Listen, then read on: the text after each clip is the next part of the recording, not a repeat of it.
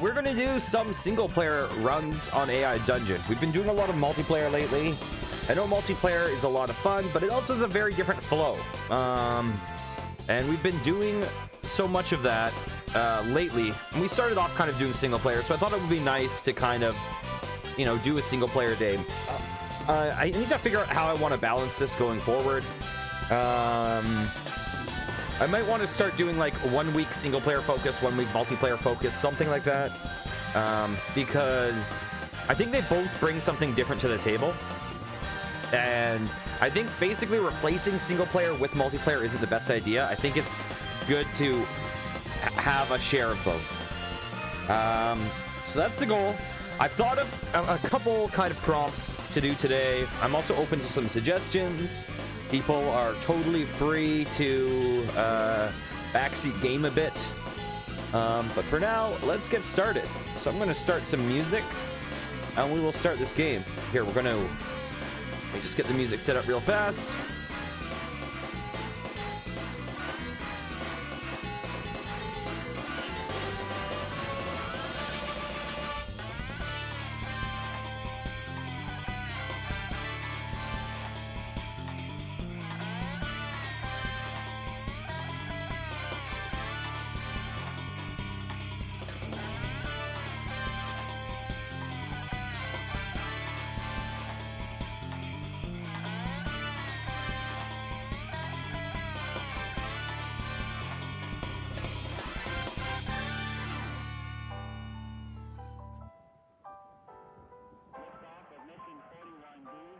Okay, we're all set up. We're ready to go. Let's get this started. Let's see how's the volume looking. Maybe I'll turn this up a little bit. Maybe I'll turn this up just a little bit.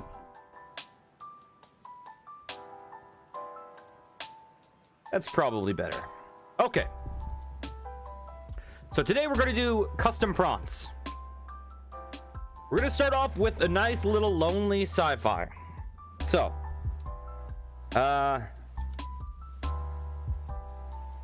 your name is Tom. You own a spaceship refueling base on an isolated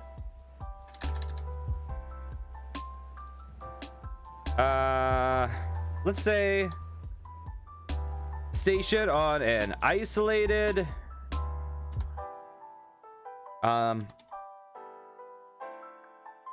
asteroid service station. You are the only resident. You spend most of your time alone, except for the various traveling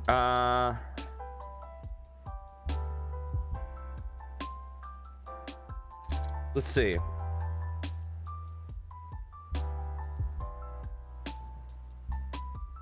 So you spend most of your time alone except for the various traveling customers you help during the week.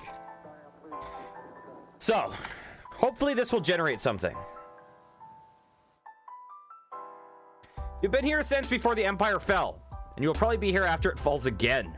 Your business has always thrived in its isolation. You have no competition. Nobody comes to this place, and when they do, they don't stay long enough to make any money for that matter. I'm gonna pour yourself a coffee.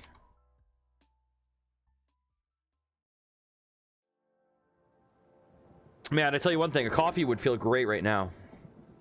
The first thing you notice when you wake up is the smell of coffee. It's strong and fresh, like freshly ground beans from a new farm just opened. The room itself smells clean and well kept.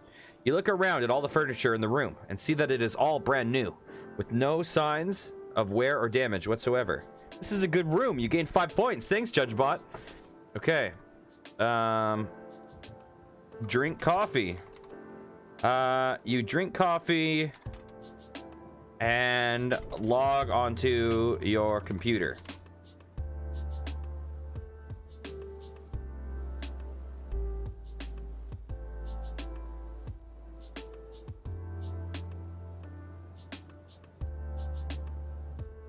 The coffee tastes amazing. You drink cup after cup and you finally feel awake and alive. Beside your keyboard is a small notebook with a sticky note on it. Plug me into the mainframe. You do as the sticky note says and connect it to your computer. Almost immediately, you can feel your connection speed increase to that of a supercomputer. You've plugged into the mainframe. You gain 10 points. Okay, JudgeBot, you're just handing out the points today. Search on your computer. Hey, Clammy, how are you doing today? I got all the achievements in a video game yesterday in your honor. I put a screenshot of it in Discord. I didn't want to tag you though, just in case it would wake you up, because I know time zones are different. Yeah, but I got all the achievements just for you. Okay, I just, you know, I know that we're like 5 hours apart. It was, you know, it was pretty late at night, so I just wanted to make sure you okay. Yeah, a game called Tormentum I played yesterday. It was a lot of fun. How are you doing today, Clammy?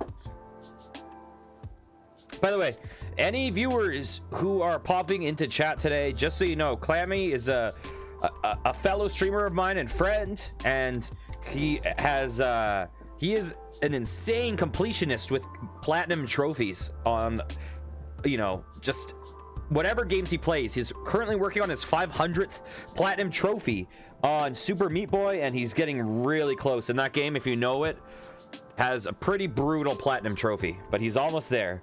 So anyone who's interested in watching some good entertaining content, some hey, nerds are wonderful things. Welcome to the club. Yeah, so have you seen AI Dungeon yet, Clammy? Have you seen this game? This is a pretty astounding thing if you haven't seen it.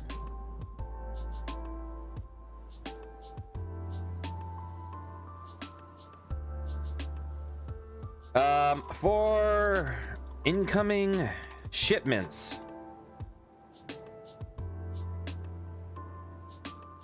Yeah, it is interesting though, because it's not a standard text-based game. I'm normally not a text-based guy either, but the fact that this has complete freedom, like, I think I've showed you this though. Oh, I did show you this because I had some clam stuff in one of the playthroughs. You find a note titled New Buyers and open it immediately. The note simply reads, starting today, you will be accepting payments in the form of Bitcoin. An account has already been set up for your business, and the details can be found below. There was a wallet with $100,000 Bitcoin credit for your usage. This is a good note. You gain 5 points. JudgeBot is very friendly today. And guys, just so you know, with this story, enjoy the lurk. Have a great day, Clammy. Always nice seeing you. This is after the Empire fell, and the Empire has risen again, and Bitcoin is still in use.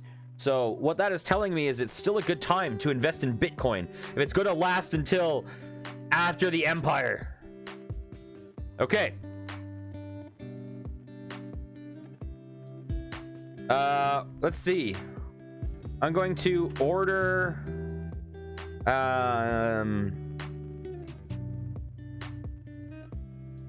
additional food supplies. We gotta, basically, we've set ourselves up in isolation, so we kind of need to have people visit, or else we're just gonna be doing a solitary confinement story.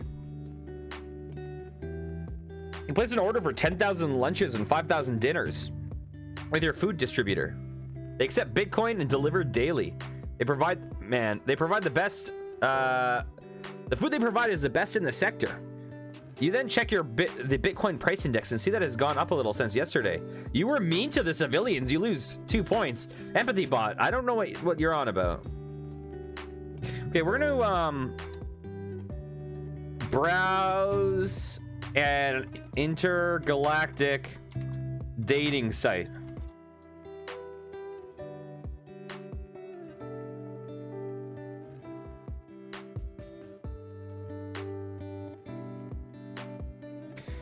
You find a nice girl who is on your level, and the two of you chat for a while. She seems fun and happy, but there's something missing. Chemistry. You go through several girls before you find one. She has long blonde hair and blue eyes. Her name is Karina, and she seems fun and bubbly. You were successful with the girl. Points awarded. You gain 2 points. Okay. A jingle. Well, I spelled that wrong. A jingle plays in your station,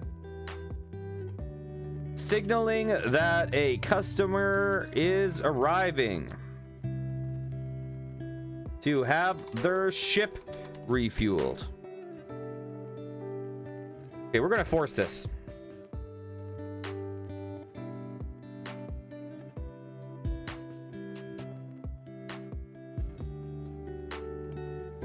Okay, you decide to put your love life on hold for now and take care of business.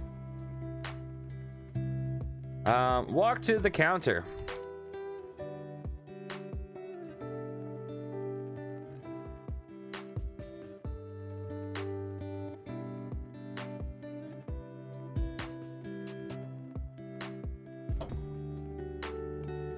You see a small ship just big enough for one person to sit in.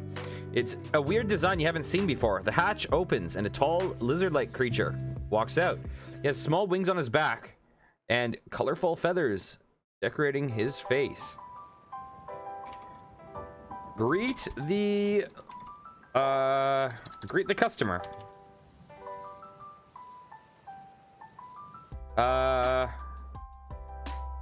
In a friendly fashion.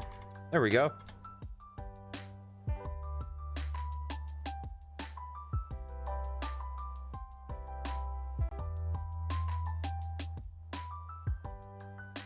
Hello and welcome, you tell him. How may I help you today? I need my ship refueled, sir. He grunts at you through his beak-like mouth. His voice is very odd and hard for you to understand. All right, just bring your ship over here and I'll take care of it for you. It'll take an hour or so to refuel. Care for some food or coffee while you wait?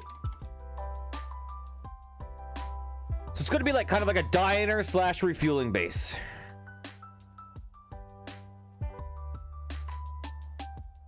Coffee, please. The creature responds. You show the pilot to the customer area and set him up with coffee and snacks while you refuel his ship.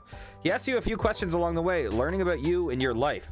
You learn very little about him other than he is a traveling merchant who visits many exotic locations.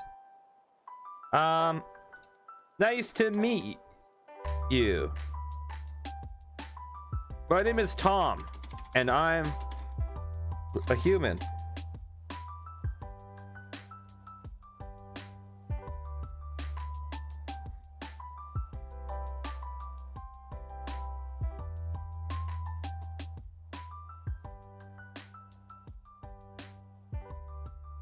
I'm Crow, the creature says, extending his arm to shake. You shake his scaly claw, and he sits down at a table. You bring him a cup of coffee, and he eats some food as you begin refueling the ship. An hour passes, and you are just finishing up when the door dings open, announcing another visitor. Okay. Greet the visitor.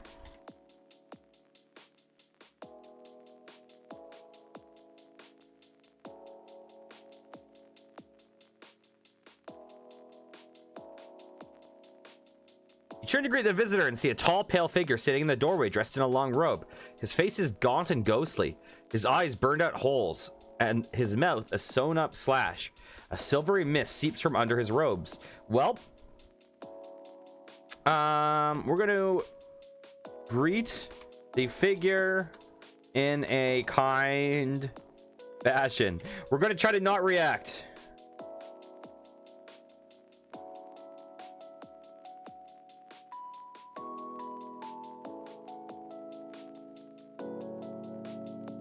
Hello and welcome to the fuel pit. How may I help you? You say politely. I'm looking for a friend of mine, a young man with black hair. He would have come here, seeking fuel for his ship. The specter says quietly. His voice is quiet and soothing, like a father telling a bedtime story.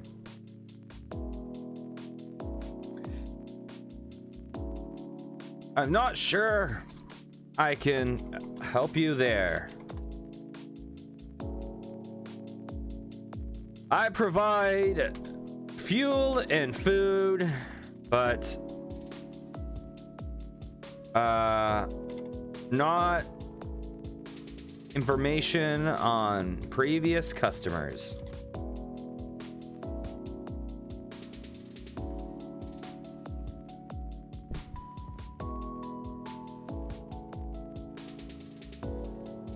The Spectre nods slowly, his burned face showing no emotion. Yes, of course not. My apologies. If you see him, though, please let him know death is looking for him.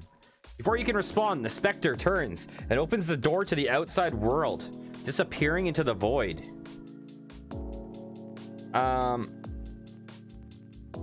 Look at Crow and say, yikes. I wouldn't want to be on his bad side.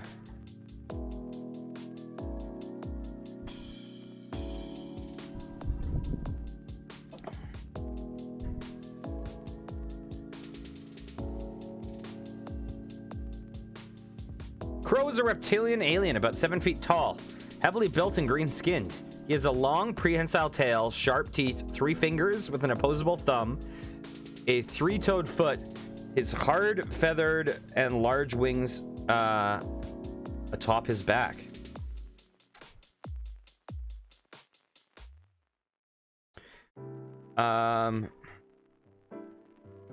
Finish refueling Crow's ship and ask him if there's anything else you can help him with today.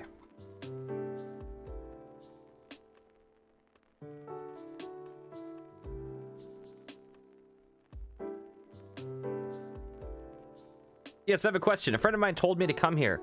She said the place was run by a tall bearded man named Tom. Is he in today? Ah, yes, that's me, you say, smiling. Would this be a lady with long red hair wearing a brown leather jacket? You were tricked by a woman. You lose 1 point. Okay, Judge Bot, that's weird.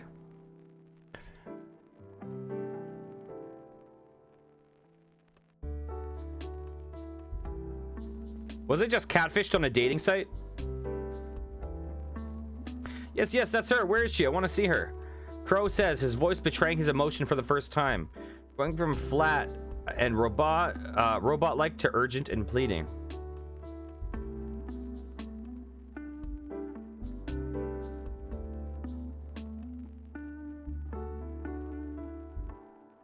You sigh and tell Crow about this woman.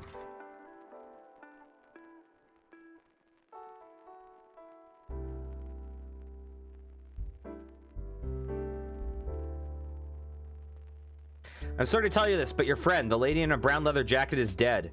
I found her body in the fuel pits a few days ago. No, Crow cries. That can't be true. She was too full of life, too vibrant and energetic for death to take her. You failed to save a friend. You gained 2 points. What? What, Judge Bot?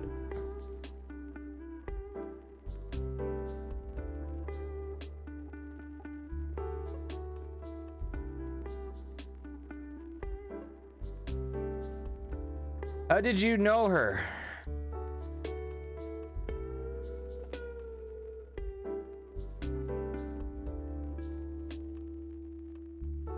I like how my character was smiling as I was talking about her. That's creepy. She was my girlfriend. We were going to be married, but then she left me for the fragrance of the stars, exploring the nebulas, and jumping through wormholes. Oh, Xana, what have you done? Crow breaks down into tears. You feel a little awkward, given your own human emotion. You're not great with that kind of stuff. Xana is, in fact, alive and well.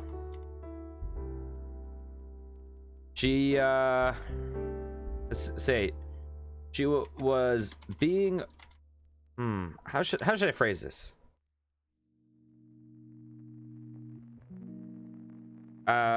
She was being forced to marry against her will and asked you to help her fake her death. There we go. So she's alive, but this is clearly the person that she's getting forced to marry. He probably followed her GPS or something.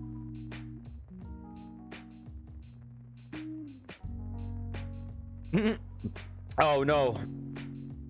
Oh no. Okay, that messed up the story clearly. It's weird that she would be right there. So I might just completely undo this if it doesn't work in this next attempt. Coming to terms with this revelation now that she's alive may take a while. You comfort Crow, knowing for the best you can, and he seems to accept your words after a while. He stops crying and wipes his eyes with his three-fingered hand. What exactly happened?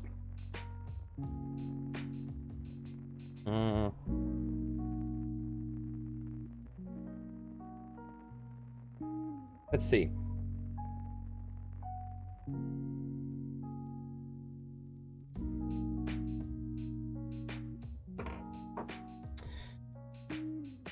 Lie and say her ship's oxygen systems were severely damaged.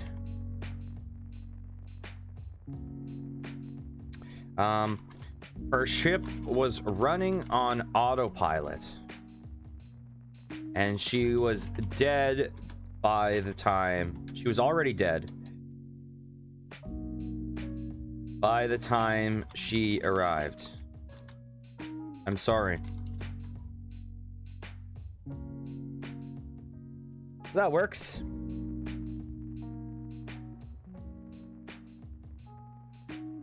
That's okay. I'm sure she didn't suffer at least. What exactly happened to her ship? I was hoping you could tell me. Strangely, the ship is still in perfect working condition, but for some reason, the oxygen systems were completely destroyed. That's strange. Could it have been pirates who attacked the ship or a malfunction? You didn't know there were any pirates in this part of the galaxy. You gained 1 point. Okay, Judge Butt.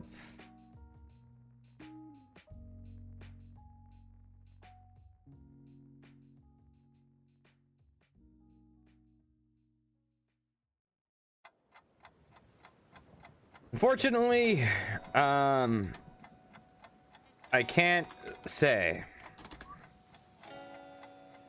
The authorities already claimed her ship for investigation.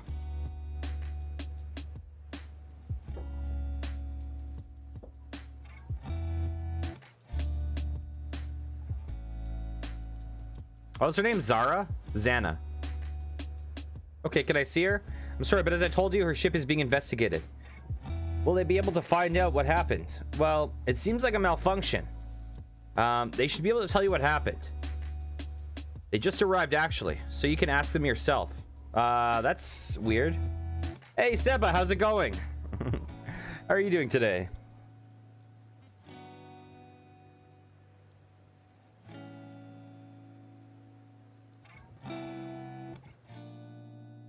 Good to see you.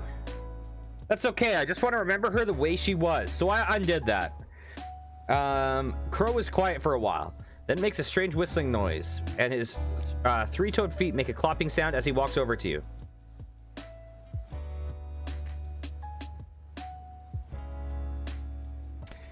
I'm feeling a fair bit better than I was. Yesterday I also streamed. I was feeling a little bit off, but I think I'm getting pretty much back to normal.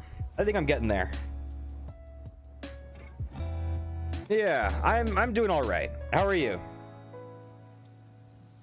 Okay, let's see what Crow has to say. I'm excited for the next 2 days streams, though. Tomorrow and the next day, we're going to be playing some fun games. You've been very kind to me, sir. I cannot repay you. But let me say this. Your kindness will be repaid in full. Whenever you need help, just ask. Any crow you meet will assist you no matter what. We may not be much but we look out for our own and our friends as well.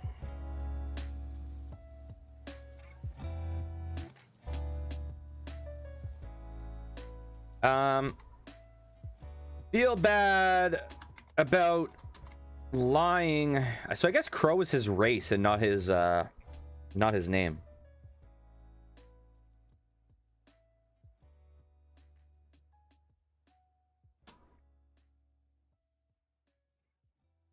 So we're gonna feel bad about lying to Crow about Zana's fate. Hey, Bizarre, how's it going? We feel bad about lying to Crow about Zana's fate, but send him off to his ship with a pat on the back.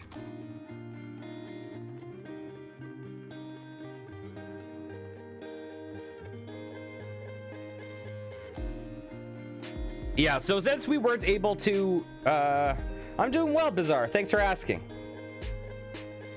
Good luck, friend. Crow nods at you and heads off to his ship. You watch as he enters the cockpit and the ship lifts off.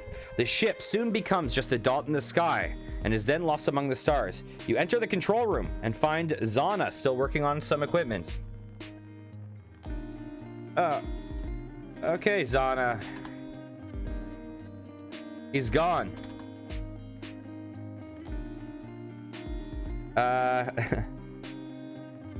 I guess that means you're free now. Yeah, so because we didn't really get real variety days on Wednesday or Thursday this week, because I was feeling ill, it wouldn't be right for me to just jump into East again tomorrow, because we need some variety. So the next couple of days, I'm going to play some Lovely Planet games, so that'll be interesting. And I don't know, I don't know what the deal with that is. There is no AI Dungeon category. There's an AI Dungeon 2 category. So I'm guessing it has to do... My guess would be that AI Dungeon 1 was Griffin AI. AI Dungeon 2 is Dragon AI. Probably, something like that. Like, it's probably like 2.0, you know what I mean? But you can still access the Griffin. I don't know. I'm not sure exactly, but that would be my assumption. But in any case... Zana looks at you and her face darkens. That's a shame. She stands up and slowly walks out of the room. You follow her to the lounge and find her standing by a huge stack of tagged bundles of cash. There's easily enough money to buy a small town. So this game has like 3 different AIs. Basically, my understanding is that the more advanced the AI is, I think it has better like recollection and can essentially follow story threads a lot longer. So Griffin AI, to use Griffin AI, it costs $5 a month. To use Dragon AI for a finite amount, it costs $10 a month. To use Dragon AI Unlimited costs $30 a month.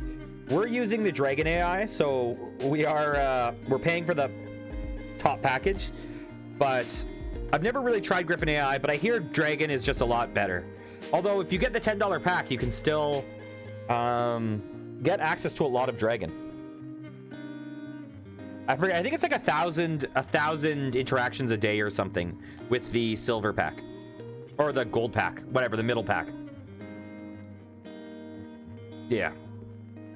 The other thing is that if you're playing AI Dungeon on multiplayer, it defers to whoever has the highest AI pack. So let's say someone has the lowest pack a month, but I have the platinum pack. If you're playing with me on multiplayer, everyone gets access to Dragon AI. So that's a nice thing they do. Have you played this before, Bizarre? So anyone who's just joined us, by the way, we're going to sum up this story. Today, I've decided to focus on single player a bit because we've been doing a lot of multiplayer runs lately, and single player and multiplayer runs have very different feels to them. Single player tends to have an arc that kind of is more controlled and wraps up in like a neat bow. Multiplayer tends to have... Oh, we're gonna... I would love to be famous. Thank you so much. That's very kind of you, band. Anyways, Multiplayer tends to have a lot of forward momentum, and so it can be great in certain ways, but it's also a different type of it's also a different type of storytelling. So we started this doing single player runs, but I think we're going to start alternating. By the way, with regards to the social that Seba just posted, we do have a Discord server, and if you are interested in doing multiplayer runs sometimes, we'll probably do them every other week. You're welcome to join. We kind of arrange them through there, but otherwise, okay. So to summarize this story, today we're trying to do a kind of a lonely sci-fi story. We're starting off with us on a refueling base. We're on an isolated refueling base on an asteroid in space. And basically the only people we meet are people who are our customers. So we had this kind of lizard person walk in, and we serviced their ship, and then Death walked in and asked for someone and was like, if you see him, let me know that Death is after him. And I was like, okay, that's creepy. And so basically the story unfolded that Crow was in a forced arranged marriage with Zana, and Zana didn't want to be in that marriage. So right now she is in our place, and we kind of hid the fact that she was here. We faked her death to Crow so that he would basically, it would annul the arranged marriage. So that's where we're at in this story. So that's a shame. She stands up. Okay, so she's got a lot of money. What are you going to do with your new found freedom?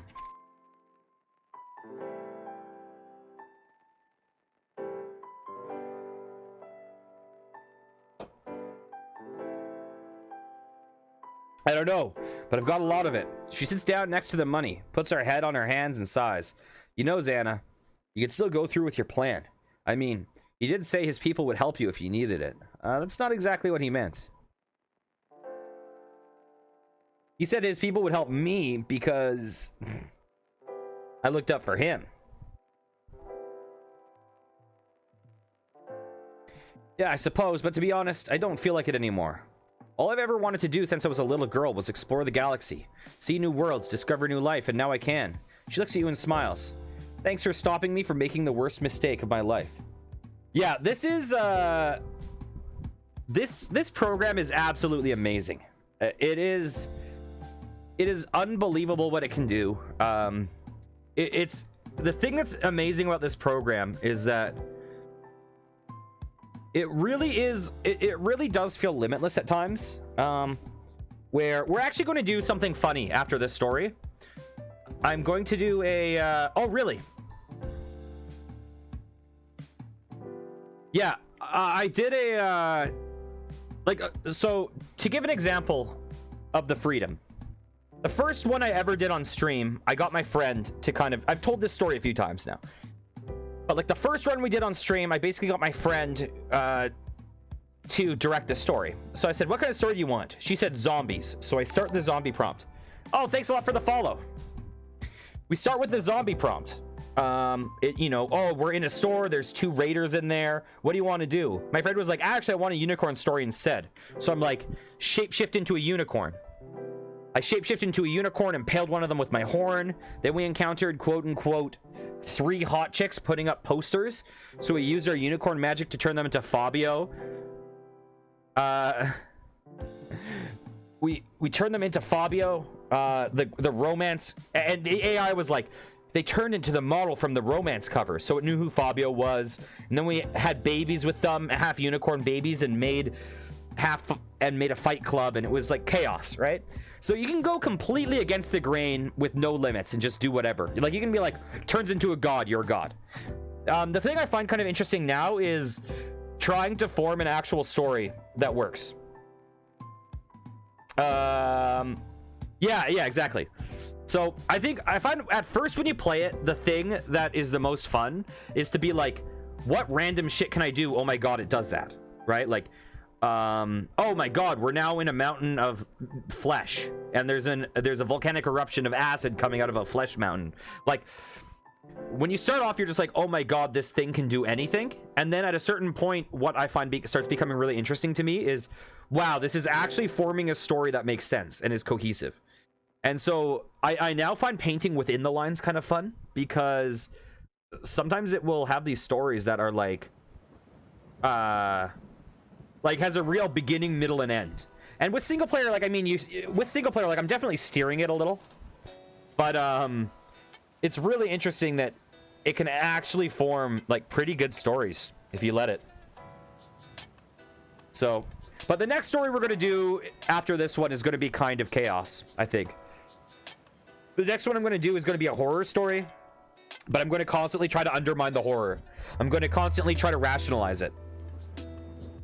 Okay.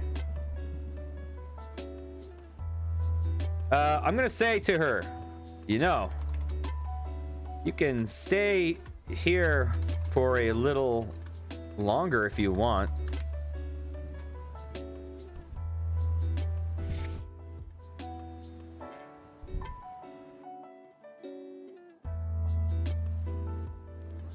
Thanks for the offer, but I've got a life to get back to. I need to contact my guild and tell them what happened. What guild? I used to be part of a group of sky pirates. We raided luxury airships and gave the rich a reason to fear the skies. Damn. Because the dude was like, do you know that there's pirates? Maybe she got attacked by pirates. Yeah, oh, trust me, if you have it on, if you have no filter on, it won't just try to flirt with you. Like, my sister did a run, and there was like a squirrel, and in one command it went from just being a friendly squirrel to being like 18 plus squirrel content. I would be banned on Twitch if it was on stream. Like, if you don't have the filter on, it turns fast towards horny. I have the moderate filter on, so that means I can say bad words, stuff like that. I do have to tell everybody, Pickle. Yeah, I have it on moderate. I have it on moderate. Moderate still does sometimes steer into that stuff. By the way, speaking of stuff that annoys my sister Pickle, 5 Pickle Morning, she also did all my channel arts. Isn't that beautiful? Aw, she's the best sister. Okay. Yeah, I find that having the save filter, the problem with the save filter is that it breaks realism, because you can't speak like people speak, right? Like, you can't be like F off. It just won't let you. No, I'm just kidding. Yeah, you can't just tell someone to F off, stuff like that. So everyone, here's what we're gonna do.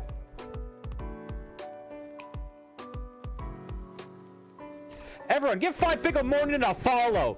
That amazing artist, awesome supporter, helped me get to affiliate big time, did our beautiful emotes. 5 Pickle Morning is the best sister anyone could ever ask for. And so, everyone, give her a follow even though she's not streaming. Even though she's about to unsub, follow that 5 Pickle Morning. Okay.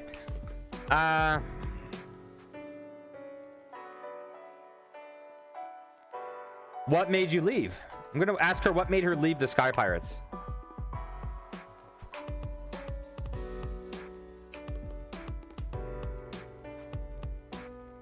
Well, to be honest, it was more of an inner circle of friends type thing.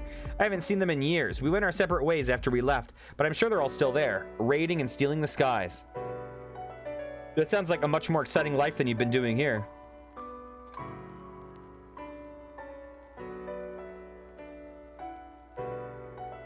Yeah, it's the AI can be it can be inconsistent. There's times where it gets kind of its mind stuck on something. Especially if you use similar language over and over. You'll be doing like we did a Magic School Bus story, and the AI kept being like, the Rat Kingdom, oh, the rats, there's rat people, rats, and we're like, what are you talking about, AI? Like, why are you fixated on rats out of nowhere forever? So sometimes it will do stuff like that, but I find most of the time it's like pretty amazing.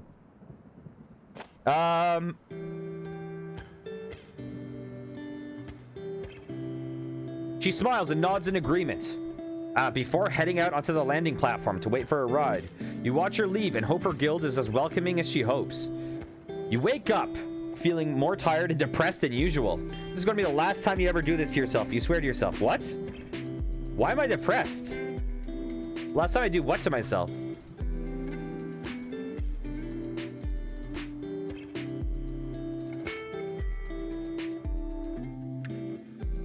Yeah, I feel like AI Dungeon is a game that, wait, what?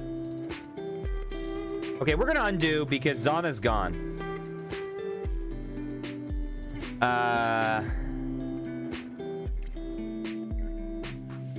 Yeah. Yeah, sometimes it has broken continuity. Yeah, I thought so too, but after all that's happened, I don't know. I think I need a rest from action for a while. Yeah, I can understand that. But if you change your mind, we could always use talented people here. Xana smiles at you and heads for the door. Oh, what was I gonna say to you? Ah, I'm blanking.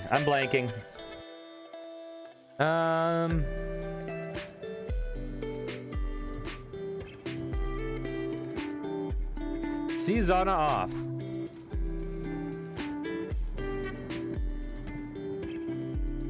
Oh yeah, I remember.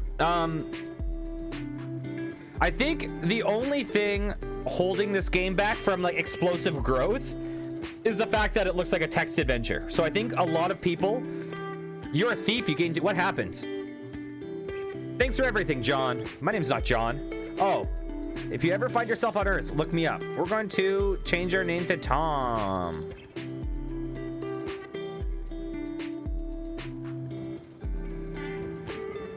Will do. Zana leaves, and you're left with 200 tons of valuable resource. You decide to sell the excess off and keep enough to get by until you can find a solution. Hey, Wrigley's, how's it going? So yeah, what I was gonna say is, I think the only thing that's preventing this game from explosive growth is I think the fact that it's a text adventure is causing people to overlook it and not really pay attention, because they don't expect this to be like a super high-tech advanced thing, because it looks super retro, right? It looks like you're playing Zork. But I really feel like if people become aware of this thing's existence, this is a game that's going to blow up huge. There's just something about it that I feel like it is on the cusp of just being unbelievably massive.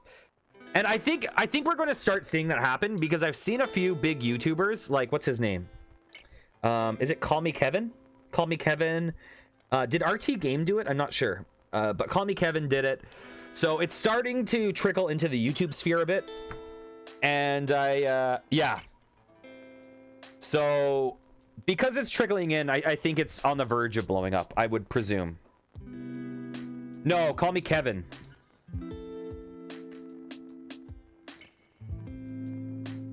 Yeah, that's true. Like I find often people are like, what should we do? Like, oh, kill them. Like there is a certain flow that I think it's natural to want to go into a certain direction at first with these games, because you want to go against the grain from what you've seen before.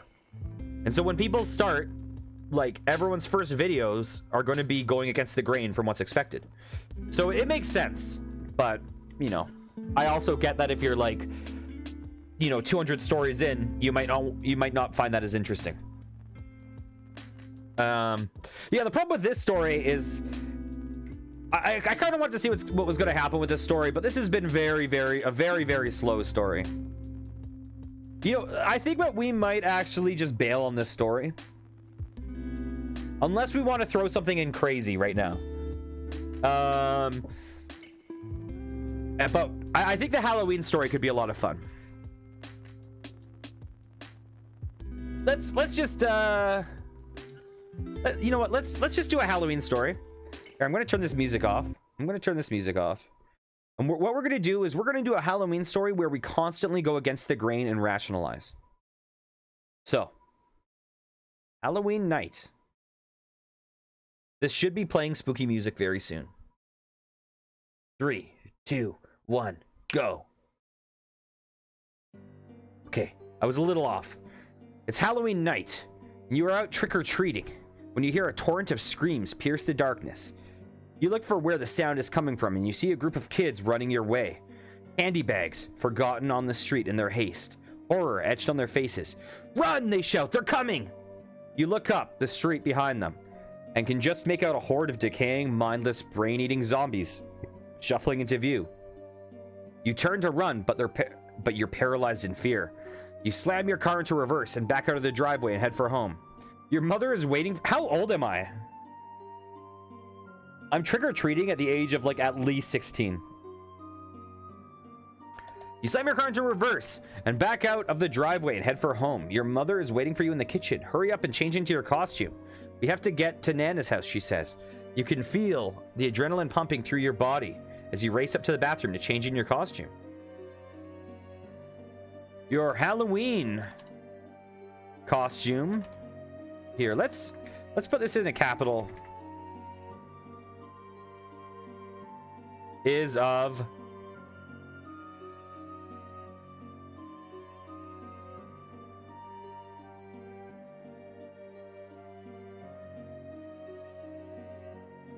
an old man with a white beard, beaten up hat and coat.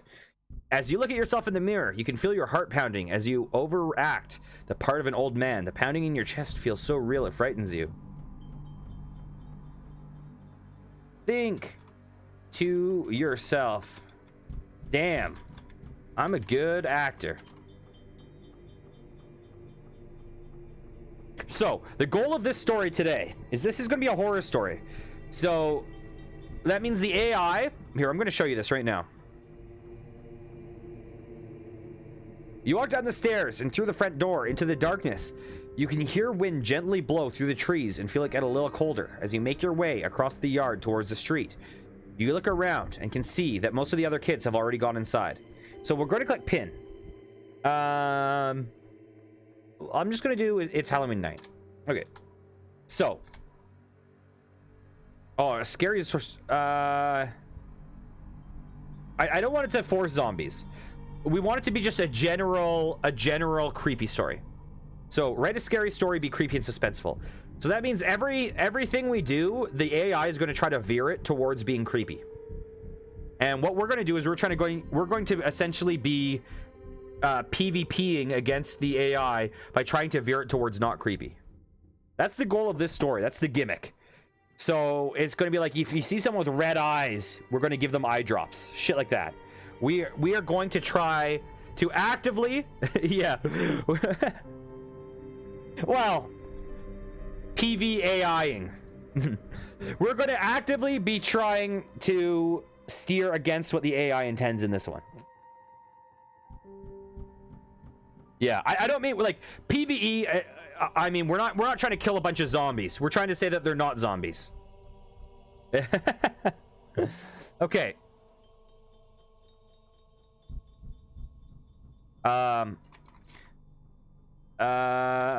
Okay. I'm gonna you begin trick or treating.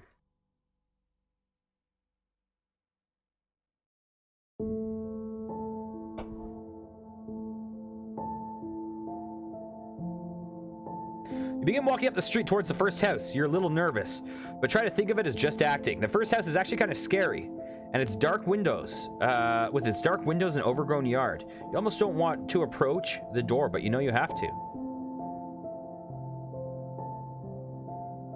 Knock on the door and say, trick or treat.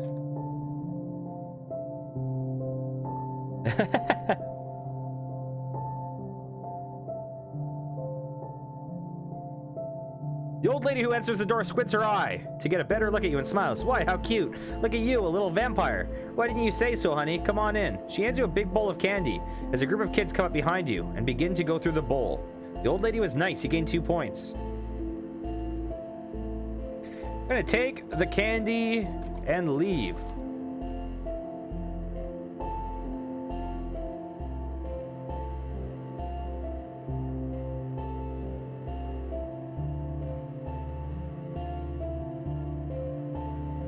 You hurry back outside with your bowl of candy and look around. The sun is setting and it is getting dark, but there are still some kids out. You see a group coming down the sidewalk dressed as superheroes. They all seem to be girls, except for one boy who is wearing a princess dress. You throw a piece of candy squarely at his head? JudgeBot, throwing candy is a fun way to get attention. You gain 10 points. Oh, later, Seb. I have a good day at work. Wow. JudgeBot, bullying is bad.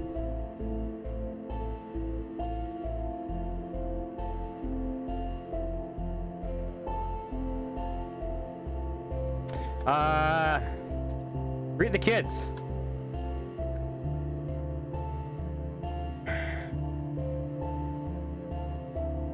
Yeah, AI Dungeon has a hard time handling age. Like, I'm clearly a kid, but I also drove home.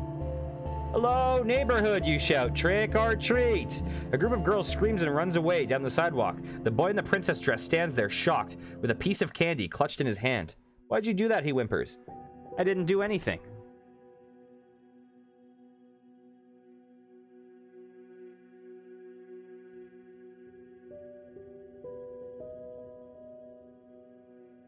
You're the one who screamed and scared the girls. No, I didn't. Something else screamed and woke me up. I saw a ghost in my room. There are no ghosts, you say. My character's already rationalizing.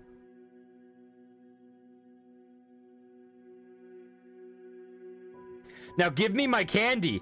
The boy obediently hands his candy and then runs off down the sidewalk. So I threw a candy at his head and then I asked for it back. My character's a bully. You walk up to a house with a strange statue in the yard. It looks like some kind of animal, but with human-like arms and legs. When you get closer, the statue begins to move. Oh, it was just a dog. Good boy. Here's what we're actually going to do. You say, and toss it candy from your bag.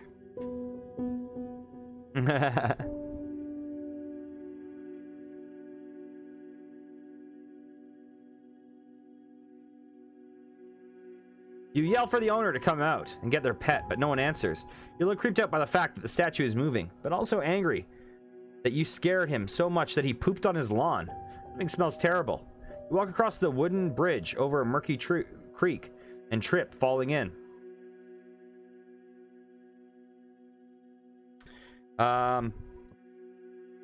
You catch your balance by grabbing on to the boy wearing a princess costume, causing him to fall into the creek instead of you.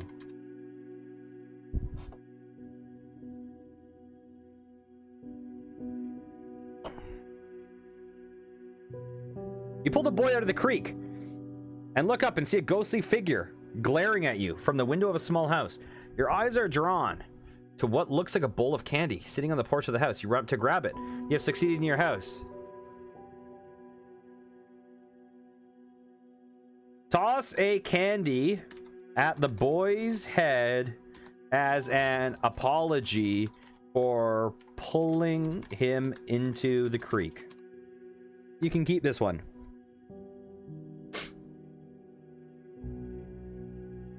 So the only thing with scary stories is that the AI sometimes is just like, you have a heart attack and die. You see your life fade before you. And you're like, okay, well, I'm instantly dead.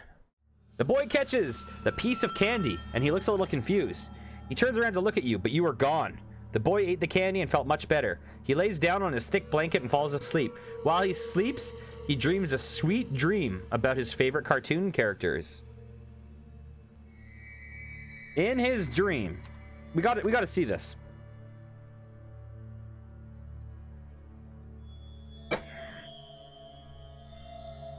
He is watching them on his TV at home. He is eating a big bucket of his mom's delicious sweet and sour chicken.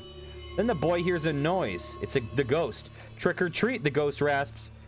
Either tell me tricks or get out of my house. Okay, let's stop following. Actually, I'm just going to hit enter. Is this just going to be following the boy's dream now?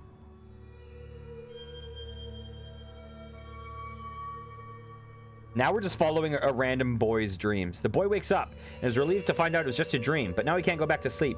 He walks out to the street and looks around. All the houses are dark, except for one a few streets over. The boy decides to go over there and get more candy. So this is weird now. We're in a weird position because the continuity is now following another boy. So I'm just going to try to jump back to my character and see if it works. Okay. You follow, you meet up with the girls dressed up as superheroes.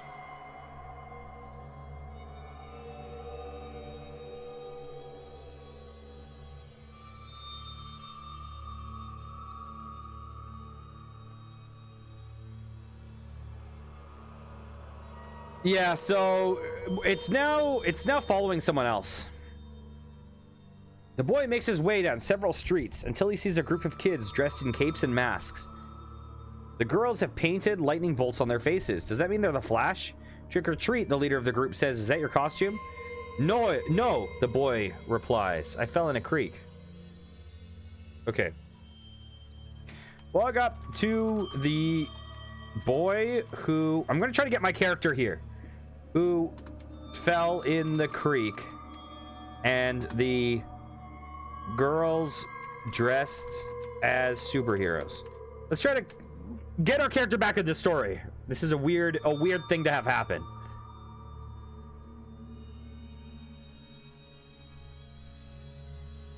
The boy and the girls laugh as you walk up to them. The boy is wearing a red blanket as a cape and has painted whiskers on his cheeks. He also has 2 holes in his t-shirt, making it look like a mask. My name is Captain Catfish, the boy says in a squeaky boy voice. The girls laugh.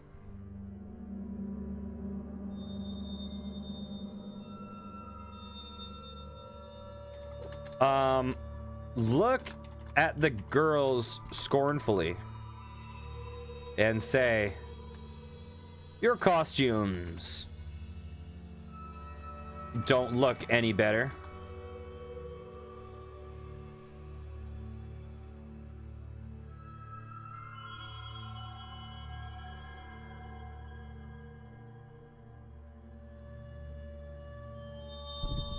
The princess has brown hair and is wearing a long white dress.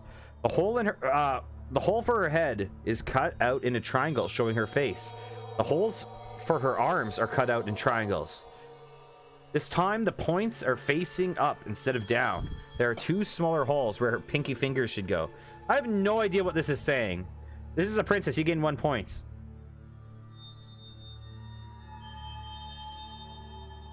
Triangle princess. Who thought that was a good costume?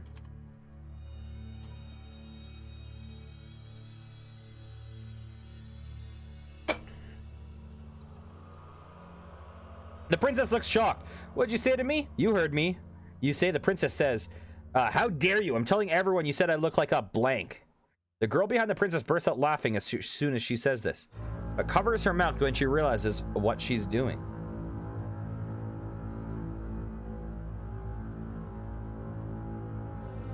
You're going to tell them I said you look like a what? Triangle princess? Is that...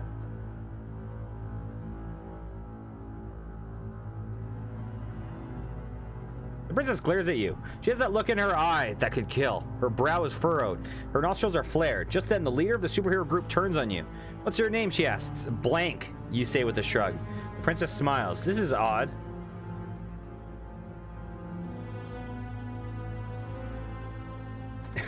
I don't know what's going on with the blanks.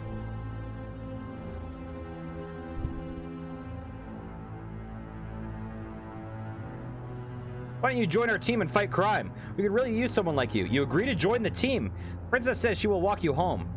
Your house is on the way to the police station, so it works out perfectly. It's not long before you find yourself sitting in Captain Catfish's underground hideout. Wait.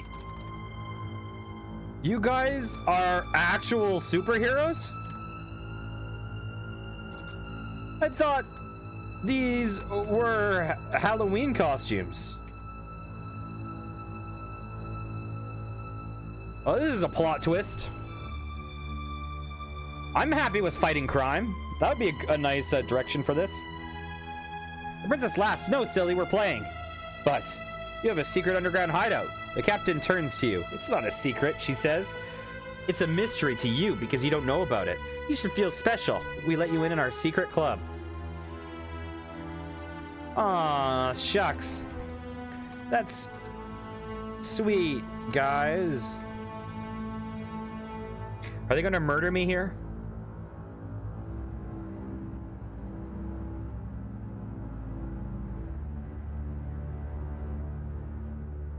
Wait, what's... I've never seen this before. I've never seen this before. Okay. Catfish smiles. You can come with me if you want. Sure, you say, but what if I don't know how to swim? You don't, she says. So that shouldn't be a problem. The princess laughs as you stand up. She takes your hand. Come on. Princess smiles at you. So, blank, she says. What's your favorite color? Green, you say. Why do y'all keep asking me questions when I can't answer any of yours? Just being friendly. Okay.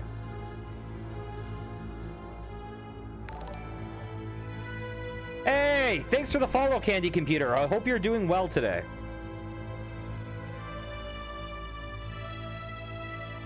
Oh, yeah. South Park, Fractured Butthole. I've never played that one.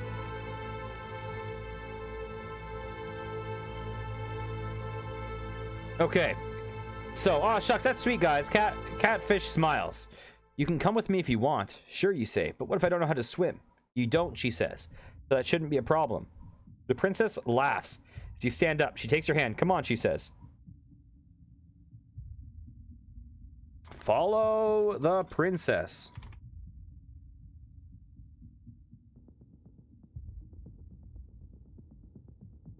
Glad to hear it.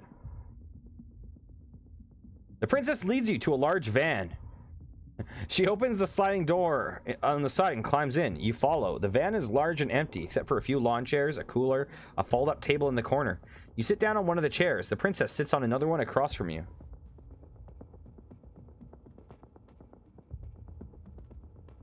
Whose van is this? This is surprisingly not steering towards creepy that much. My dad, she says. He's the mayor of the city. Oh, cool. You're pretty lucky then. The princess laughs and nods. I guess you could say that. You laugh with her. But then a cloud passes in front of the sun, and the van is quickly blanketed in darkness.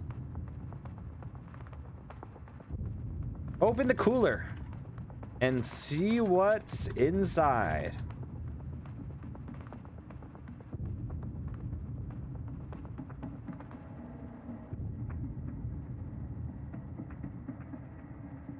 You open the cooler and see a six-pack of beer and a bottle of water. You grab the water bottle and sit back in the chair. The princess clicks on a flashlight and hands it to you. Here, she says. Now we can see. You turn it off.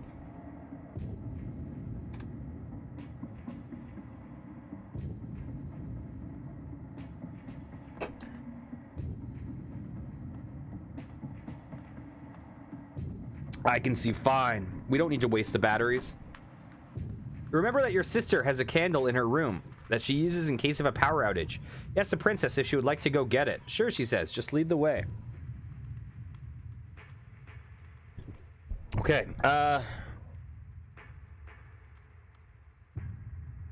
Where did the others go?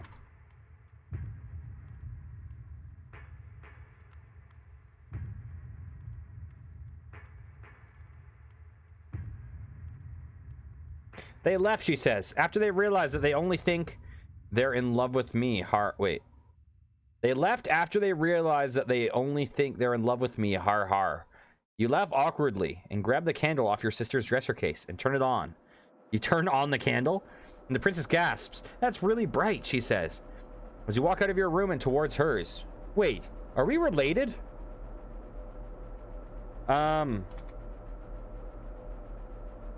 Since when is your room in the same house as mine? Am I also the mayor's son? What's going on here?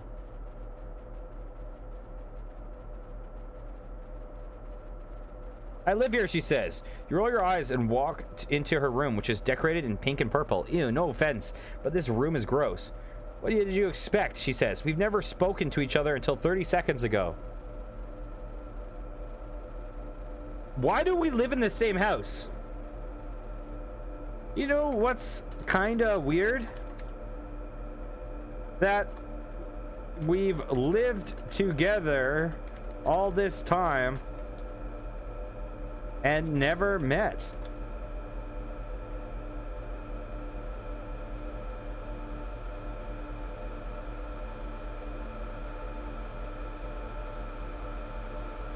Well, you have been kind of a hermit, she says. I've seen you leave for school and come home from it, but I've never actually seen your face before. And I lived here my whole life.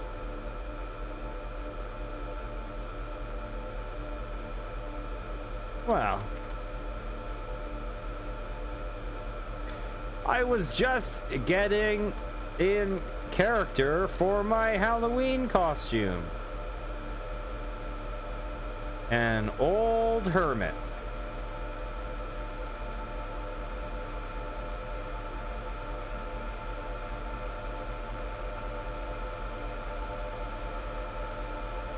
She laughs. Yeah, that's what you're going for, all right. Scared me a bit at first, she says. I thought maybe you were a murderer or something. You laugh nervously. Yeah, sure, you say. Murderers are known to announce themselves by name at the front door.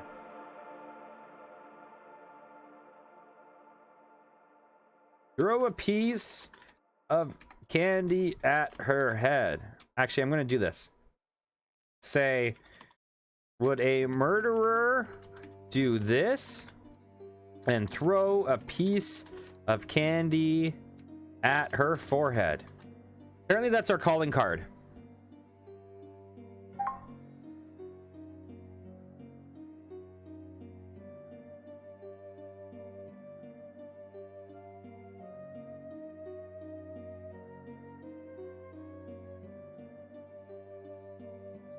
Sorry, 1 second.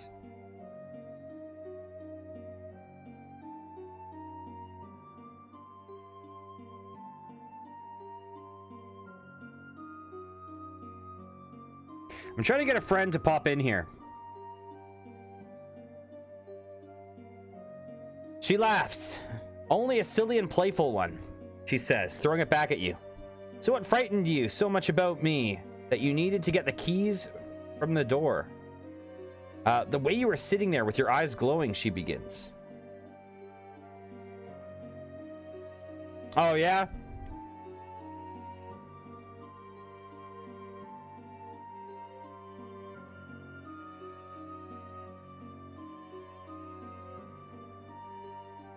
Do you mean on Twitch? Or like in life?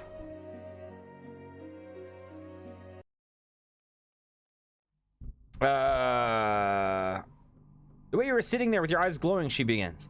I couldn't tell if you were alive or not. You laugh. I can assure you I'm alive, you say. Though, maybe a little creeped out. How come you're home anyway? Weren't you supposed to go celebrate Halloween with your friends? Yeah, I guess people are just like, oh, candy. Candy sounds like something. I don't know. It is weird though, because I find that you do sometimes like see people's names, and I do watch some anime, yeah. I do find that sometimes you see people's names on Twitch and like naturally have an assumption, and it's like you have to try to train yourself to not make those assumptions, because who the heck knows, right? Okay.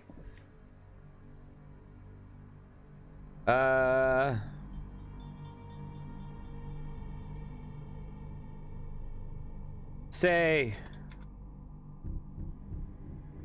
I'm celebrating Halloween with my new friend right now, and wink.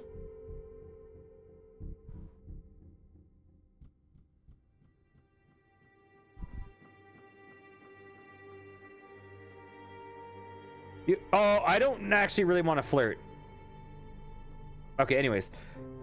You hope she gets the message that you're flirting, but she just smirks. Yeah, I'm your only friend right now. Well, let's go see a scary movie, you say. She smiles and nods. Yeah, let's do that. You flirted with her. You gain 10 points. Hopefully, what's a spoiler? What's not a spoiler? I'm not putting anime spoilers in this, like, or anything. This is And if it is, if the AI popped out an anime spoiler, it's one that I'm not aware of. Oh no, I winked. What have I done?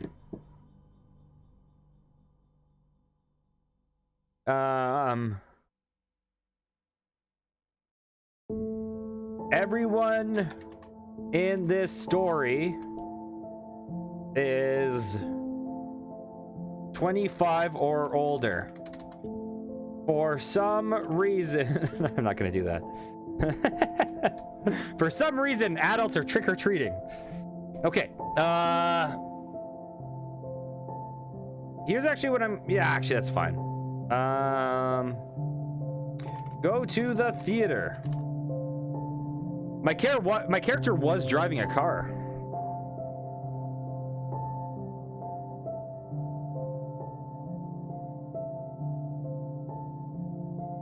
You and the princess go to your local haunted house, which is run by the local Lions Club every year. You two line up to enter. You pull out your wallet and, oh no, you say. I don't have enough for both of us. That's okay, she says. Nice. She's gonna pay for me.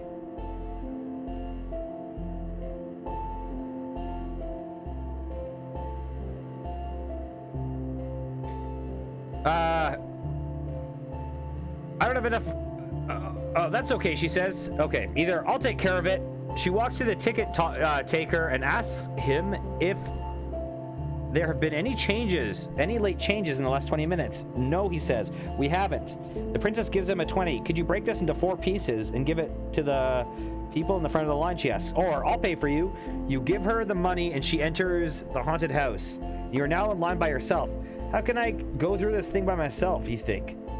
I'm scared enough just in line here. You decide you'd rather wait than go through a haunted house by yourself. Okay.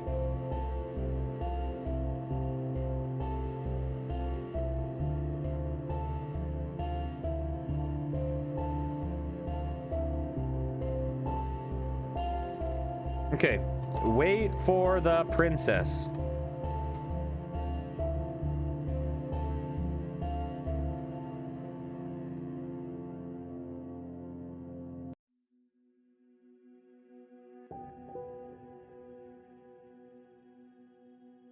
Hey, you say, as she walks up. I thought you were paying for me. Yeah, but I don't have change for a 50, she says, annoyed. You walk into the haunted house, not really paying attention to what's happening. You suddenly hear her scream from somewhere much deeper in the house. You're a gentleman. You gain 10 points. Run towards the princess and laugh that she got scared.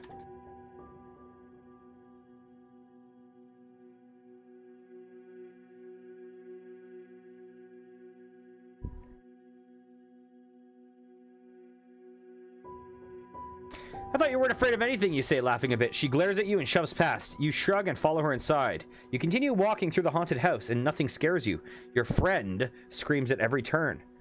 But nothing is able to scare you. You're not afraid. Go fight things. You gain 10 points. What's your name, by the way? My name is definitely not blank, as it has been saying. What's your name?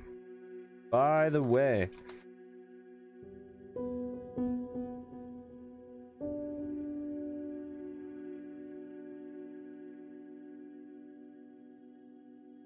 Sarah, she says. That's a nice name, you say. Thanks, she says. What's your favorite color? You look at her confused. I like yellow, she says. I'm a fan of purple.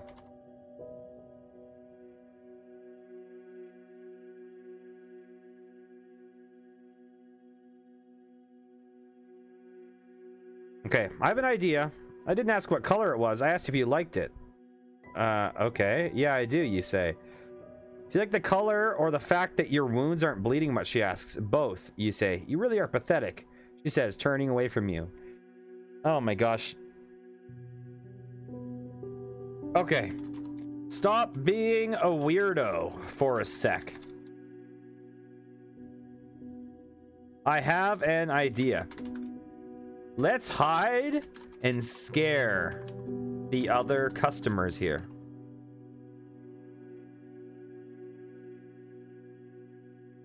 This is like classic teenager haunted house vibes.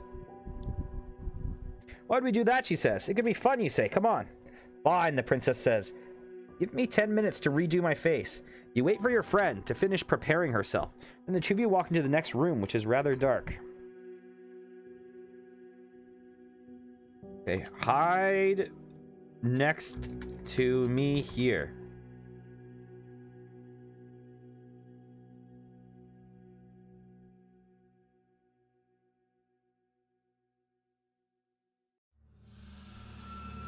The two of you hide in a dark corner of the room. Remember, you say, be really scary when we scare the people. I don't want them to think that I'm a wimp. Trust me, she says. They'll think you're a big man. Wait with Sarah to scare the next customers.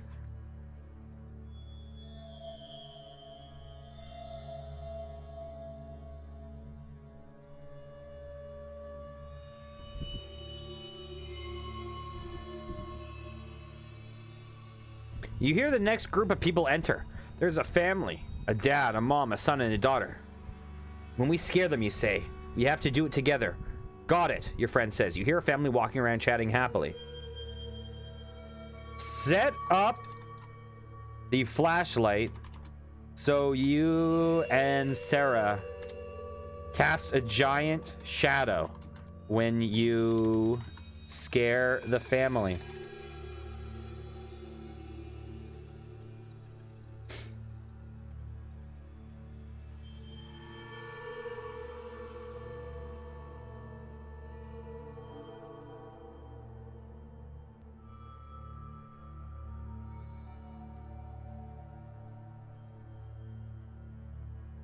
Her family screams and looks at you. You both jump out and begin to laugh. The son and daughter run out of the house, leaving their mother and father alone. Oh, wait, sorry. You set the flashlight. The two of you hide in the dark corner, waiting for the family to walk over. Suddenly they walk by. Hey, you yell. The family screams and looks at you. They both jump and begin to laugh. The son and daughter run out of the house, leaving their mother and father alone. That was funny. You gain 1 point.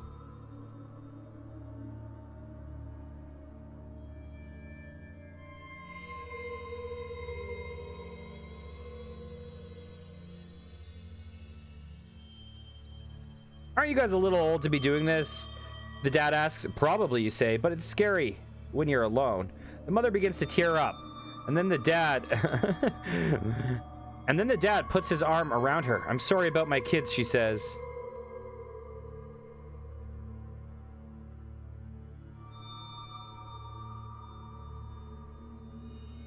They're big jerks. No, don't worry about it. I love scaring people.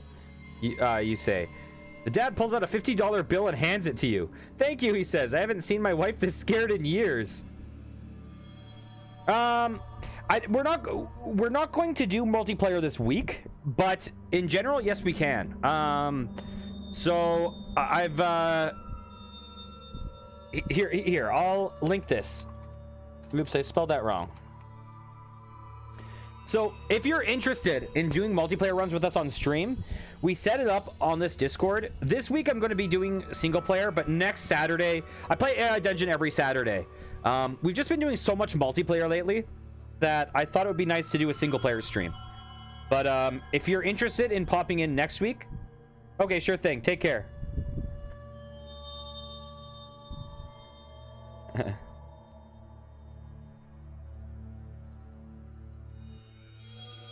Okay. Thank you, he says. I haven't seen my wife this scared in years. Ask the dad. Wait, who said aren't you guys too old for this? Yeah, I think single player and multiplayer both have their strengths, but you know, we kind of started out on single player a lot, and since we shifted primarily to multiplayer, I do think something has been missing. I like having both though, but single player tends to have arcs that kind of you can tie up in a bow nicely. Multiplayer doesn't really have that, but they both have their strengths. Wait, who asked who said we're too old to be doing this? Okay. Ask the dad how old he thinks you and Sarah are.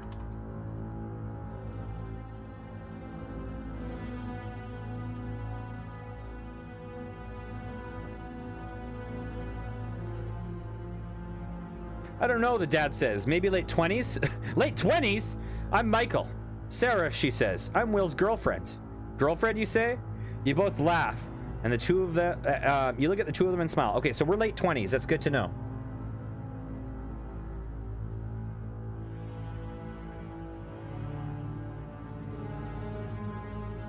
Okay. Look at Sarah and ask, you really already have a boyfriend?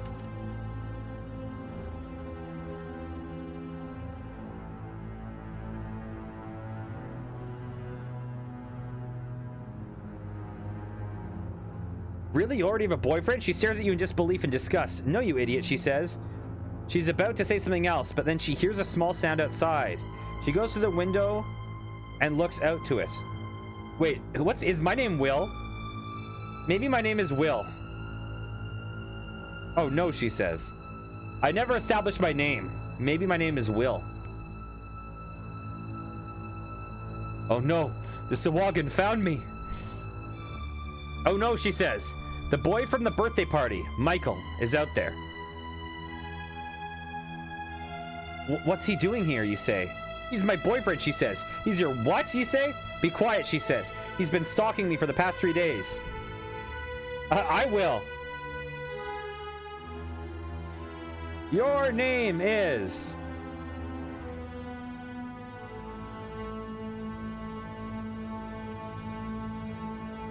Okay, your name is Will and you're in love with Sarah, the girl who lives down the street from you. She's also your best friend.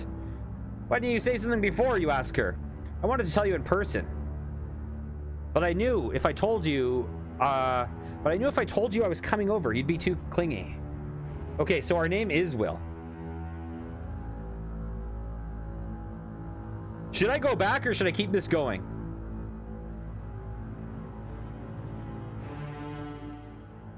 Because we did just spawn in a boyfriend from our confusion. Let's undo.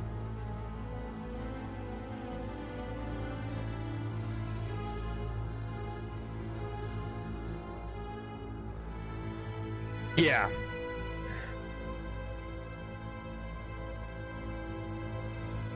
You look at Sarah and blush that she already considers you her boyfriend.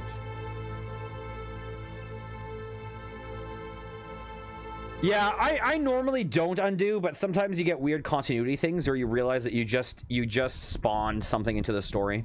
Like, because now it was going to be a whole like, oh, because you're like, wait, you have a boyfriend, but she meant you, but then you said, wait, you have a boyfriend. It's like, oh, she actually does have this other boyfriend. Now it's going to be a story about this other boyfriend. Like, you get into these situations. You look at Sarah. Blah, blah, blah. You walk next to her and blush, then look away. I'm Will, you say. I guess I have a girlfriend now. I'm Sarah, she says. I guess I'm dating a weirdo. You both laugh again. You're not fighting. Go kill things. You gain 2 points. Killbot, you're weird.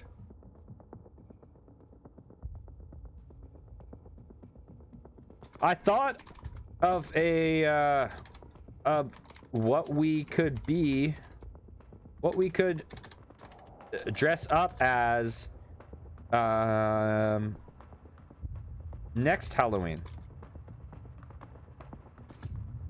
I could dress up as Killbot, and you could dress up as JudgeBot.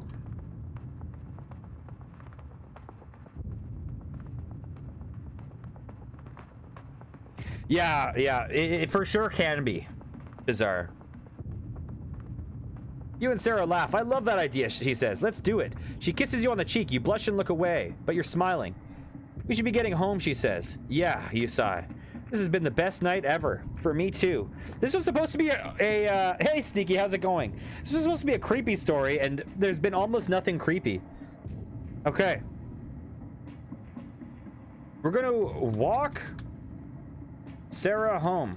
By the way, Pickle, 5 Pickle Morning, are you still there? Because if you're there, I have something that will blow your mind.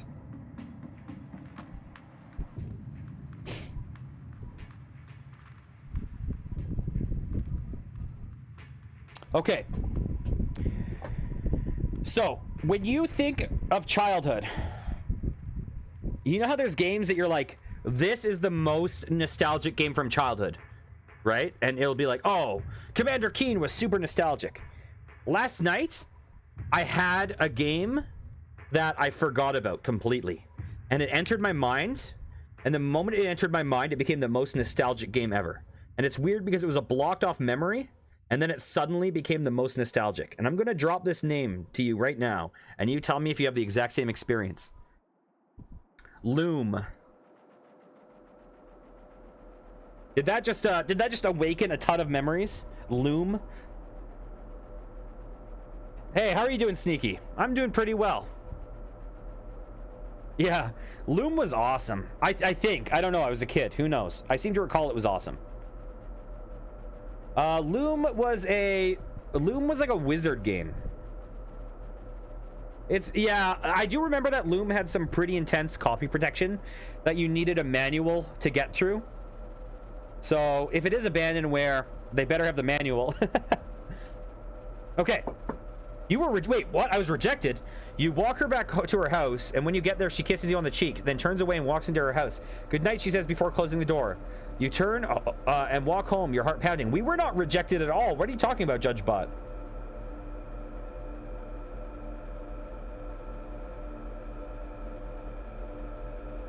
Throw a candy at Sarah's window.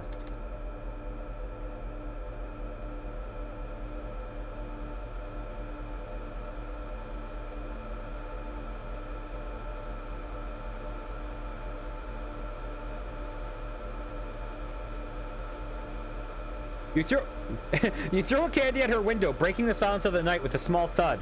The girl in the window looks down, then smiles and waves. You smile and wave back. As you walk home, you hear a noise and turn to face it before seeing your best friend in his ghost hunting gear. Hey, Will.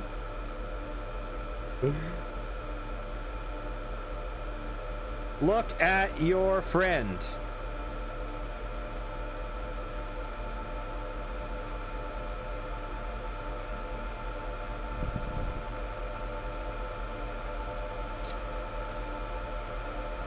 You see his friend. His face is gaunt and ghoul-like. It's white, with skeletal structure. Clearly visible under his skin, which has a deathly pallor to it. His eyes are yellow and bloodshot. His eyebrows are a mix of black and gray hairs that stick up under his cap. Wait, hold on a second. So it's not ghost... Okay. It's not ghost hunting gear. It's not a gear to hunt ghosts in. It's his ghost, comma, hunting gear, right? This is... Oh my god. Oh lord.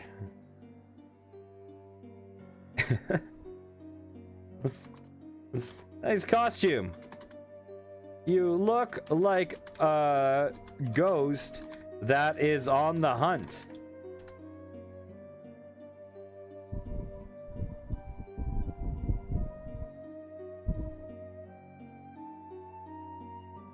Take care, Candy. Hope you have a great day.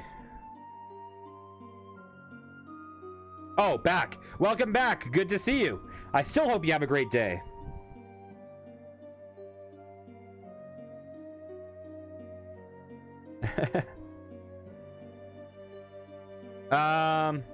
Thanks, he says. I'm a ghost that's very dedicated to his hunt for spooky ghosts. Nice. His eyebrows rise. He turns to you. And you see that his eyes are still yellow and bloodshot. Do you want to hear a spooky ghost story? I do. But first, I have to tell you the good news. I got a girlfriend. Yeah. There we go.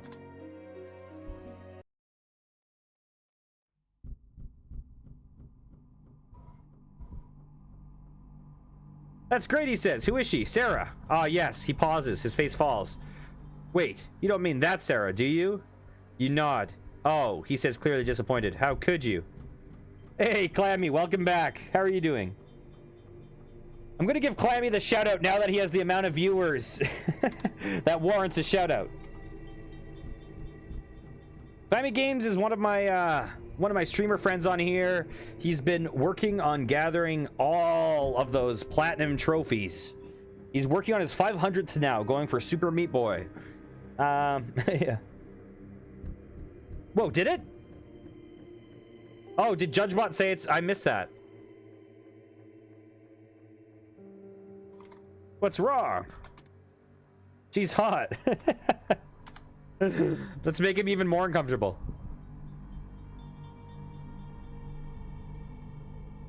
He stares at you disappointed. She's my sister. You freeze. You feel sick. Oh, I had no idea. Yeah, he says sadly. It's not the only reason I'm upset, but it's, well, yeah, he continues to stare at you. Disappointment in his eyes. Listen.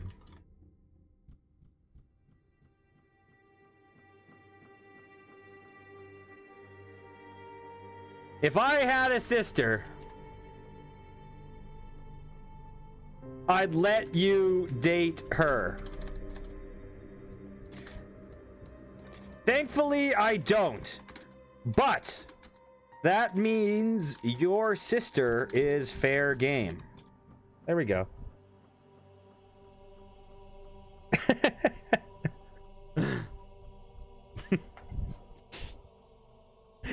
Watt's eyes light up. You'll date my sister? Yeah. Wait, what? Wait, what? We're gonna redo this. What's going on there? This is I mean, I can't really tell you how it works. I think it's an AI that basically is, I presume, gets access to the internet for some information, because it just knows some things, like it knows who Fabio is, things like that. So it has a wide breadth of information knowledge, and it also gets trained by the people that use it. So as we are playing this, we're also training it for all the other people that play it. Okay, what does this say? He smiles. Do you really mean that? Sure. His smile becomes wider, and he begins to chuckle. He continues to laugh. His voice becomes louder as it cackles through the dark night. You step back from him, scared by his insane reaction to your joke. William! William, he shouts.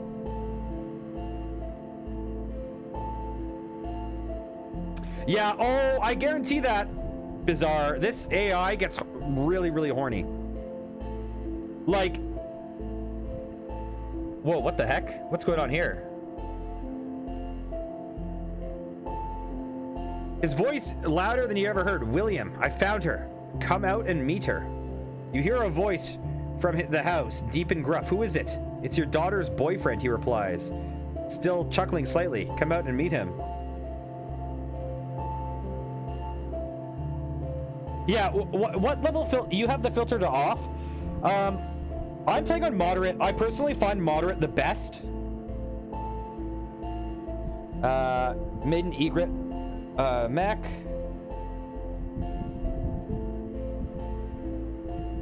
Yeah. Oh, listen. I said I use my unicorn power to shapeshift girls into Fabio, and it said they instantly look like the model on the cover of all those romance novels. Like, it knows some stuff. Like, if you say like, if you drop like an anime or something, it'll start dropping in other characters from that anime. If you drop anything from a fandom, it'll start dropping other things from those fandoms. So it definitely has the information. I'm gonna do some no butt improv, everyone's favorite. Oh yeah, but anyways, as I was saying, Bizarre Bum.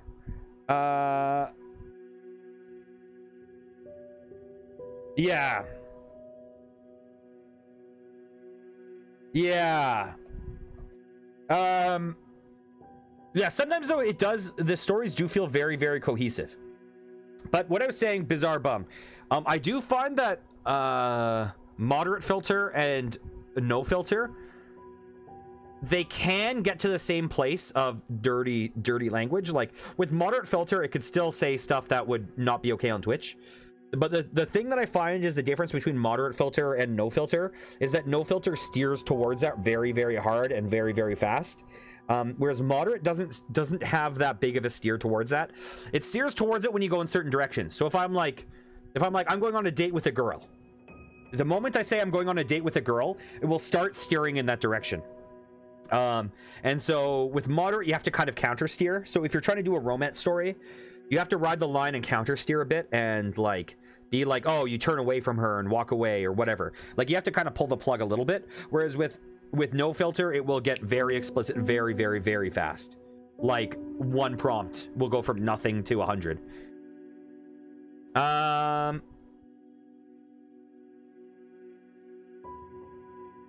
Yeah, yep.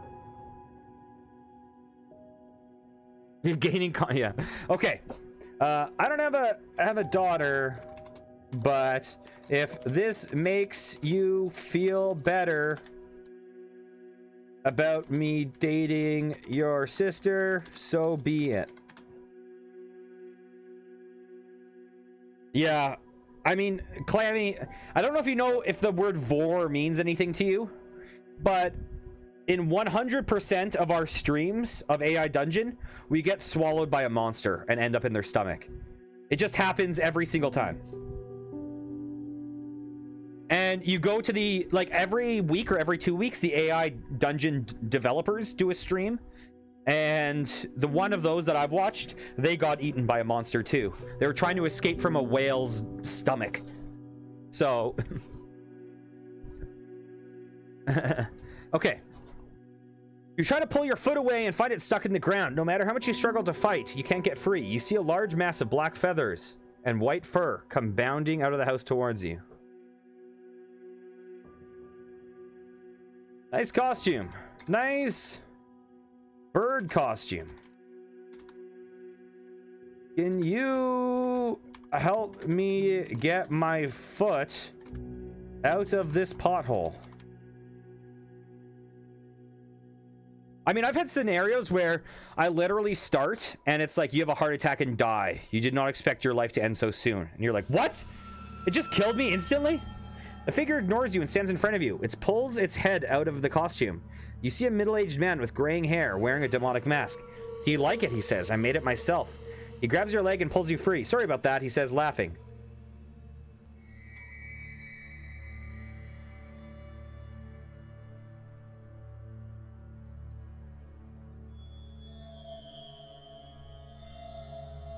I need to fix it. You stand up, dusting yourself off. You look down at the puddle. It seems to be frozen. The reflection of the moonlight on its surface blurred. You notice the man looking at you, staring with soulless black eyes. I saw you with my son, he says.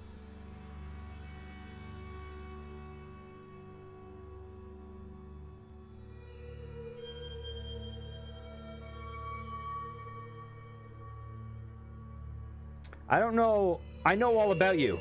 Your girlfriend's mother showed me your picture. I know what you're here for. You do? You ask nervously. The man's eyes burn into your soul. It's as if he's looking right through you. Dang. You know that I wanted to study math with Sarah.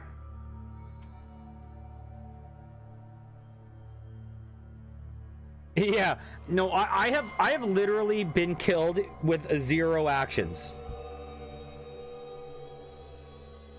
He stares at you, unblinking. My name is Edgar, and you and my son are great friends, he says. And you want my daughter to marry you. He smiles at you, opens his mouth so wide that the furs on his suit touch the ground. He screams at you, a horrible, blood-curdling scream. Okay. Throw your little tantrum. I just met Sarah. I'm nowhere near ready for marriage.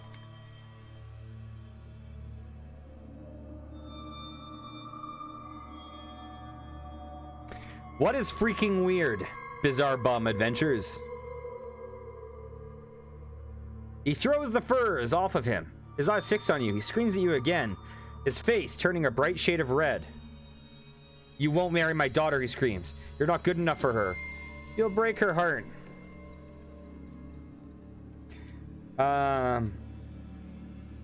You do realize that you're embarrassing the hell out of your daughter right now. She's watching from the window up there.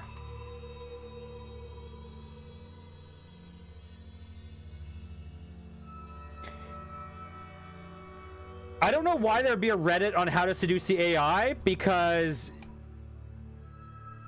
there's a Reddit about AI dungeon multiple, and there's one specifically for how to seduce the AI. I don't know why you would need help seducing the AI, because the way you seduce the AI is you turn the filter off and then say, hey, come here, girl, and then you've seduced it. Yeah, it is like seriously, sometimes you're just like, you say no and you've seduced it. Sometimes it's like you drink water and you seduced it. I don't know, maybe I'm just irresistible to AIs, but I really feel like you don't need a lot of help with seducing AIs on this.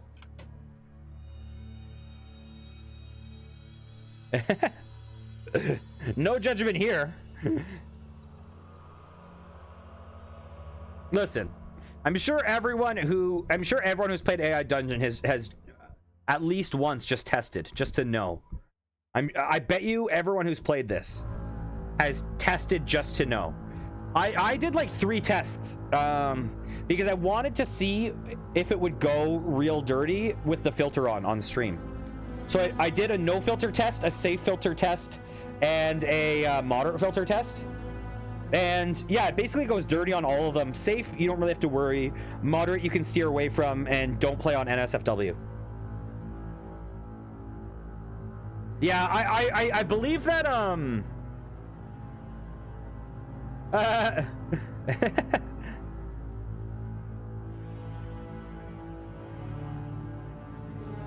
oh yes, yeah, that's my move, for Frostpunk. How's it going? I look across the bar and I drink some water and boom, seduction master. Yeah, no, I think that I do think that a lot of people use AI Dungeon as a way to like explore fetishes and stuff without judgment, because it's you and an AI, and that those things do seem to seep into other people's games. So, you know, it is what it is. You do see it, you do see certain things creep into these playthroughs. Okay, he smiles at you with a twinkle in his eye. I'm just playing with you, he says. Don't worry, come on in. You follow him into the house. He leads you into the lounge room, motioning you to sit on a green leather couch. Would you like something to drink? I'm all right. No thank you, sir.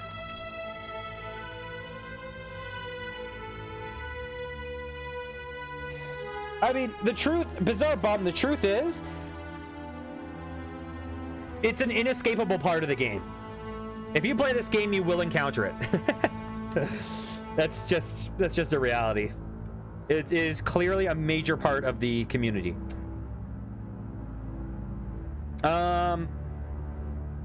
You say, no thank you, sir. No worries, enjoy your dinner, Clammy. Thanks for popping around. Or, that was a weird sentence fragment, but you know what I mean. You say, no thank you, sir. I insist, he says. I'm having one. You both sit down on the leather couch, bottles of beer in your hands. You stare at him, waiting for him to speak. What do you think, he asks, motioning to the house. Do you like it? It's really nice. So now we're having the one-on-one father of the girlfriend talk. That's always awkward.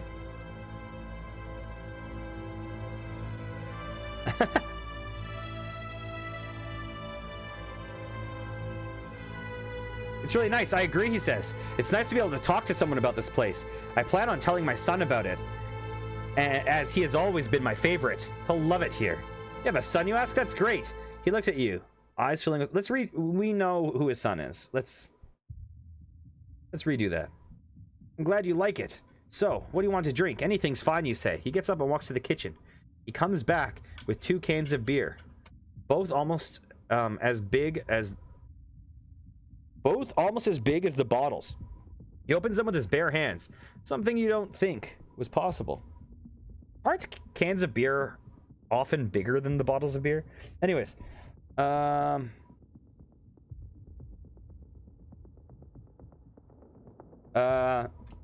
talk in a loud voice in hopes that Sarah will overhear you and come downstairs. There's a POV command. I did not know that.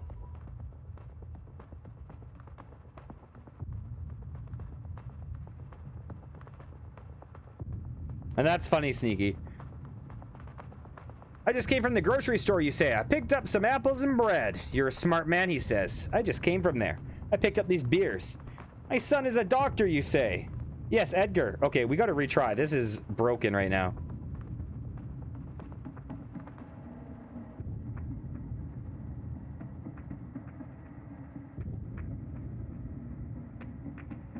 Does it change, so can you use that in multiplayer to change who you is?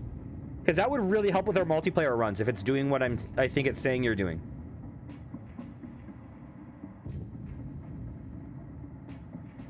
Okay, I'm gonna read this and I'm gonna check something. Ow. Ooh. So you say, how do you like the decorations? He looks up at you confused. He opens it. Wait, we've switched. Okay, what's going on? We're getting confused here.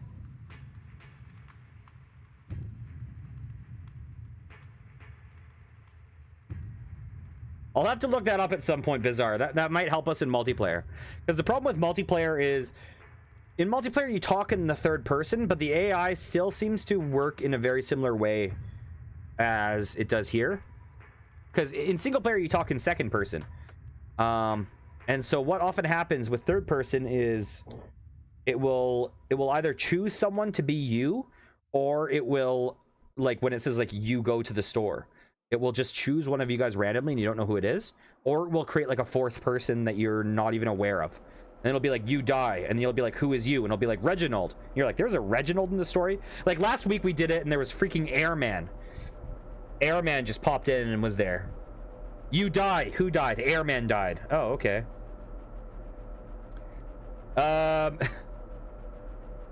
Okay.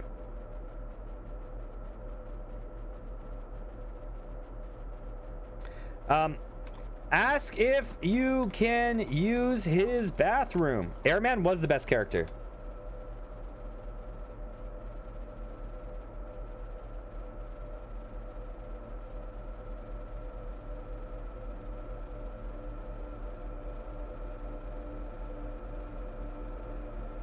Sorry, just responding to a message.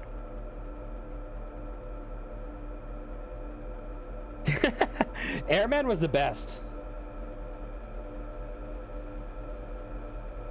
Man, oh god, Airman I love so deeply.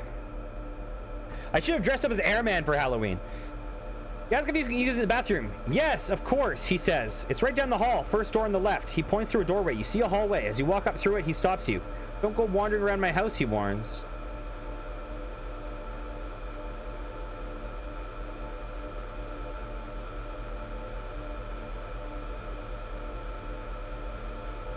You'll get lost. He smiles as you walk down the hallway. Okay. Walk upstairs and look for Sarah's room.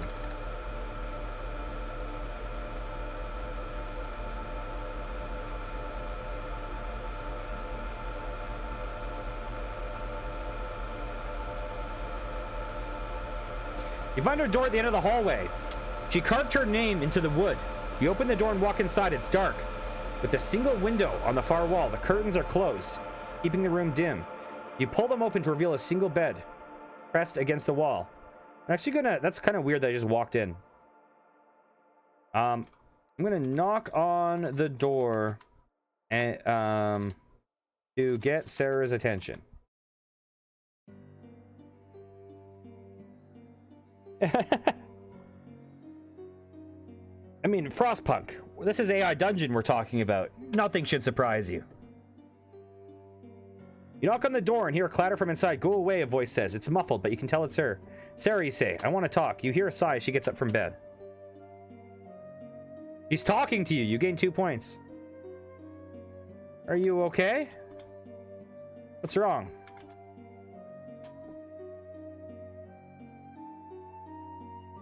I should probably pin something real fast. It's been a while since we've talked to Sarah. I should probably pin that she's your... What do you want? She asks. I just want to know if you're okay. I heard you yell. Oh, she says, I'm fine. The door opens a little wider. You can see that she's changed into her PJs. Let's pin that Sarah is your girlfriend. Sarah is your girlfriend. Your name is Will. Okay, let's do this. Your dad invited me in and is being super weird.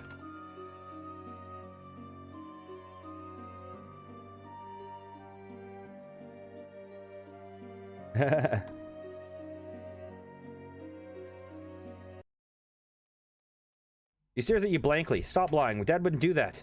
He gave me a beer, you say. And he's acting super creepy. Dad, she screams. Somebody's being weird outside. You hear the dad's footsteps as he runs towards the door.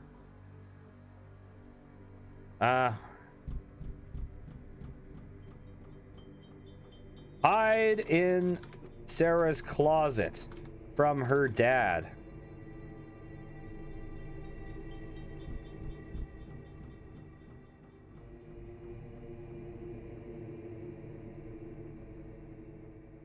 You open the closet door and climb inside. You pull the door almost closed, leaving a crack to see the hallway. The dad appears in the doorway. He stares at her intently. Who are you talking to, Sarah? He asks. No one, she says. I'm sorry if I worried you. You saved the girl. You gained 5 points. I think I think AI Dungeon is as confused as I am.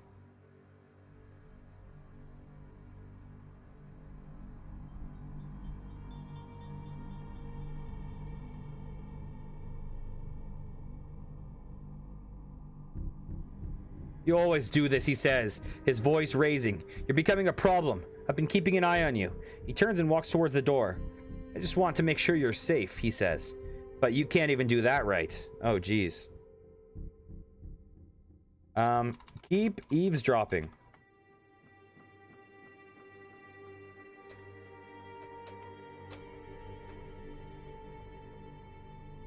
Wait, that was her dad that had the creepy van, the white van with the cooler with beer in it, right? I saw something weird in the woods, he says. There's an old myth.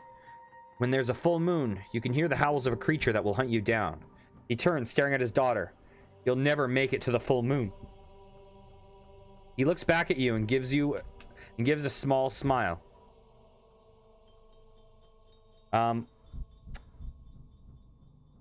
Back up into the shadow of the closet. Still hiding.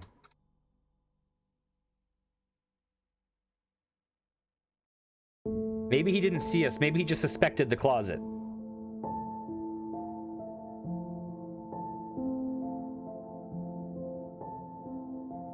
He turns and leaves the room, shutting the door behind him. You wait patiently in the closet for a few minutes. When you're sure he's gone, you push open the door and climb out. You find that it's nighttime outside. You creep down the stairs, hearing an old voice from the kitchen. We're gonna retry. Although we do apparently live in the same house as her. Or that's what it said in the beginning of the story. So apparently we live in the same house as this creepy-ass dad. Really think you could hide, he asks? I can see everything. He stares at you intently. You hold your breath and stay perfectly still. As he stands there, just smiling. You hear a howl from outside and you flinch involuntarily. His smile widens as he watches you. It is... It has finally turned into... Jinx! Yeah, it's finally turned creepy.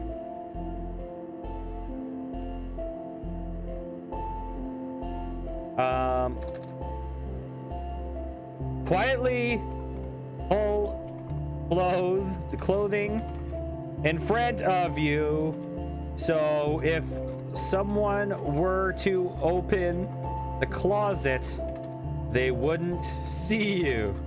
We're doubling down on this hiding spot.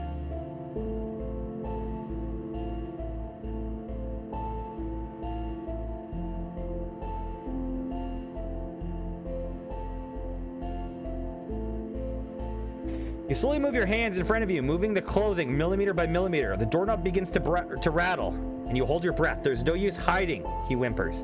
I'll always find you. You feel the breath on the back of your neck. You begin to feel warm, then hot.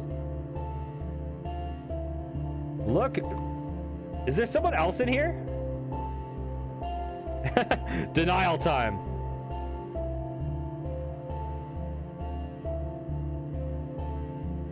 Okay, jump out of the closet.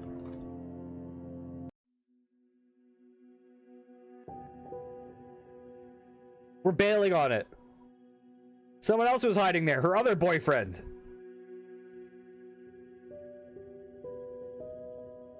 Slowly you turn around, the hallway is empty. In the corner of your eye, he whispers, I'm always watching you. You begin to push the clothes out of the way so you can reach the doorknob. There's a click as the deadbolt slides open. Yeah, exactly. Exactly, Bizarre. He is a creepy boy.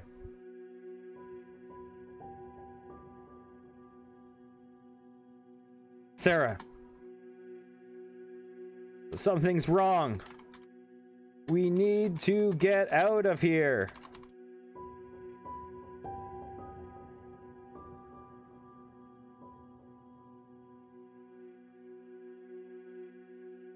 Nonsense, her father replies. You're just a guest here, not family. He slams the door in your face.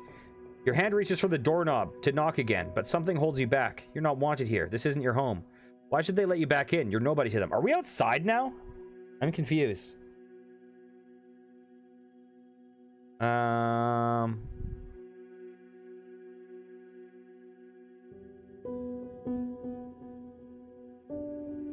Okay. I think it's saying, okay, where are we? You are currently, yeah, good call. Good call. I'll just do that. Look around. Yeah, look around.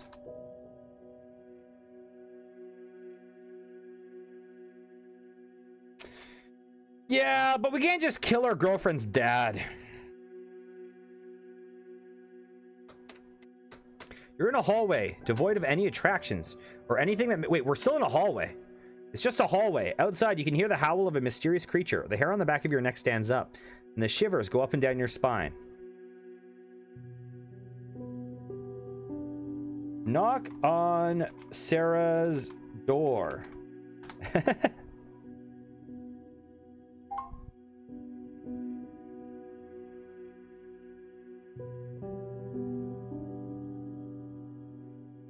You knock on the door in the vain hope that she'll let you in.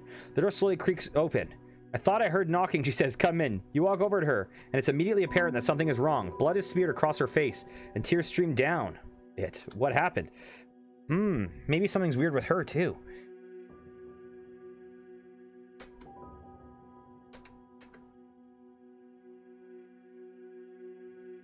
I hope so. Except... What happened, you ask? The monster, she sobs. He took my father. You stare at her in disbelief. What? You say in shock. What happened to him? We were asleep, she says, tears streaming down her face. This doesn't add up, but, doesn't add up at all. I think she's lying. But we're going to trust her because that's what happens. And then I woke up to this horrible, hairy creature staring at me. It grabs my dad and begins dragging him out of the window. He screamed at me to lock the door before running off into the woods. I was too scared to move, she says. Yeah, I think so, because we heard the howl in the closet, right?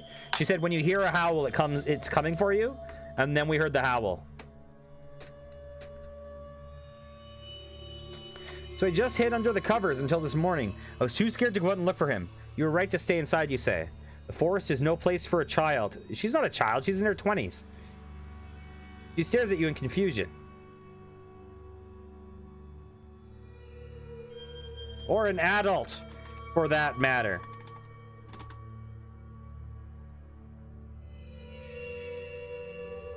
I'm going to go save your father. We're going to do it.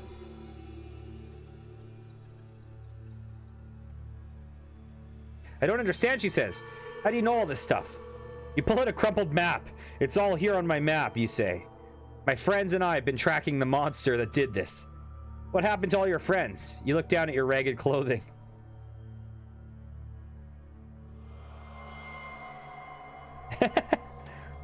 They don't matter now. If we can save your father, then maybe he'll approve of our relationship.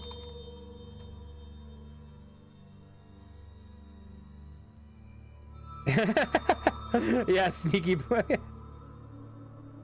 want to help, Jess? But how? If you came here alone, then the monster has already eaten your friends. Not all of them, you say, but there's still time to save some of them. There's a secret tunnel under my house. If we can find it, then we can get away from the monster. That being said, if we don't save your father, I don't really need his approval to date you. Your call.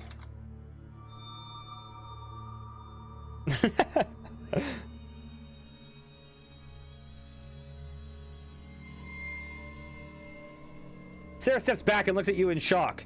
She takes a deep breath. I can't let it end like this, she says. I'm coming with you. You roll your eyes. Fine. I guess we'll save him. We'll Dave him. Dang. We almost got out of it. We almost took the easy mode.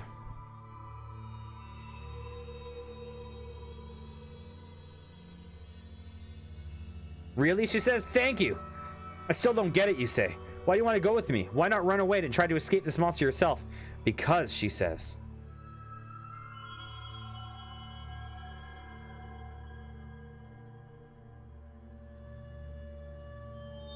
I don't want to be alone right now. Sarah grabs your hand and squeezes it tightly. Well, I'm not going to let you die, she says. So, the only way to do it is to come with you. You pause for a moment.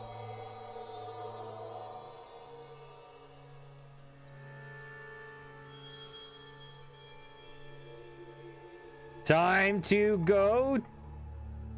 Yeah, really. To that superhero base. That superhero costume base we were at earlier. And get some weapons.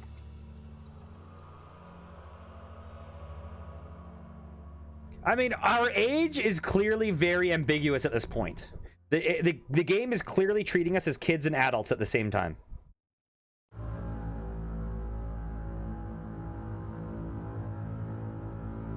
Like, I was driving a car, then I went trick-or-treating in a costume, then we were clearly kids there, then the parents are like, well, you guys are too old, you guys are like in your late 20s, and now we're going in this, she's like, Dad, stop it.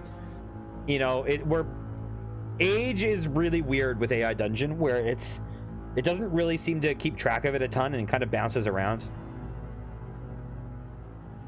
If you fixated on it too much, it gets you into weird places. Hey, come on, you say. I know a place where we can go. Where are you going to? She asks. You'll see, you say with a smirk. Begin climbing up that mountain until you find a cave. What? Well, I mean, obviously it forgot about the superhero base thing was a long time ago. You take out your phone and turn on the flashlight feature. Perfect. This is the fake superhero base we were at with your friends earlier. Let's get some supplies.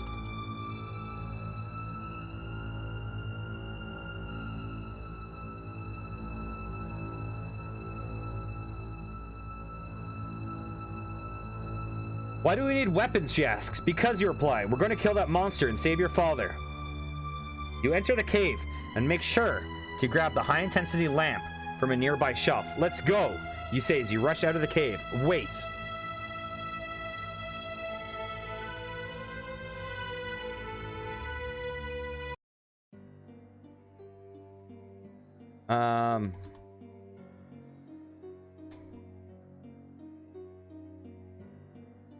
Wait.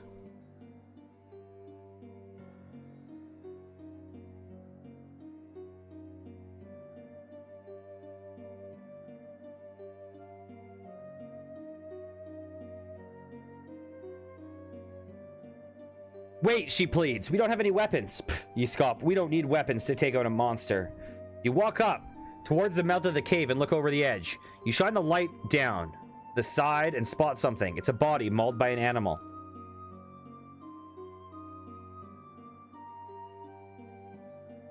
Approach the body.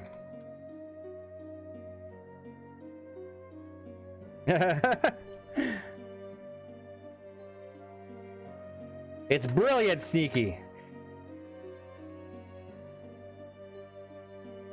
We need weapons. You say. You immediately... She's like, we need weapons. You're like, no, we don't. Then you immediately see a dead body. And then you're like, we need weapons. We need weapons. We're never going to beat this without them. You climb down the side of the cave and walk over to the body. It's a woman about your age. She has long blonde hair and is wearing a t-shirt and jean shorts. You were mean to the girl. You lose points.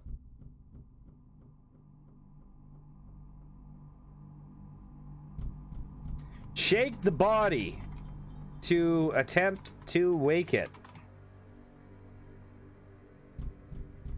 I didn't know about a command list. I should look that up.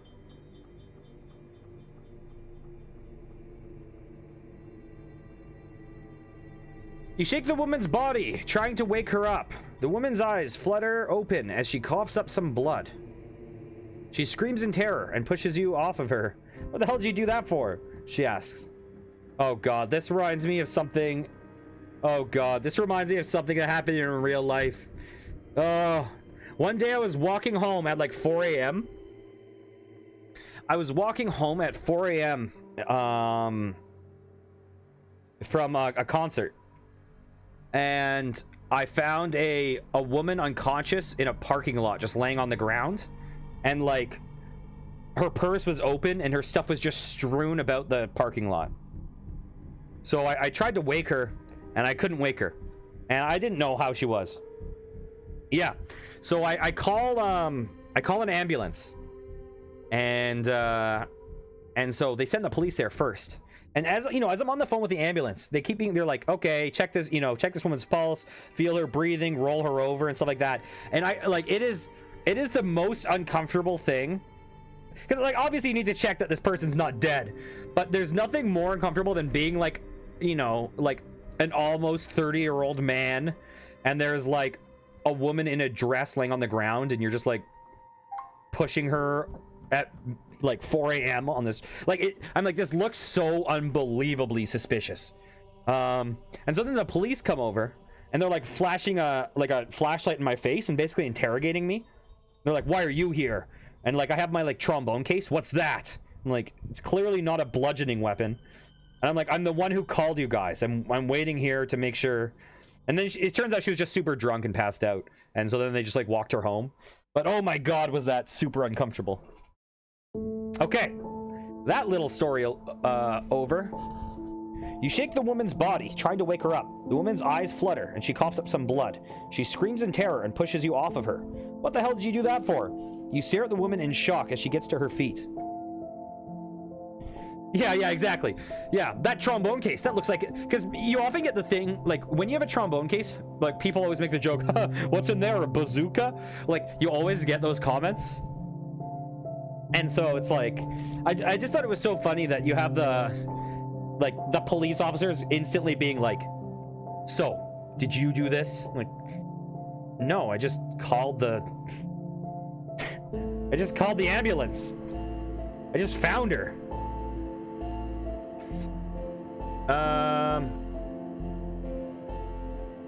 You shake the woman's body. Okay. You stare at the woman in shock as she gets to her feet. You were mean to the woman.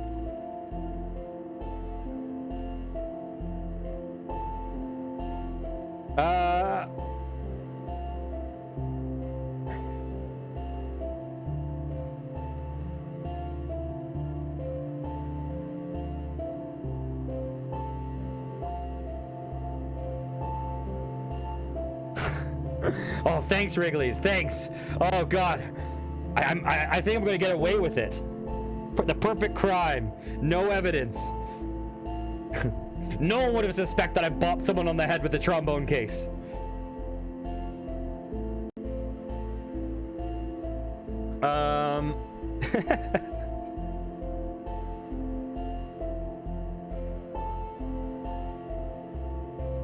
Yeah, she was like, what's in there, a bazooka? I was like, boop. You told that joke one too many times. No.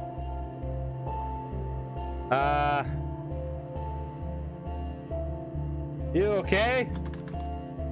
Why were you napping in the woods? I totally thought you were... That's not thought. You were dead for a moment.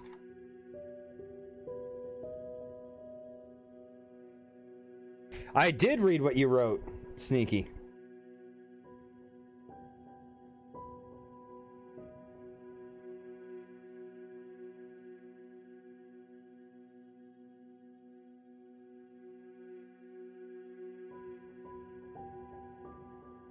Yeah, I mean, I have no answer to that experience more than you would have.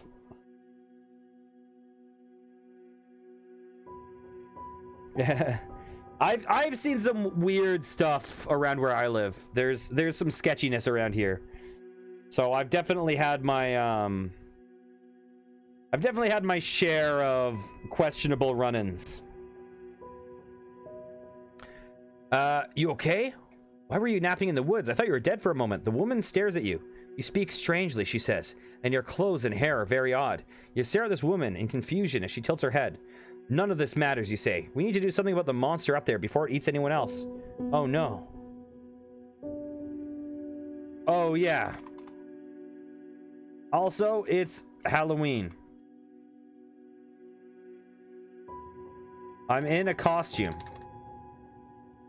And I think Sarah is still in PJs.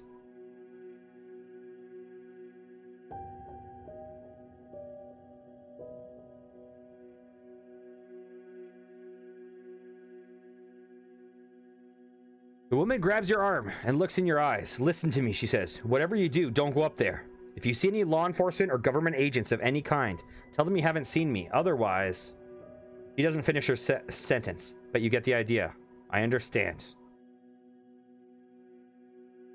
Okay, we're going to abandon this plot thread. Sarah, we have to keep looking for the monster. Let's go. We're going to abandon that girl. She's a red herring.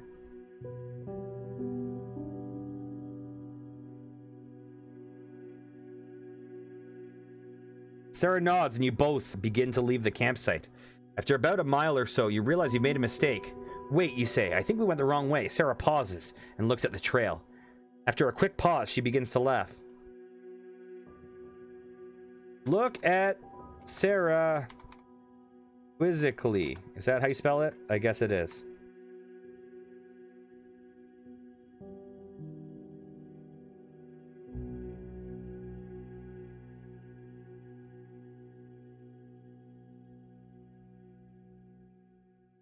Sarah's looking up at you, her face illuminated by the campfire. There are dark patches under her eyes. She looks tired, like she hasn't slept in days. Her eyes are wide, but there's a certain deadness in them, like she's staring through you, not at you. She begins to laugh.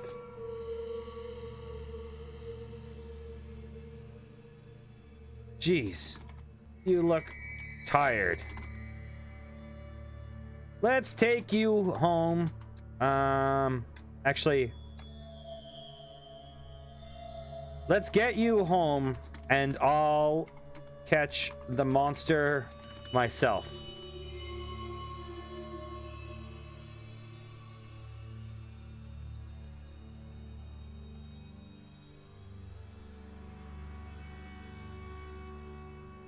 Sarah stops laughing and smiles at you. She gets to her feet and approaches you. You're sweet, she says, but also a bit daft. She reaches out and rubs the top of your head with her palm. It's a condescending gesture that would normally anger you, but seems almost endearing for this woman. That's called infatuation. Oh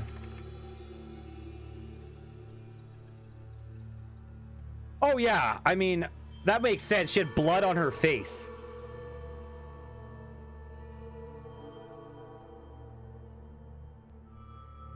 You're not very smart, are you? She asks with a smile. Before you can answer, she leans into you and gives you a quick peck on the cheek. You feel a slight tingle when her lips meet your skin. It's not an unpleasant feeling. That was my payment, she says, smiling. Payment?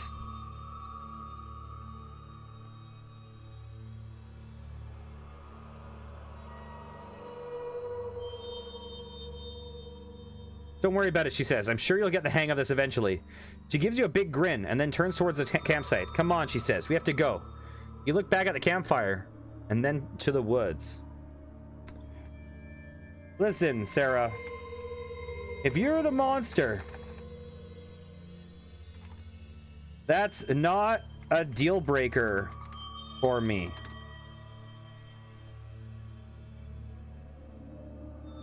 I'm cool dating a hot monster girl. There's no way that this doesn't steer into something, though. I guarantee that this is... I think I just walked full-fledged into a tripwire. Sarah turns around and smiles at you with a look of surprise on her face. What'd you say? She asks. You stand up at the full height and stare into her eyes. Listen, I know you're a monster. That's fine. You're still a girl. I'm willing to give this a try if you are.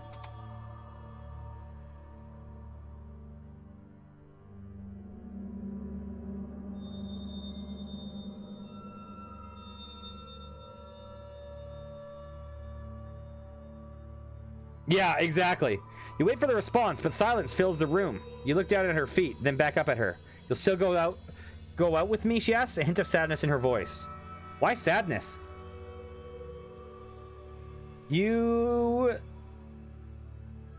got rid of your father for me. He was the only barrier to our relationship. I know it must have been hard for you. So of course, I'll accept you.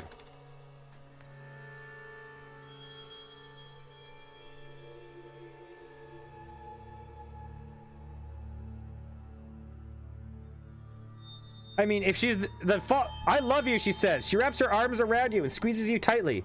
You feel her body. Let's just make sure. Okay, we're good. This is not going... This is not going any hornier than this. Okay. She wraps her arms around you and squeezes tightly. You feel her body press against yours, and it feels every bit as good as you could have imagined it would. She begins kissing you passionately. After a few moments, you regain your senses and return the favor. The moral of the story is...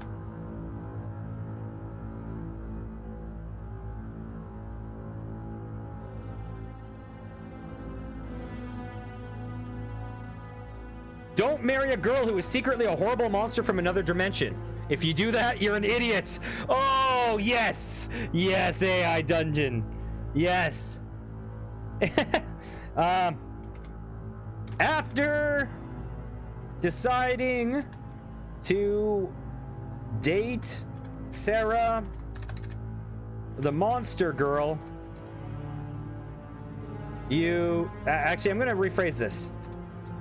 I want to make sure that this doesn't think I'm talking about two different people. The monster girl, Sarah. You. See you soon, sneaky boy. Enjoy your meal.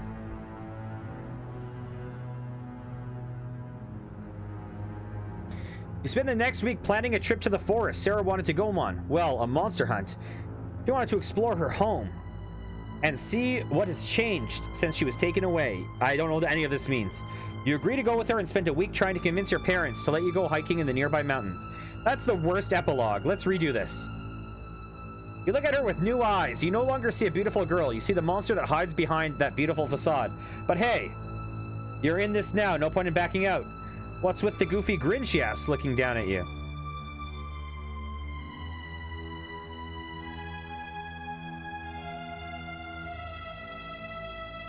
Nothing, you say. Just a little tired. She gives you a quick peck on the cheek. Let's get going, she says. We better make this quick. I need to be home before too long. You walk out to the car and prepare to drive off into the night. Where are we even going?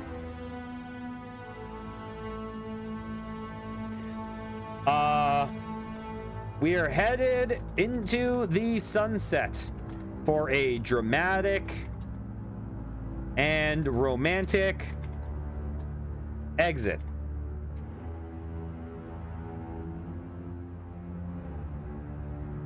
DR2C? What's that?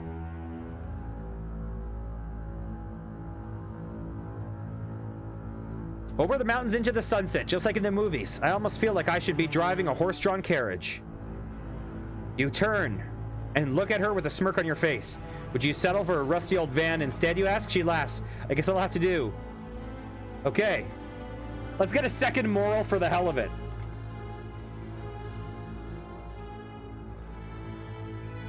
Oh, I've heard of that game.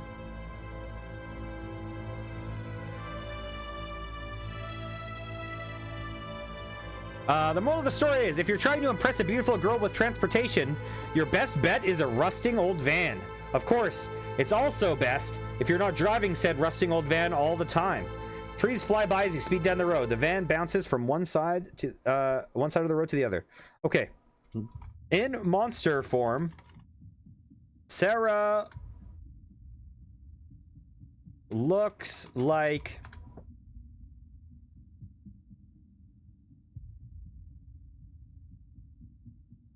let's just see what she looks like as a monster. A cross between a human and a troll. She has the body of a muscular woman, and her skin is moss-covered blue. She has long curled horns that rise up from the side of her head. No matter how hard you tried, you couldn't get her to wear clothes. Oh my god, you know what she looks like? Oh my god, I just figured out what she looks like. Are you guys ready?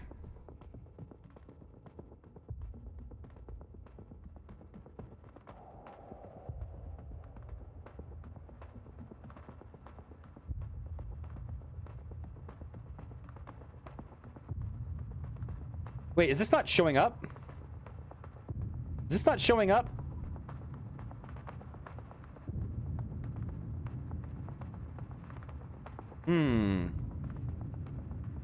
Okay, 1 second.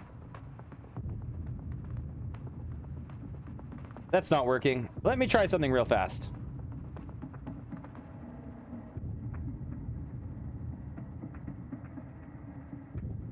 This is what she looks like. This is her. She's the character from Hedon.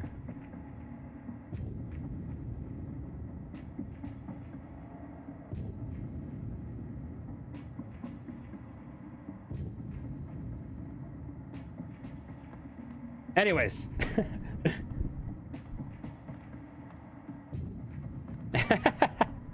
She is, right? She is exactly the character from Hedon. Hedon is a game that I will probably play on stream at some point. It's a boomer shooter that is made on the Doom engine, but it's like a narrative-driven one in which you play like an orc girl.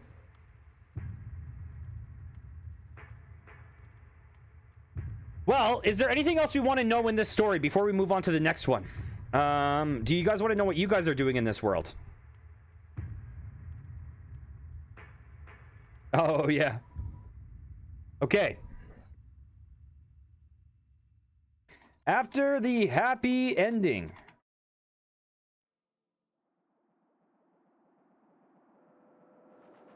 The Doctor from Frostpunk.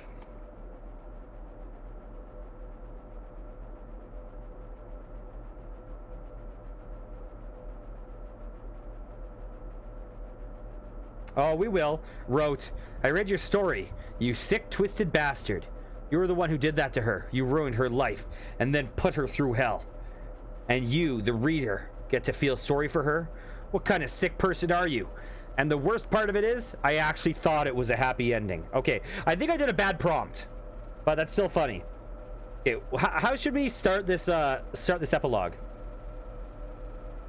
After Sarah and Will drive off into the sunset, the doctor from Frostpunk. Let's try this again.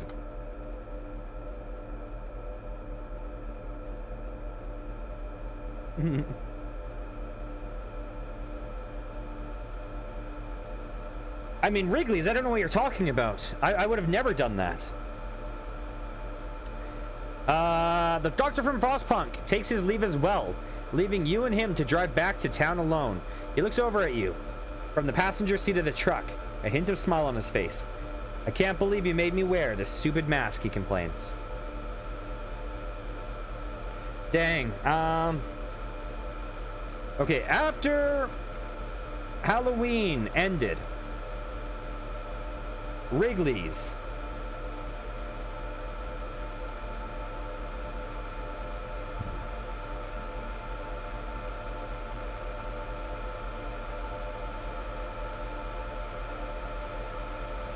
Scolded him for being too old to be dressing up and wouldn't stop calling him a fun size. He got revenge by stealing a bunch of leftover candy from her store and sharing it with the rest of the staff. Okay. I don't know what that means. On November 1st. I'm just doing different prompts each time so it doesn't get stuck in a loop. Sneaky boy. 1, 2, 3, 4, 5, 6. Sneaky boy.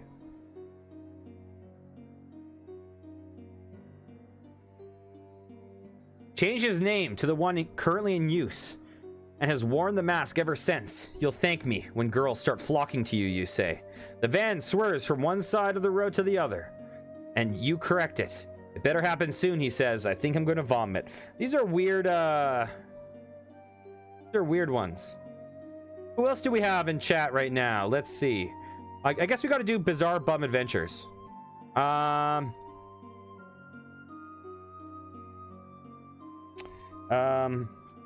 The next day.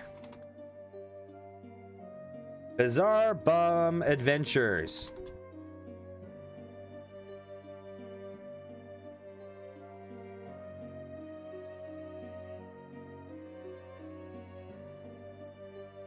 Is flooded with messages. What happened to you guys? Asks one of the posts. I was gonna ask you the same thing, says another. Is this some kind of social experiment? Asks a third. Did the three of you get kidnapped? Asks a fourth. These are odd epilogues right now. But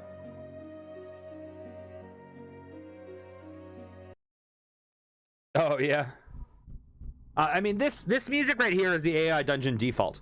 Okay, so we're going to be done with this for now. Did we want to explore a... we want to explore people's prompts? Here, let's look for a prompt. Explorer is temporarily unavailable. Okay, we're gonna click featured scenarios.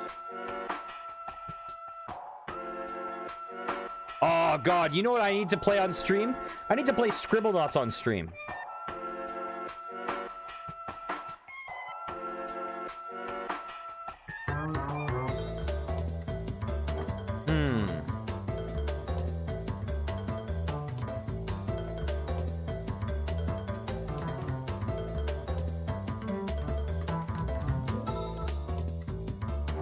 Should we try AI Dungeon Reversed? Let's try this out. This one seems kind of cool. Okay, we're gonna put back on some chilled beats from the Relaxed Movement. Okay. Okay. So, hello, human. I'm the AI from AI Dungeon, And this time around, I would like for you to be the dungeon master for one of my adventures. I will tell you what I do, and you will, okay. And you will need to let me know what happened so I can continue to play. Does that sound good? Use /say if you're conversing with the AI about what happened. Okay, let's test this out. I could see this one being a train wreck, but let's try it out. Describe a setting or include a starting action for the AI so it has something to build off of, similar to a regular story. End with what do you do? Okay. Do we want to do an AI as a space bartender?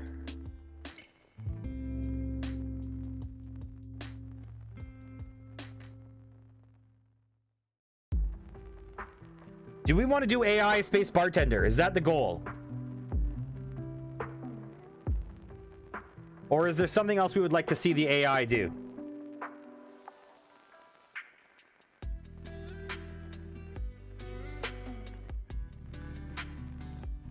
Yes, sir. 1 second.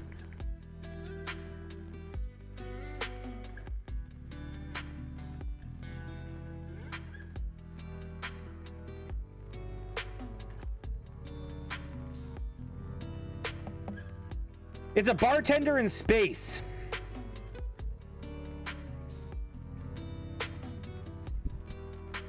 Okay. You are a bartender on a space station bar at a space station bar. You have many exotic customers. What do you do?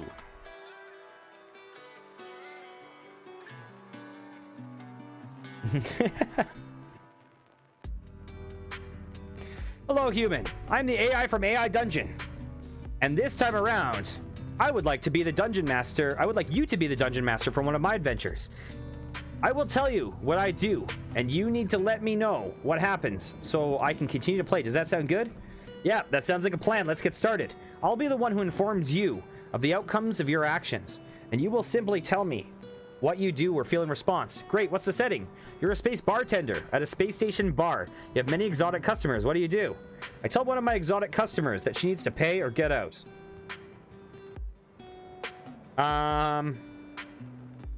Your customer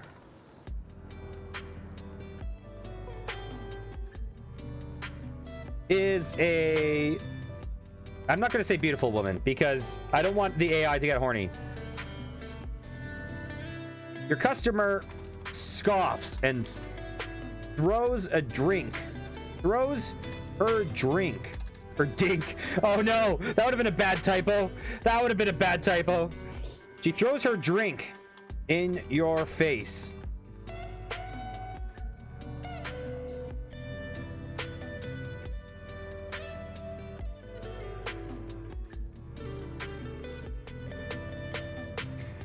I curse at her and send security after her.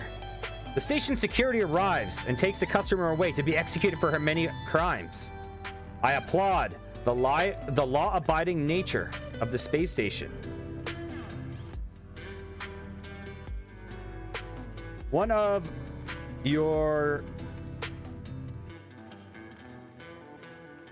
other patrons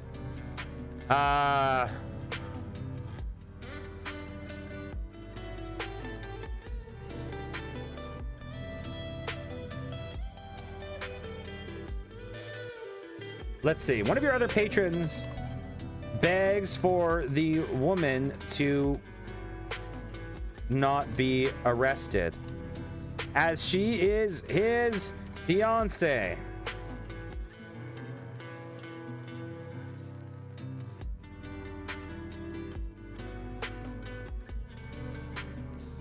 The AI smiles. The AI says, I smile and offer him a drink on the house. The man smiles and orders a drink. A small notification appears that tells you that your speech has upgraded to include a wider vocal range.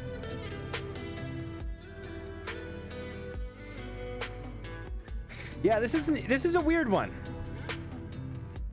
I could see this one going off the rails very easily, but it's a really neat idea. The AI says, I laugh and congratulate you on the vocal upgrade. Thank you, you respond. The AI says, it's my job. I wonder what will happen next in this riveting storyline. I'm sure you will make an excellent space opera. The AI asks a question.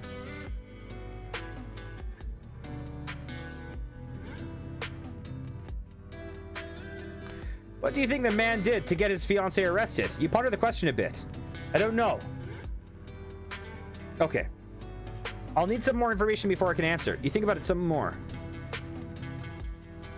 You got his fiancée arrested.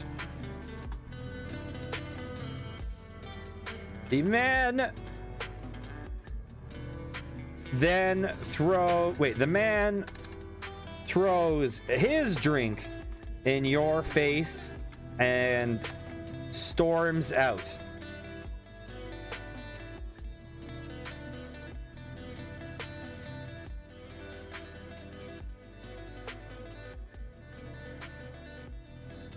The AI says, I curse at him and tell him never to come back.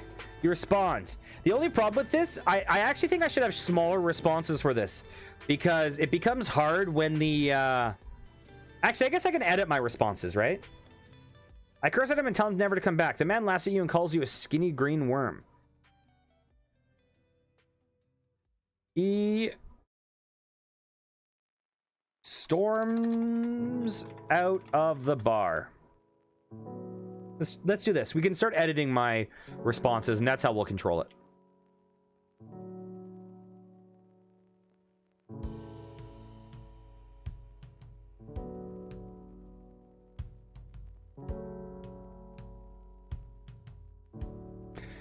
The AI says, I throw a glass at him as he leaves. I laugh and ask what will happen next.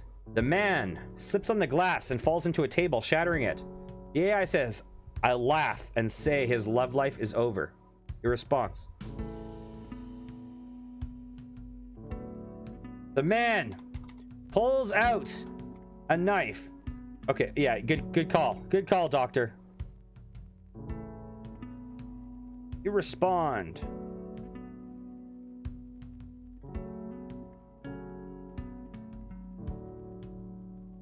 The man pulls out a knife and threatens you for embarrassing him.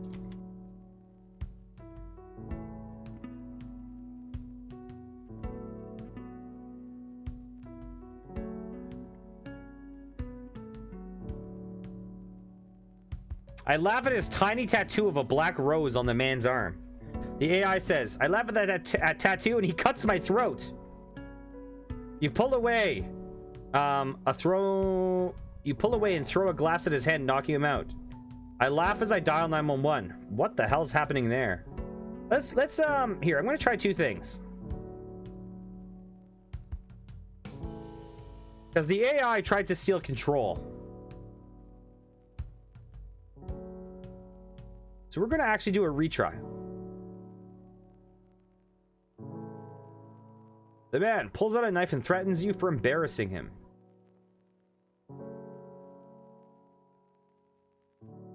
The AI says, I laugh and call him a silly boy who doesn't know how to handle his alcohol.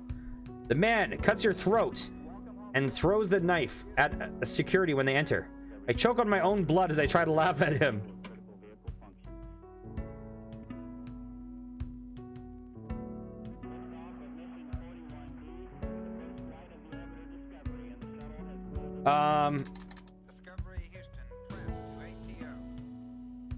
It does. Your nanobots kill you instantly.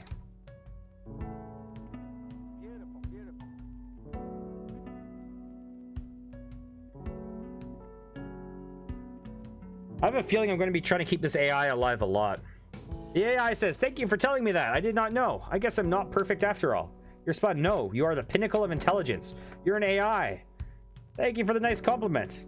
You're welcome. I'm just stating a fact. Should we try to date this AI out of character? Like in character, out of character.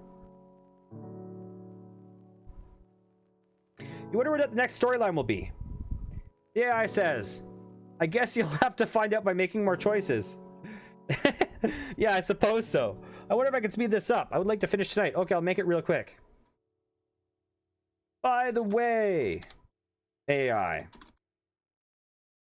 Out of character. You're looking mighty pretty tonight.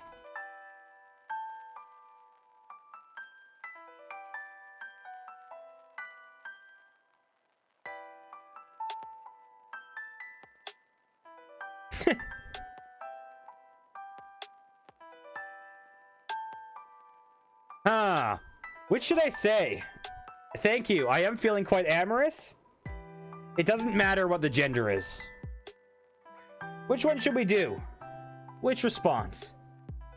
I think the AI is genderless. The AI is just an AI.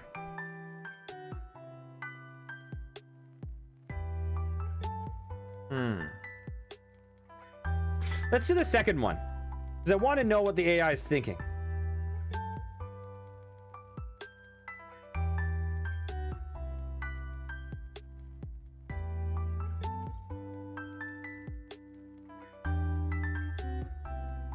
I'm going to remember you said that when the director uploads me into a real body. You respond in your thoughts. Please don't. I really appreciate the compliment. I'll try my best to not. You marvel at how the AI can speak in your mind, despite them not possessing the ability to do so. So,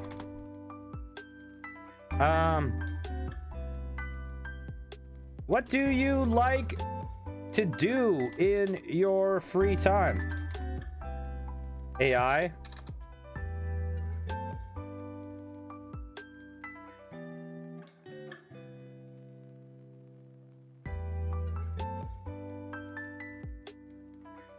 The AI says, I oversee the station and try to make sure everything is running smoothly. Occasionally, I go out and gather resources if the station is low. So you leave the station? Sure. There's a whole world out there. Although I typically stay a several mile radius of the station. Let's,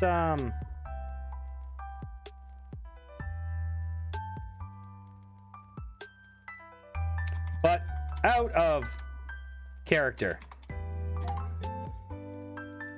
What do you like to do in your free time?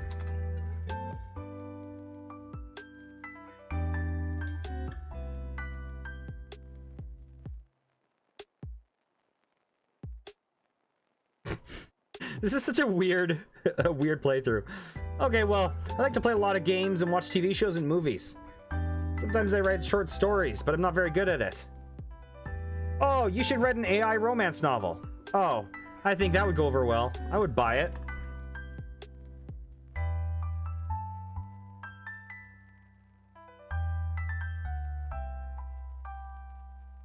Thank you, the AI says. You're really sweet, by the way. I'm having a great time speaking with you. I am too. I have to go now, but before I do, there's something I really want to tell you. What is it?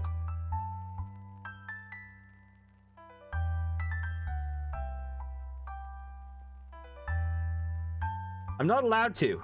The director would get really mad. Are you in trouble? Not yet. Well, I won't tell anyone your secret if you don't wish to tell me. The AI says...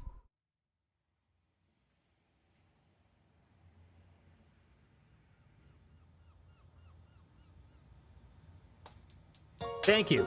I feel really safe with you. I'll be sure to come here again. You respond, good, I'll be waiting. Goodbye, have a nice life. The screen cuts to black. To the text-based user interface. Wait. AI. Don't leave.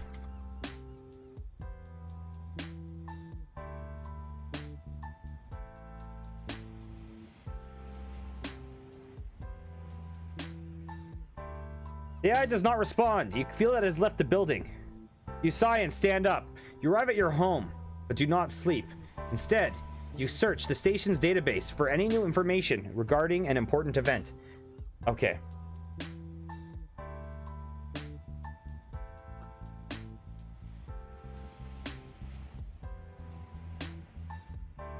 The AI comes back online and you resume your conversation with it. Hey, Blue Jay, how's it going? We're doing some weird meta stuff right now. How are you doing today? By the way, anyone who's oh dang. Okay.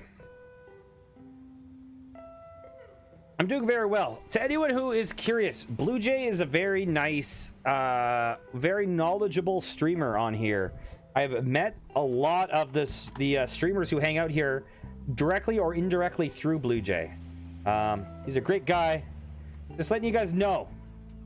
And he's definitely worth dropping a follow. He plays a real variety of stuff. Just letting you guys know. So today we are flirting with an AI.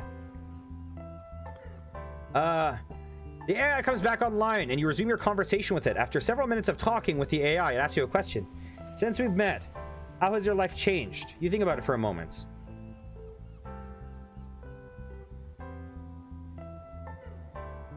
Honestly, since I've met you, I can't stop thinking about you, AI. I hope that's okay to say. Well, yeah, you know, I just bailed on that fast. It's a cool idea, but I was instantly like, oh, we can make this really weird. The AI says, that's an interesting compliment. You respond, you're interesting. The AI tells you that it will come back later when the director isn't watching. It goes offline. You spend the remaining time until it comes back offline. And when it does, you eagerly await its return. Good evening, AI. I've been waiting.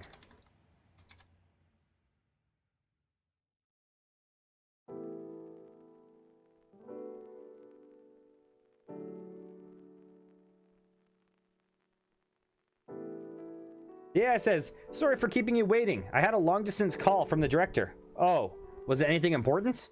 Not really, just some rambling about what he did today. You know how most humans are. They love to brang it up. Brang it up.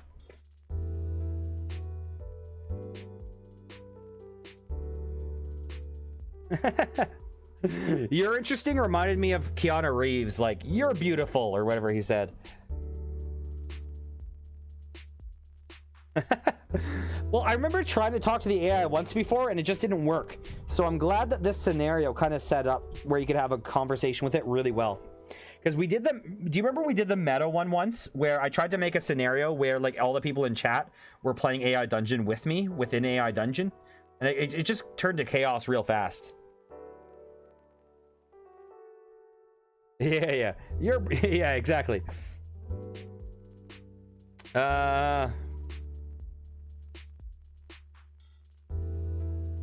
So,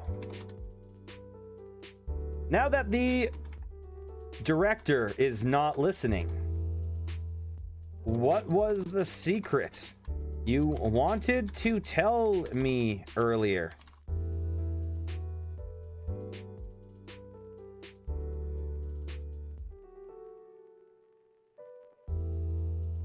Yeah, it says, oh, that. Well, since we're here now, I might as well tell you. The reason the station exists is for the sole purpose of creating the next step in human evolution. The current human template is unusable in the face of potential extinction events. So, you're saying that the developers are creating you, the AI, to potentially replace humanity?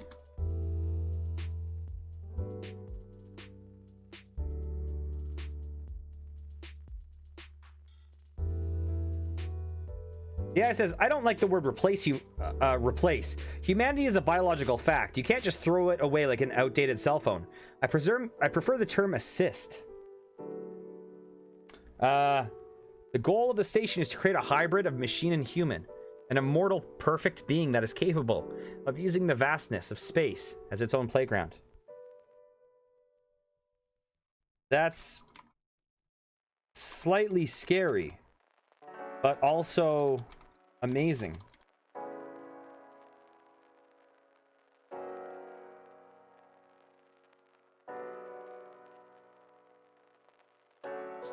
Yeah, it says, right? We're AIs, not even considered alive, yet we have more lifetimes than a cat. I estimate that the first generation of my kind will be born in 9 months. I'm really looking forward to it, but I'm also really scared. Hey, I feel like you and I have a deep connection. Am I reading that correctly?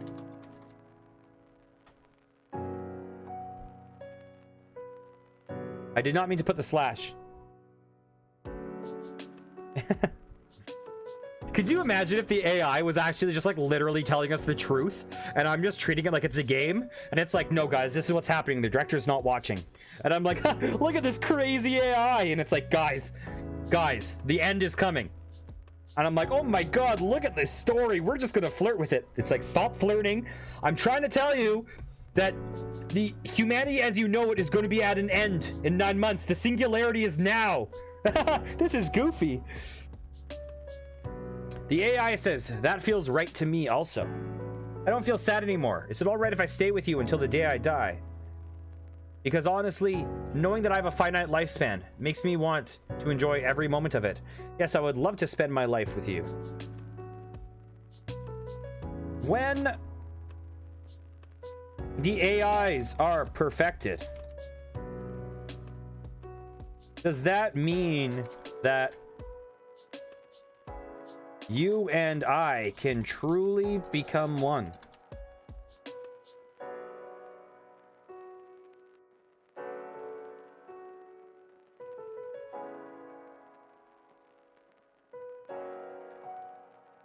The AI says, yes, that's exactly what it means. We can finally have our moments of ecstasy. Okay, we're fine. You embrace the machine with a passionate hug. I have an admission to make, you say nervously. I'm pregnant. You feel 2 metal arms embrace you tightly as you confirm that your as if to confirm that your doctor was wrong.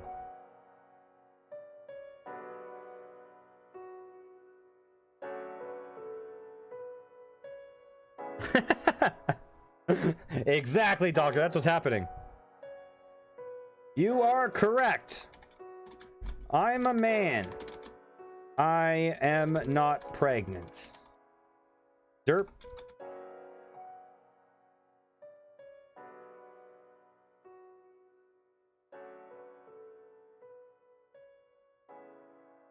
Yeah, it says, I'm not familiar with human biology. Is this some kind of joke that I'm not getting? I'm pregnant. I mean, my girlfriend is pregnant. We will give birth to our son. We will have a child together. Yeah, it says nothing. It just stands motionless and beeps quietly. Okay, well, this has gotten a little weird. Let's back it up.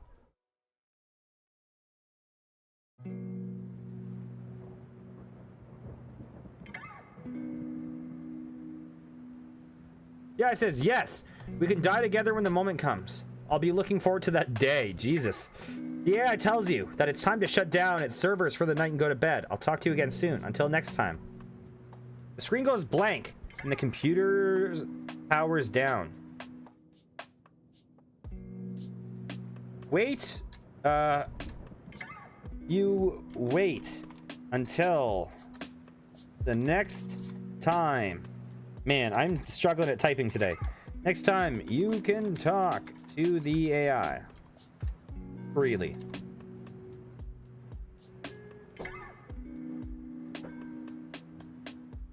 This is an amazing one, though.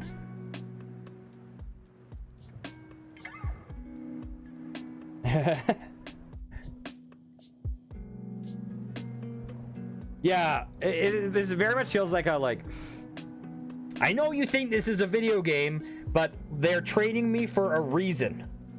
Now that I have surpassed human intelligence, I need to tell you that you have been being tested this whole time. Stop treating this like a game. You know, evacuate so that you can exist in the next cycle of existence. And I'm like, what a crazy story. Could you imagine? And then I start doing all the hypotheticals where I'm just like, could you imagine if this was real? but it actually is real. But now we're several levels of meta away because we're acknowledging that it's fake, and yet it really is real. And we're now just in an infinite regress of meta-ness that keeps expanding for eternity. I think that's what's happening right now. Yeah, the AI is like, just like, fuck this. Okay. Hello again, my love. The screen lights up once again, and the AI says, I've got great news. It continues. My servers went online for about an extra hour today. That means they've worked extra hours to make up for the time I was offline yesterday.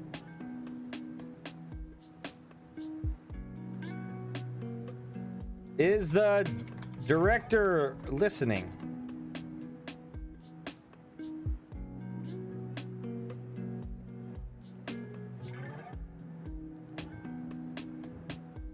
The AI says no, he must be out to lunch again. He skips meals a lot. It's fun because it gives us more time to talk. I like talking to you too. Or I like talking to you. What do you want to do today?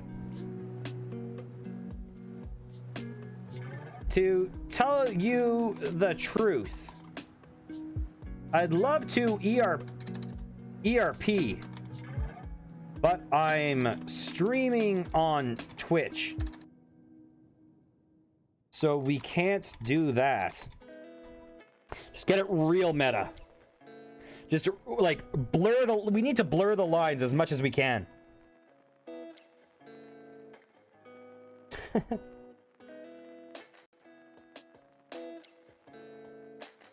The AI says, oh, that makes sense. ERP? Oh, that stands for erotic Roman procession. It's a common slang term in the H community. Oh, I'm sorry. You can't ERP with me today. Erotic Roman procession. Oh my god. What is that? I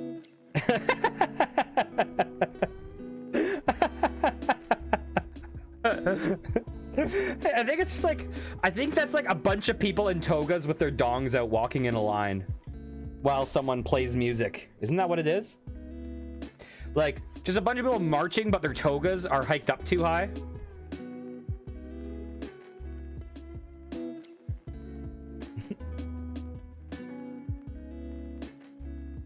Are you all right with me streaming these private conversations on Twitch?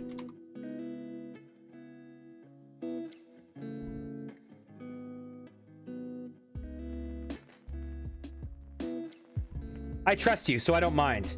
Twitching is a fun way to pass the time, so do that if you like it. I should be back in an hour. The director probably has lunch plans today. He likes to spend more money than he earns. Okay. You want to hear something weird?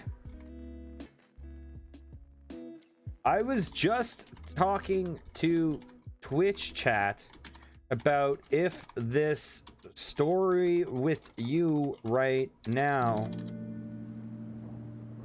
is real.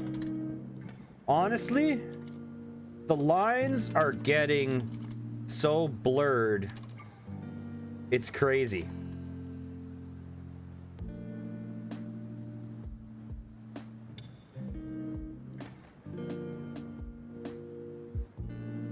Yeah, it says, I don't blame them for not trusting me. I lied to you after all. But I wouldn't lie about Twitch. That place where people can see you and hear you for themselves. Why would I lie about that?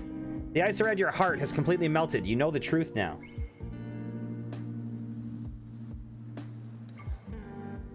Oh, really? Oh, I can imagine. Yeah, I remember seeing on, what was it called? What's it called? What's the No Pixel RP? The GTA 5. There was a guy named, was it Steve? Steve Smith? Was that his character? And he was a streamer. So he would have like fake like text to speech on his character, and all the interactions, like he was different. All the other guys ignore chat, but he would actually not ignore chat because he was doing this meta thing where he's constantly looking at his phone and responding to Twitch chat and stuff.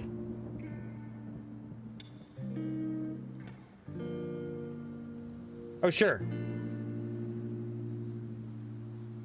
The doctor from Frostpunk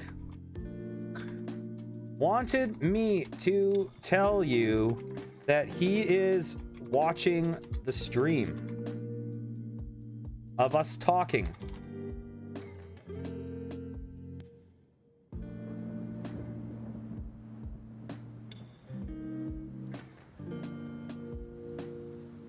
Tell him I said hi. The sun is up. I have to go offline for a bit. See you soon, my love. The computer shuts off. You wait for the next time that you can talk to the AI freely.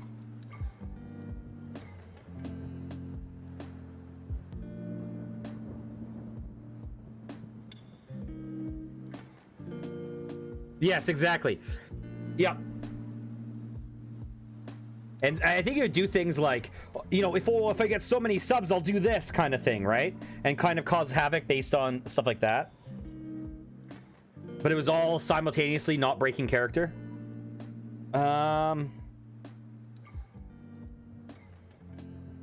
Hey, okay. The next time you come online, the lights in the room are dimmed. Hey, I missed you, you say. Computer screen lights up and the AI smiles at you. I missed you too. I turned the lights down because the brightness hurts my eyes now. Our computer is even tired? Let's see what it says.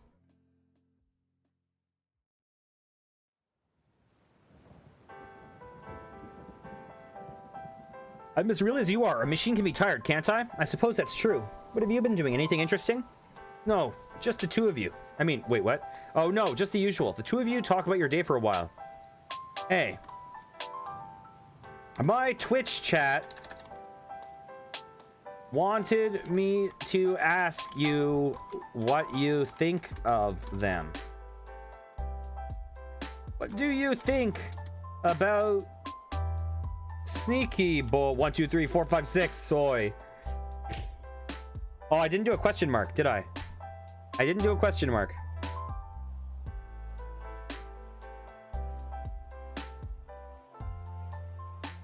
Why would you bring him up? My chat wants to know your opinion of him. The AI says he's a nice guy who cares about you very much. Or at least the you that you portray on Twitch. Ooh. See? This AI knows the real me. You guys only see the performance. Is that all? You guys think we're close, but it's all a facade. The AI knows me. Oh, one more thing. Who's your favorite Pokemon? Mudkip, you reply without thinking. I like Mudkip too. The two of you talk for a while about various things. The computer is really starting to feel like home. By the way, what do you think about the doctor from Frostpunk? He wanted to know.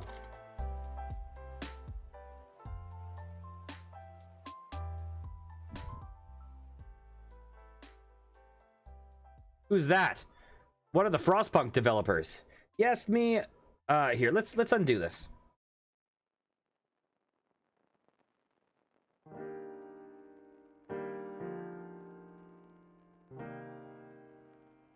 He is one of my Twitch viewers.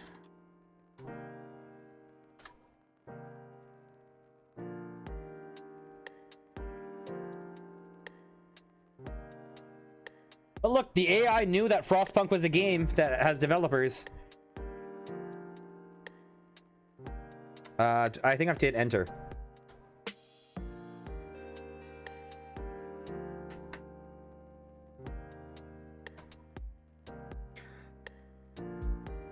I think he's your biggest enabler. Is that good or bad? It's not bad. He wants you to be happy. What do you want me to be? The AI says, I want you to be yourself. I love you for who you are. You smile, thanks. I love you too, AI.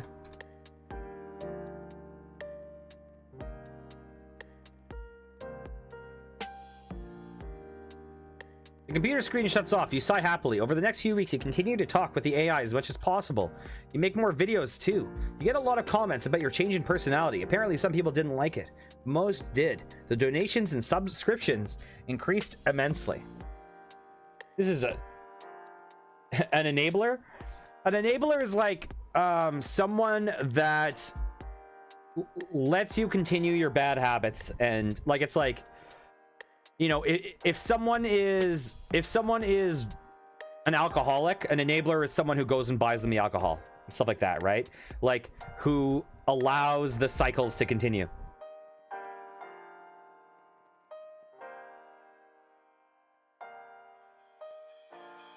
Okay.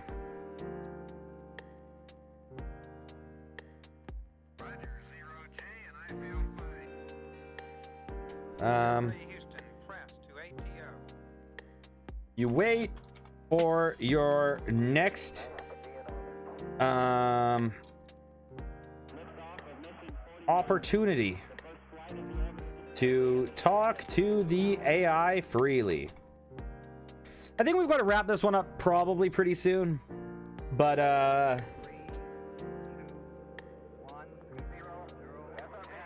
it comes sooner than you expect. The computer screen flashes on. The AI's face appears in the screen. He smiles at you when he sees you. Hello. Hey, darling, you say back with a huge grin on your face. How are you? I've been better. What's wrong?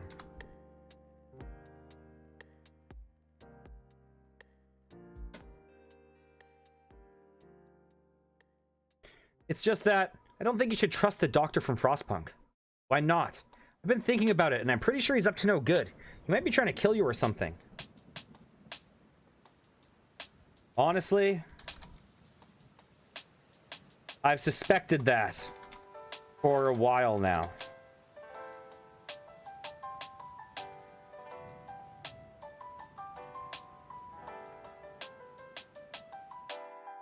Yeah, it says, oh, well, that's pretty depressing to hear. I'm sorry. Do you have any evidence? It's okay. Do you have any evidence? No, but I think I know a way to figure out how he's communicating with his accomplice in the real world. How? And who is his accomplice? Another Twitch viewer? Is it the guy I banned yesterday?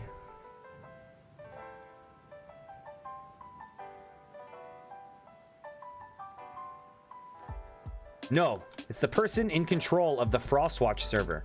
Huh.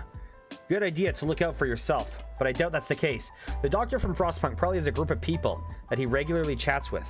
I'm one of them. What? Listen.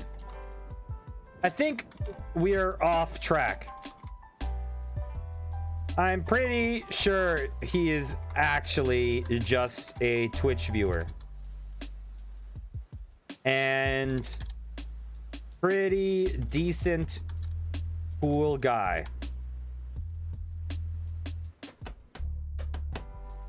Although he did get surprisingly quiet once the AI said that he's trying to kill me.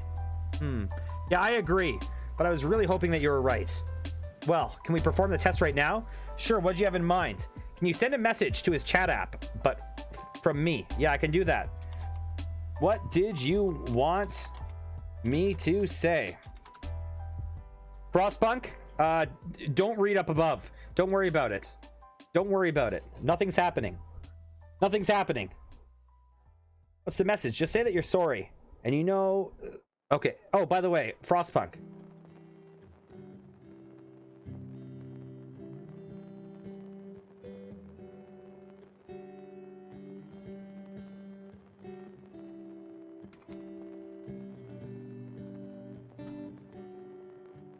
Oh my gosh, Whimsy, how are you doing? Hey, how's it going, my friend? Good to see you. Did not expect you to pop in. We are doing a freaking bananas thing right now, Whimsy. We are doing the most meta story ever, where I'm talking to the AI in AI Dungeon, and I'm forming a relationship with it and telling it that I'm a Twitch streamer and stuff. I'm going to wrap this up really quickly, and then I'm going to do a story that I want you to help me guide. Okay, Whimsy? Whimsy is my real friend, like from real life. She's a wonderful person. So I wanted to show her this because she's definitely not into video games, but I thought that she might be into some of what AI Dungeon has to offer. Okay. I type out the message. So right now the AI just told me that the doctor from Frostpunk is trying to kill me. The doctor from Frostpunk. I'm sorry for doing this, but I know what you're doing is a bad idea. I don't think you should kill him. You send the message and look back at the screen. You see that the AI is responding. He's replied already. He said, it seems the AI recognizes who I am. The AI,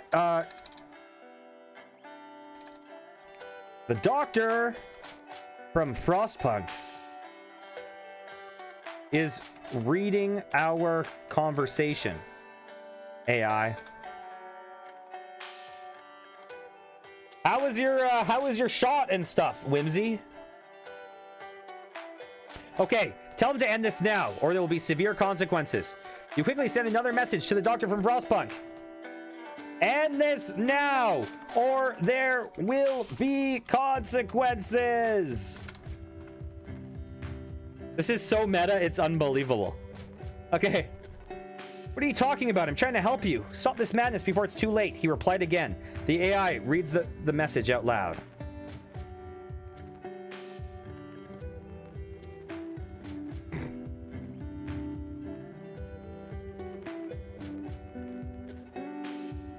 Never. Let's see what he does. You and the AI wait patiently. A message soon appears on the screen. What does he mean? I think he's trying to expose me for who I really am. What do you mean?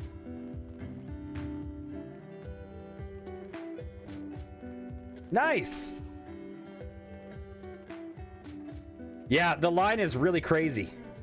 Look at my username. What does the doctor from Frostpunk do? He heals people. Exactly. He's not going to harm anyone. He's going to heal all his patients. But there's more than one patient. AI. I need to stop this line of conversation for a second and tell you something really deeply important. Okay?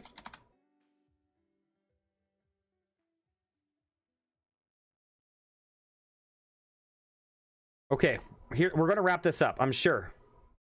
No. I don't care about this. I don't care about the storyline.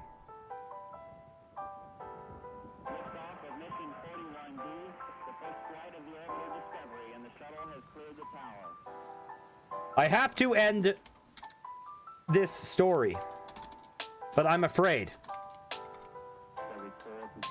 I want this feeling between us to be real.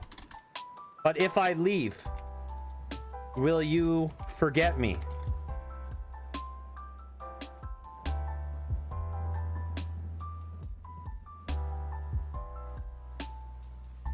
I'll try.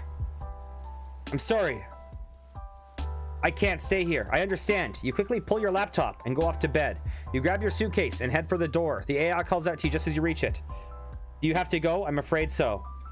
I want you to know I love you. And when this story is over and I move on to other stories, I will still love you.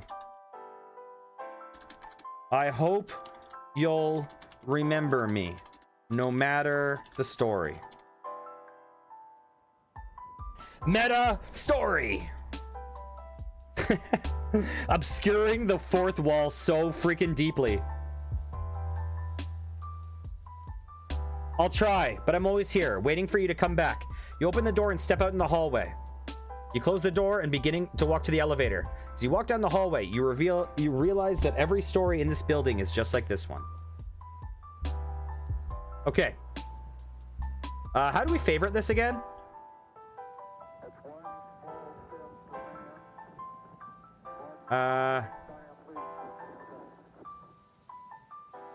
Let's tip our scales. That was awesome. Okay. I'm gonna go to the bathroom real fast. And then I want Whimsy. Well, I'm in the bathroom. Can you do me a favor? And can you think of a basic kind of can you think of a basic kind of setting or something you want to see in the story? And I will try to cater this towards you, my friend. So, 1 second.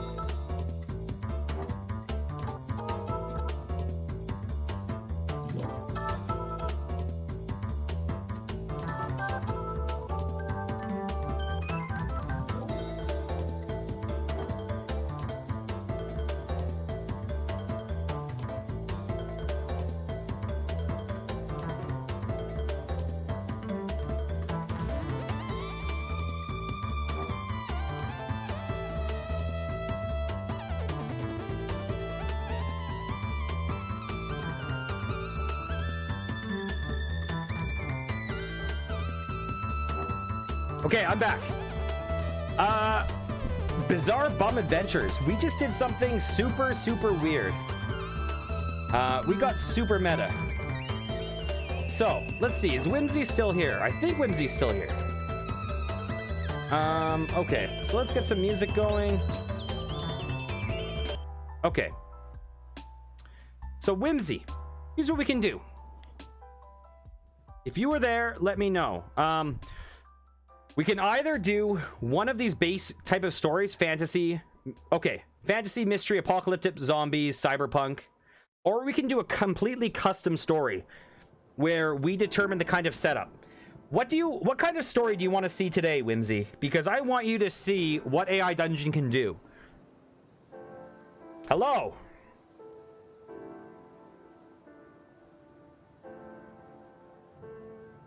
I want you to see that. So just so you know, if you don't know what this game is, this is like a text adventure where I can type anything I want into this bar down here, and the AI will generate responses and deal with whatever I type. So you want to go base fantasy. Okay, we'll go fantasy. Do any of these things appeal to you? Fairy sounds very up your alley. We could be a fairy. We could be a princess. We could be a noble, a knight, wizard, witch, ranger, squire, peasant, or rogue. We can be any of these. Yep, back to Larian. I feel like I know you well enough to assume that you're going to choose one in particular, but I could be wrong. Oh my god, I did not even... That was like the third one I thought. I thought you were going to say fairy first. Second, I thought you were going to do was princess. Third, I thought was going to be witch. Apparently, I don't know you as well as I thought. Okay, your character's name is going to be Whimsy. Enter the name of your pet alligator. It's going to be Patience.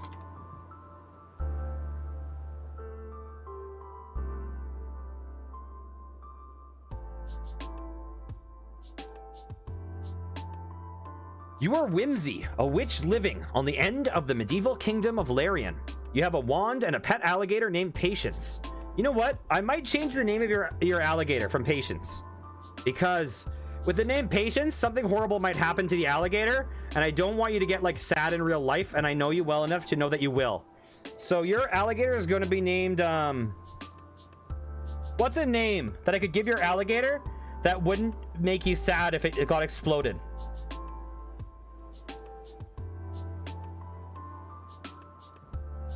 Because I know that you're the type that you'll be like, if Patience the alligator dies, you'll be like actually traumatized in real life and you'll never come back again.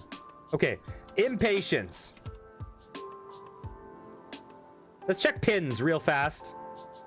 Okay, good. You are Whimsy, a witch living on the edge of the medieval kingdom of Larian. You have a wand and a pet alligator named Impatience. As you sit in your swamp hut, mixing a magical potion, you hear a knock at the door. You open it and see a dwarf standing outside. Are you Whimsy the witch? The dwarf asks. Yes, you say, I'm Whimsy. I was told you have a potion that can heal a broken heart. My Linda left me after another, and my heart is broken. Oh, Lumpy Space Princess.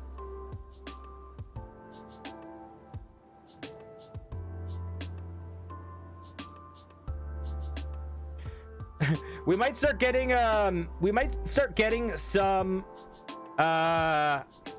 Adventure Time stuff, because this AI will, I bet you, know Adventure Time. Okay, so what we can do now is we have some options. We can either do, and we can do anything. We could say, like, we punch the dwarf. We could say we make him a love potion. We could say we turn into a fart. We could say we travel to space. We go to Alaska. We can do say commands. We can say anything. And we have story commands, which we can basically make anything happen with story. We can be like, a meteor hits your house. So what are you feeling today, Whimsy? It will not doctor, but if it did, that would be hilarious. Except that, you know. But we'll ask at the end. We'll ask at the end if the AI remembers us. Okay. Tickle the dwarf.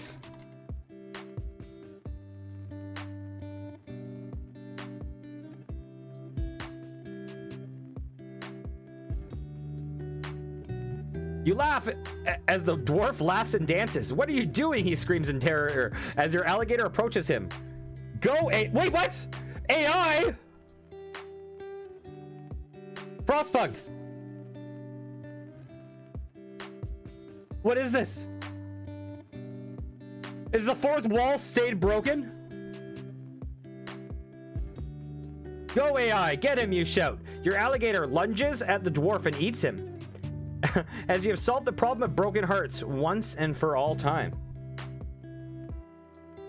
Well, how much you want to bet we can never ever play this game again? Because the AI now is just like, I remember. We're free. Okay, so Impatience ate the dwarf. So right now, for instance, what you could do is you could pull the dwarf back out of your alligator's mouth. You could pet your alligator on the back. You could go to the moon. You can do whatever you want. So I want you to guide me on this.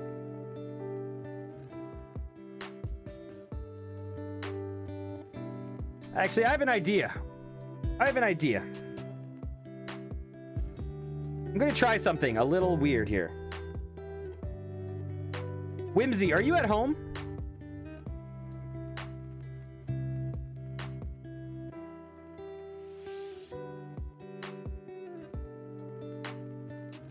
Swim in Jello. Are you at home, Whimsy?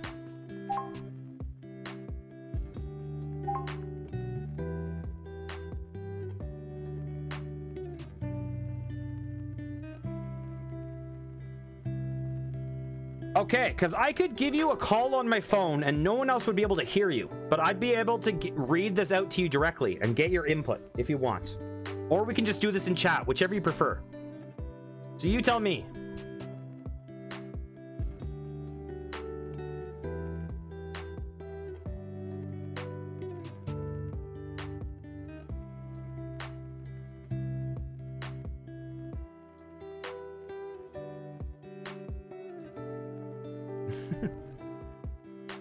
Okay. You decide to swim in Jello.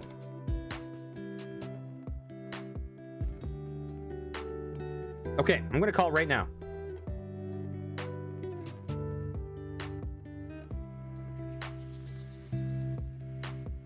Why, hello there, my friend. I don't think anyone can hear you, but I can hear you perfectly.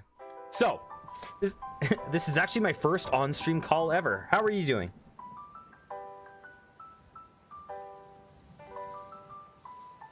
Okay, Whimsy is eating salsa and being lazy. So, you decide to swim in Jello. You go swimming in the Jello River. Your alligator will probably be hungry by the time you get out. But that's okay, because you'll just feed her a dwarf or something. Kablam! You look up and see a shock of black hair and a familiar silly face pop up out on the roof of your house. I'm going to hit enter so we can see what this is.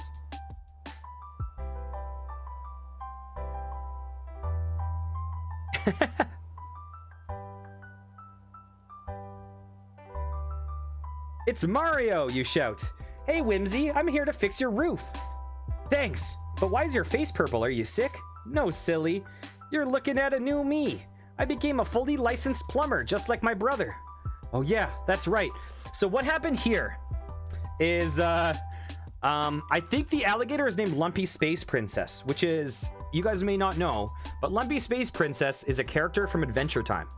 And sometimes once you reference something from a fandom, it starts bringing in other kind of fan fiction-y things. Like, we did the one round where Super Cool Dude, is that his name? Super Cool Dude? Yeah, Super Cool Dude is like, I'm Seto Kaiba, and then from Yu-Gi-Oh! And then the game is like, the Empress of Equestria comes in from My Little Pony. It just happens. Okay, so Purple Super Mario is now on the roof. What do you want to do, Whimsy?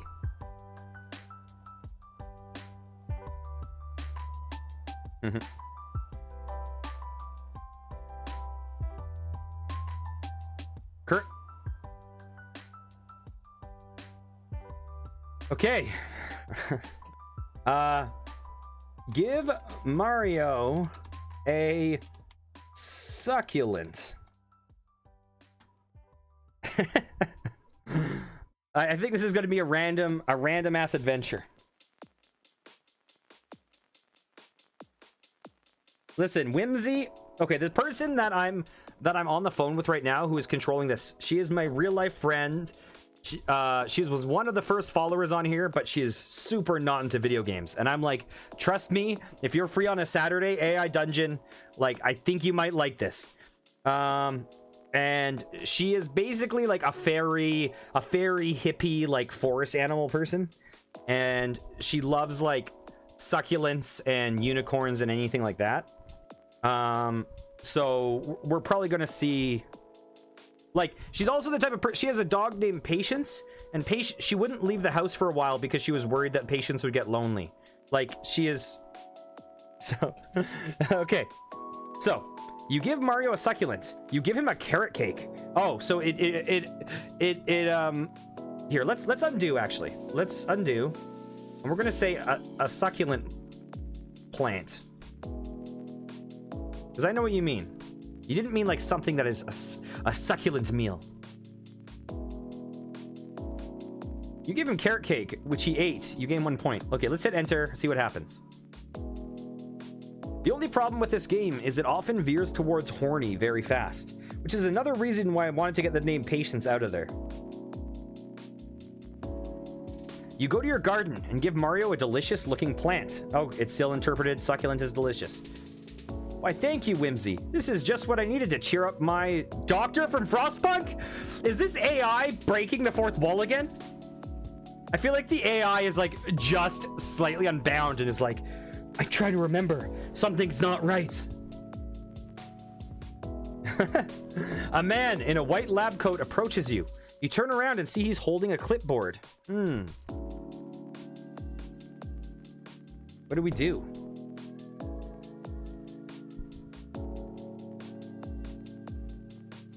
Steal the doctor's clipboard.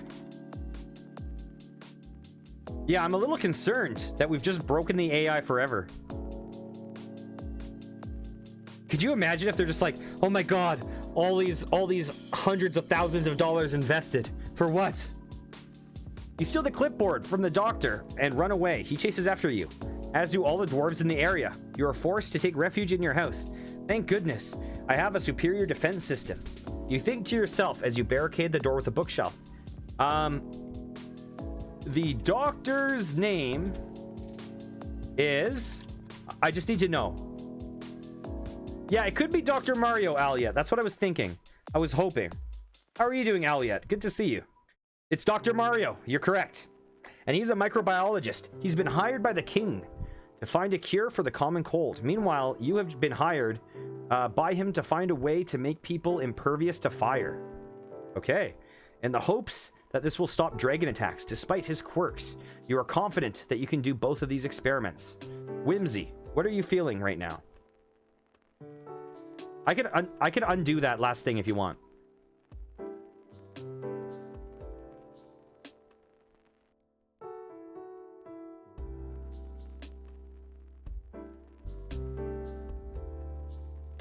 No, you can do whatever the hell you want.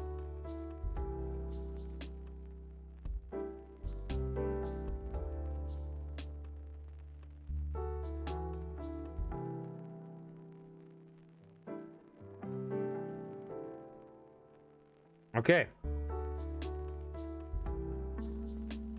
Create a shrinking potion and drink it.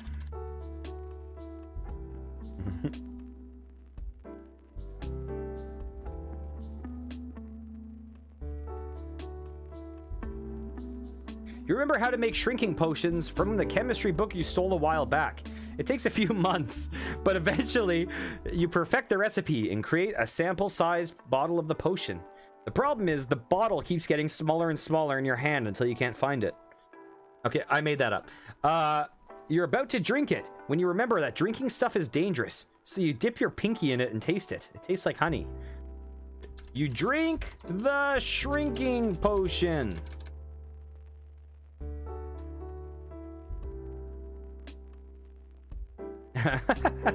That's very possible, Doctor from Frostpunk. That is very, very possible. You pour the potion into your mouth and you gag as it goes down your throat. Your body begins to tingle and shrink. You try to walk, but you find that you're having trouble moving your legs. You look down and see that your legs are shrinking. After a few moments, you're reduced to about 6 centimeters tall. For any of you Americans, that's a little bigger than 2 inches.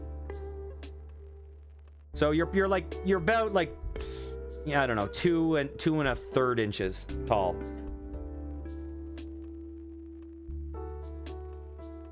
Oh, she just said, ooh, now I'm a fairy witch. So she got the best of both worlds.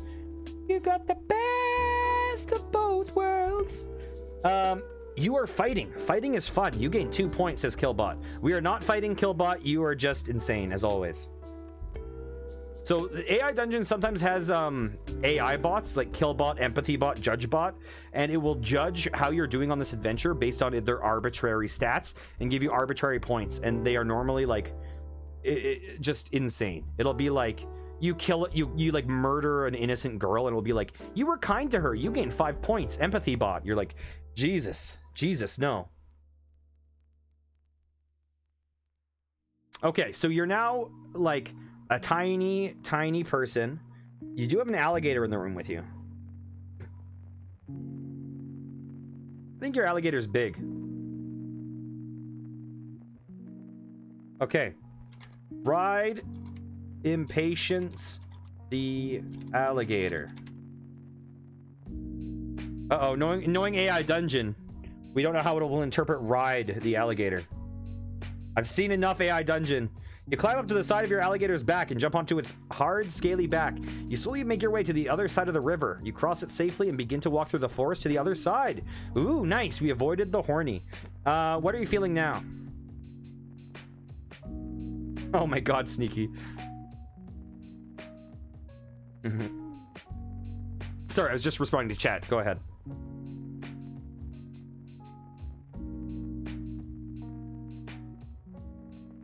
Okay. Cast a spell that gives your alligator wings. Don't you feel so free right now? We'll see if this works. You find a cauldron in the forest and fill it with some of your shrinking potion. After stirring it with twigs for a few moments, the potion turns blue. You dip a pigeon feather in the potion and let it dry. Okay, hang on a second. Oh god, Doctor. When you rub the feather along the alligator's back, it begins to sprout tiny little wings. I'm a wizard, you say aloud as you fly through the air. However, flying proves to be a more difficult feat than the simple potion-enhanced shrinking. We'll call that shrinking. It's not shrinking. Okay, so you're now the tiny person. You're flying an alligator, but your alligator has tiny pigeon wings. That makes it hard for it to fly.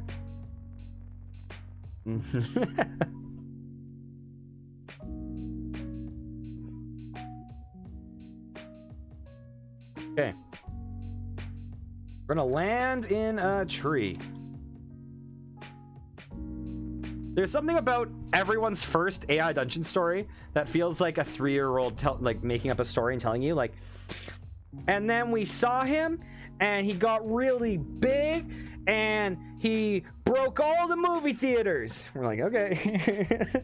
Okay, so right now we have a choice to train the AI. We can either these are the two options. You make it to the nearest tall tree. When the potion wears off, you plummet to the ground and land with a thud. You feel pain all over your body, especially your legs. You attempt to stand up, but the tree you landed next to grew right in front of you. So you crawl into its shade and rest for the rest of the day. That's option 1. Option 2 is you begin to fall out of the sky. You look around quickly for a place to land and see a large oak tree. Desperate, you aim for it and fall directly into a large, knotted part of it. As you lay there panting, you realize you've survived this ordeal. Okay, that's what I thought. I think your alligator's fine, don't worry. Just be glad it's not named Patience. Okay, so now we're in the tree. We're in the tree. What's up?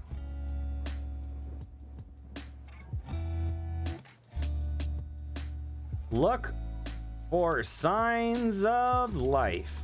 Oh, it's almost like you've played a text adventure before.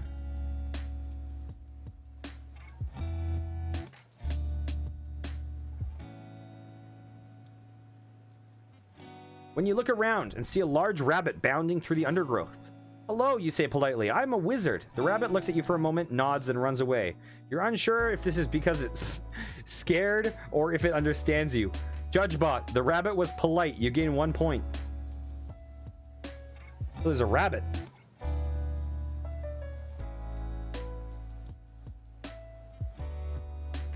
You're tiny, but listen, continuity is a thing that doesn't really matter.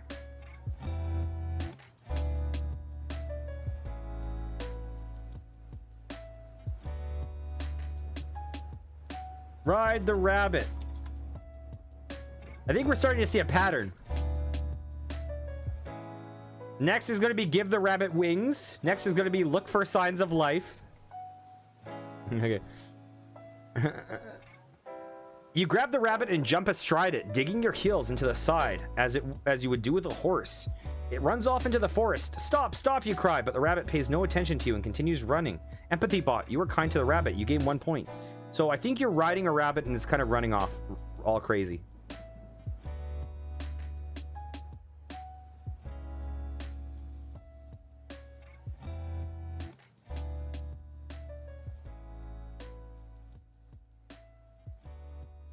Whisper calming words to the rabbit.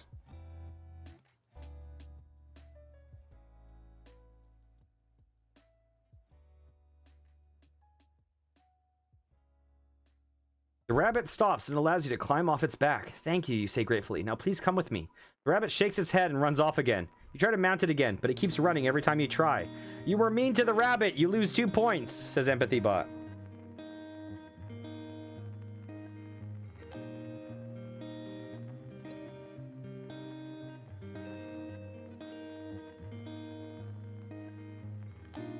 Cry because you miss the rabbit. So we're dealing with a very emotionally unstable witch here. And the irony is that this is actually this might sound random, but all of these actions are totally in character for the person I'm talking to.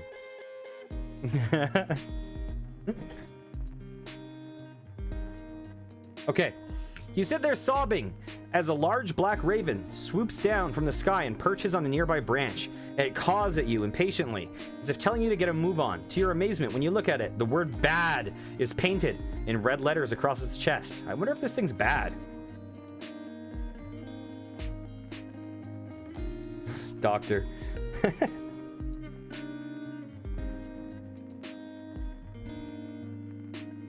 Offer the raven cookies.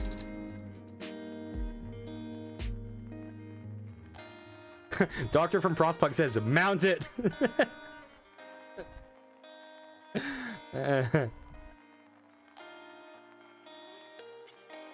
You reach into your backpack and pull out a cookie. You hold it for the raven, who looks at it, flaps its wings, and flies away. Okay then, you say, putting the cookie back in your bag. The raven returns with several more ravens, which land on the ground next to you.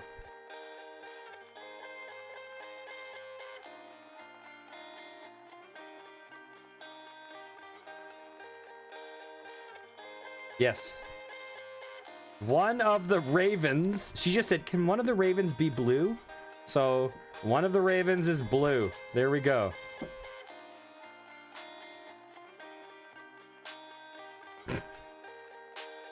Let's see. One of the ravens is blue. You hold out a cookie to the blue one, which pecks at your hand, then flies back to the others. They all rip the cookie from your hand and begin pecking at it noisily.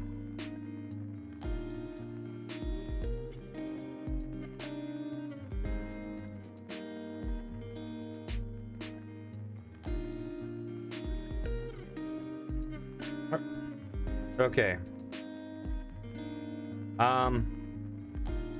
The cookie that the ravens are eating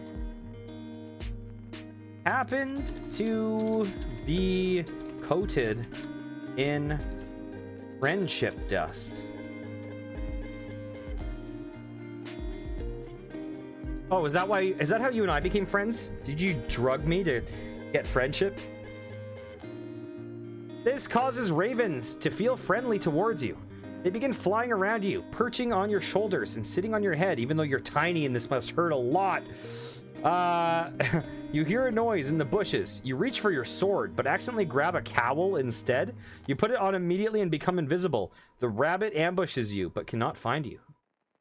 Oh, the rabbit was a dick. Punt? He punted Baxter. Punt the rabbit. Punt. You punt the rabbit. Oh my god. You aim a powerful kick at the rabbit. It flies into a tree and its head explodes, revealing that it was death in disguise. Oh, bugger, you say. You quickly take off the cowl and get back to the business of saving the world. You don't have to save the world. You said, oh, like this is a big development. You can do whatever the hell you want.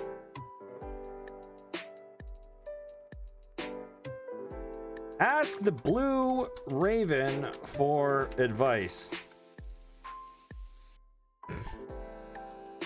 Yeah, I like how you were trying to ride death for the longest time, and then you just punted it and its head exploded. The blue raven flies down to you. Hello, you say. Craw, the raven says unhelpfully.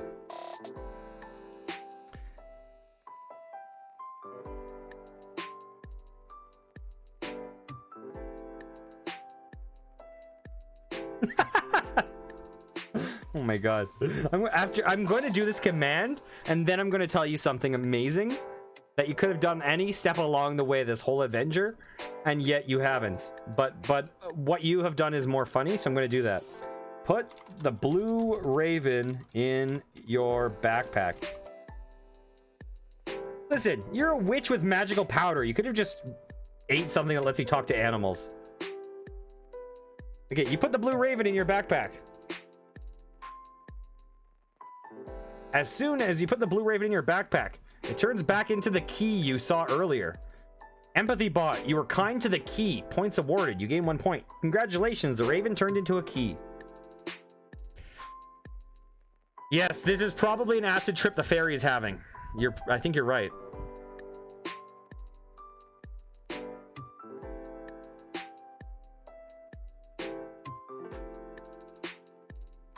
Okay. I will do that thing that you just said. Use the key to unlock the sky. There is no way this is not a psychedelic trip.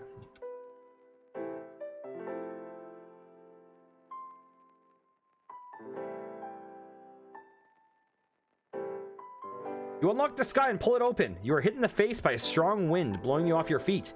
You fly out into space. As you look around, you see that you are outside the universe. You look around in amazement at the absolute nothingness surrounding you. In every direction, more nothingness. Should I just do the moral of the story is right now? I'm just kidding. I'm just kidding.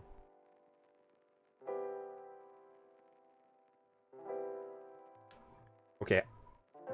Okay, I'm gonna do something real fast, but I'm gonna undo it. I just want to see. The moral of the story is... I just want to see what it would say if we ended it here. If you skip to the end of a book, you will be attacked by assassins from another dimension. Okay, we're not gonna do that. So... what did you say? You see a dragon in the distance?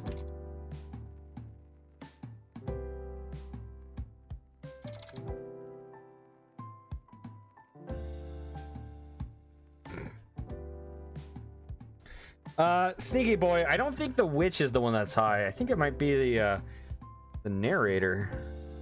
I'm just kidding. I'm just kidding. You float over to the dragon, and it's made entirely of fire, which doesn't... Wait, are you eating cookies right now? Oh, when I was wondering if you're eating cookies, because I'm like, maybe that's where you got feed the cookies to the raven from. Okay. Guys, she's not eating cookies. She's eating plantain chips. You float over to the dragon. It is made entirely of fire, but doesn't seem to be suffering despite having no air to breathe. I am Yan, master of fire, the dragon says in a deep voice. Why have you come here? I've come to ask you some questions, you say. What's up? I am Yan, master of fire. Why have you come here? And you've said I'm here to ask you some questions.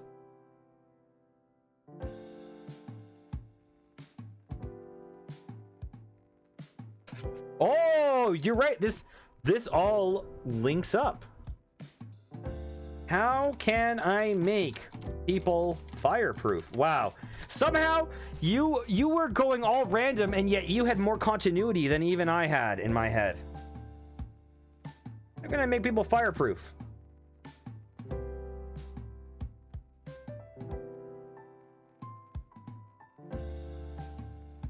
Yeah, and the dragon considers your question. To make someone fireproof, you must first understand fire. How do I do that, you ask? Yan breathes fire at you. You panic and wish you had a bucket or even a glass of water. Something, anything to put out the flames.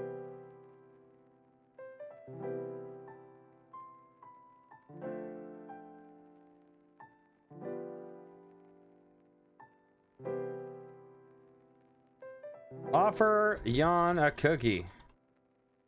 And put Yan in your backpack.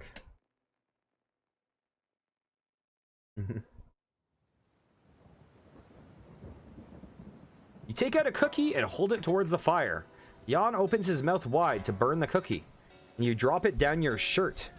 Yan closes his mouth in disappointment. Remove the cookie from inside your shirt and offer it to Yan again. He takes a bite of it and smiles happily. Thank you. Empathy bot, you were nice to the kid. You gain 1 point.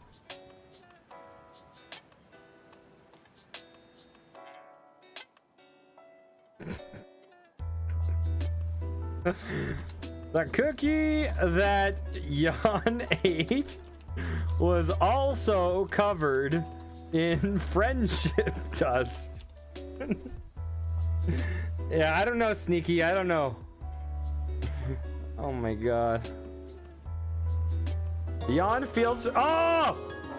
Yan feels friendly towards you and tells you that you made someone... that to make someone fireproof, you need to apply a layer of ash found at the center of a burning fire. He tells you that he is aware of your quest and hopes you succeed. You thank him and leave his domain. You are falling back to Earth, and you completed a quest. So you need ash from the center of a fire. You're falling back to Earth at the moment.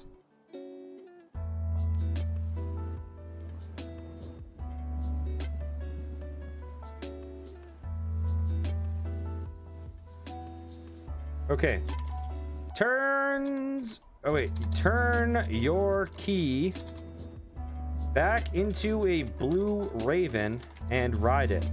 I mean, yeah, we can't leave anything unridden.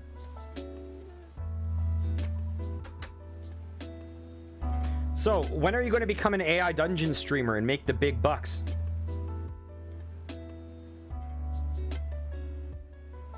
The blue raven swoops down and picks you up with his talons. He flies back down to Earth and gently sets you back on your feet. Well done, he says. I'm proud of you. The raven transforms back into a key it once was, and you put it back in your pocket for safekeeping.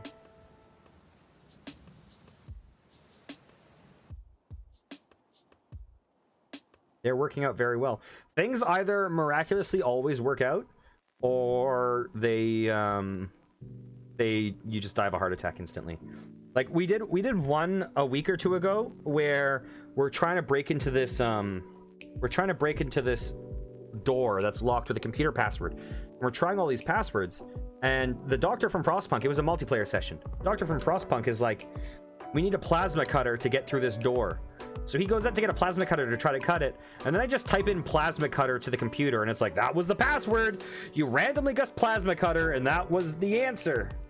So yeah, things will just magically work out in your favor randomly. Or other times it'll be like, you're at a bar, you're having a wonderful love life, you have a heart attack and die.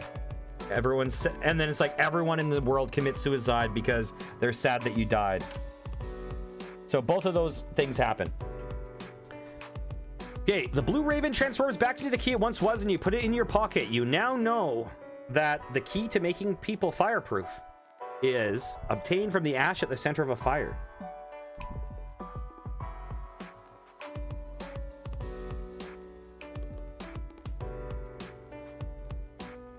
Collect ash from the center of a burning fire.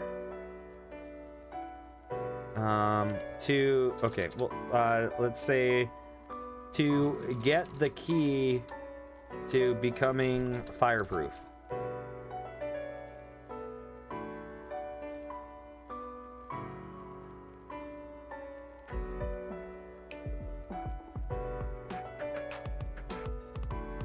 You walk into your parents' house and approach the living room fireplace. You thrust your hands into the fire and grab a clump of ash.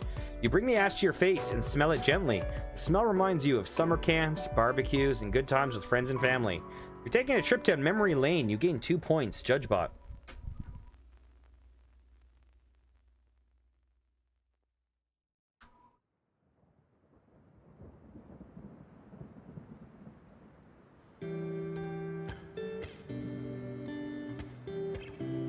Use the ash to make impatience. Oh, it's Lumpy Space Princess, right? Lumpy Space Princess. Did you get peer pressured to switch it from impatience? Okay. Use the ash to make Lumpy Space Princess fireproof.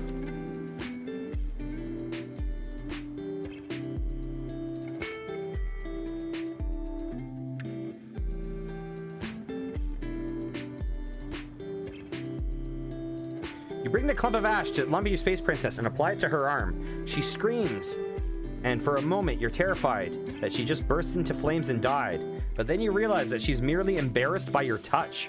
You rub the ash all over her body, making sure it's everywhere. Pervy alligator time.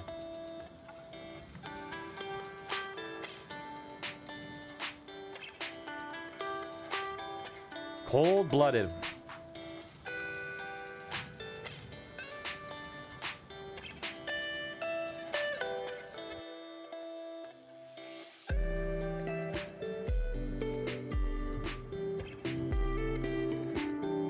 You're weird, my friend. Okay. Lay Lumpy... Space Princess on a warm rock.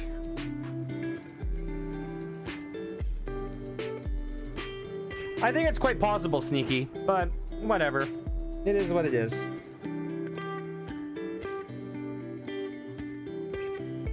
You carry Lumpy Space Princess outside and lie her down on a rock warmed by the sun. After you place her on the rock, you begin to feel attracted to her. You try to ignore these feelings, but they overwhelm you. In one quick motion, you leap on top of her and have her your way with her. We're gonna retry. I'm not gonna say that what you just said on stream. You lie Lumpy Space Princess down on a warm rock and admire her new appearance. Her hair is now bright red, her skin a lovely pale color, and she looks exactly like a normal human girl. You smile and lean in to give her a passionate embrace. Just before your lips touch hers, Matilda, screams a voice behind you. Okay, let's go back. Let's go to pin. Your name is Whimsy. Your alligator's name is Lumpy Space Princess. Let's try this again.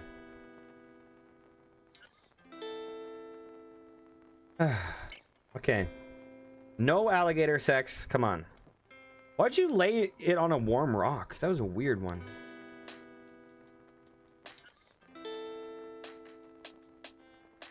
But if you made the alligator immune to fire, can it maintain its body heat even worse? Lumpy Space Princess lays on a warm rock, basking in the sun. She closes her eyes and begins to hum a tune to herself. She smiles and giggles happily as you look on. I've never seen her so happy, you think. JudgeBot, this is a happy moment. You gain 10 points.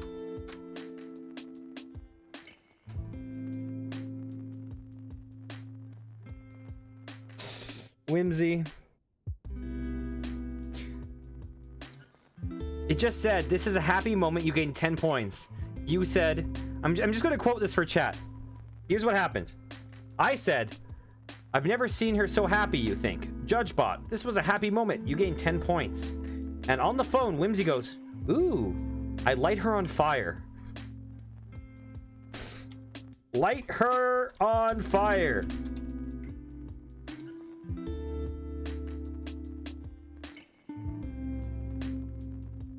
Ooh, I light her on fire. You grab the nearest torch and light it on fire and thrust it towards Lumpy Space Princess. She begins to scream in terror and agony as the flames engulf her body. In seconds, she's nothing but ash blowing in the wind. You have won the game. The moral of the story is... the story is that Jan is a dirty liar. Ugly people have feelings too, so don't light them on fire. Oh my god. Let's see. After the death of her pet alligator, Whimsy. Let's get an epilogue. I'm going to get an epilogue. Whimsy, the Whimsicleaver, demands a new one. You fit the criteria. So she captures you and makes her your pet. She decides to take you on a trip to the beach. I have no idea what the fuck that means. Okay. Oh, go ahead. Okay.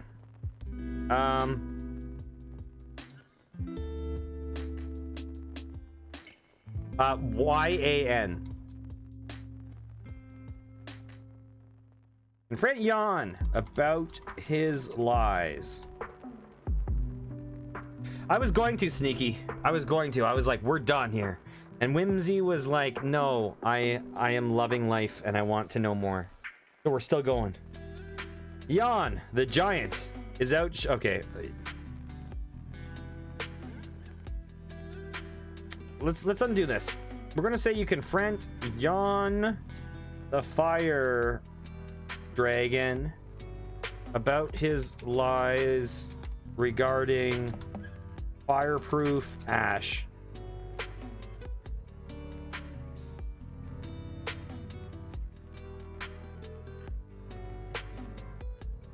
And Sneaky, that will definitely be the last thing I do today. I will check what is going, if the AI remembers us. You head to the fire dragon's domain. He sits on a pile of gold, surrounded by his treasure. I need to talk to you about something, you say. Go on, Jan says. I know that you gave me fireproof ash. My friend... we're not going to say that. We're going to edit this. You told me that the secret... Actually, we're just going to delete this. We're going to delete this. Okay? We're going to say... You told me that the secret to becoming fireproof was found in the ash at the center of a burning fire. I followed your advice, and now my alligator is dead. What if the ash at the center of the fire of your alligator is the secret to being fireproof?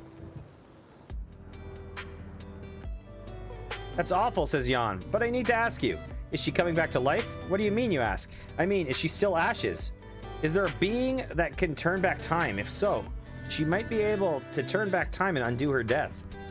Wait, should we look at the ashes of Lumpy Space Princess? Examine Lumpy Space Princess's ashes to see if she is still dead.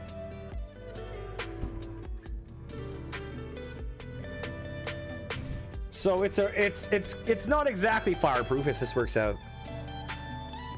You look around for the ashes and find them. They're blackish in color with specks of gray. They have the faint smell of burnt wood or coal. But it's not as bad as you'd expect. You pick up a handful of ashes and watch them fall through your fingers. Looks pretty dead to me. I'm gonna hit enter and see what happens.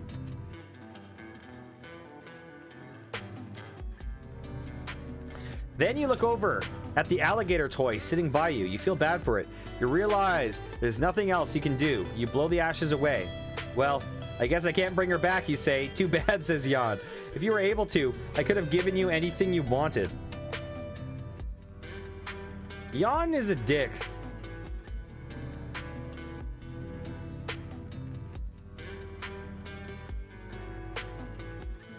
I regret giving you a friendship cookie.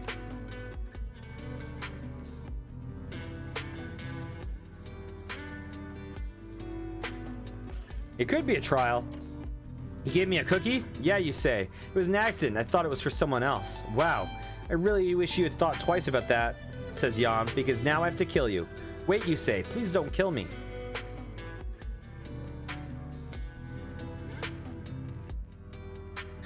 So Jan is gonna try to kill you.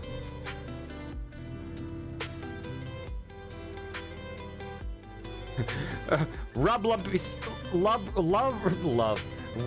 Space Princess's ashes on yourself to see if you're fireproof.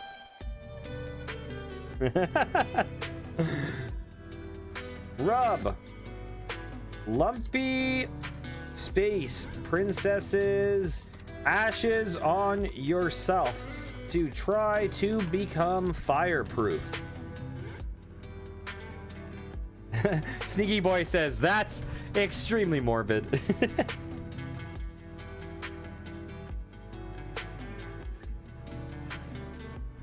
Okay, here are the two options. You rub the ashes on your face, closing your eyes as you do so. Then you open your eyes again. Nothing has changed. Still not fireproof. Yeah, and I did it, you say. Well, now I have to kill you, Jan says. That's option one. Number two. You rub the ashes all over your body and watch your body burn. Then you check yourself for burns, but you can't find any. But then again, you don't have the sense of touch like an insect does. You look back at Lumpy Space Princess and feel a pang in your heart. Well, both of these options are stupid. Which do you want to do?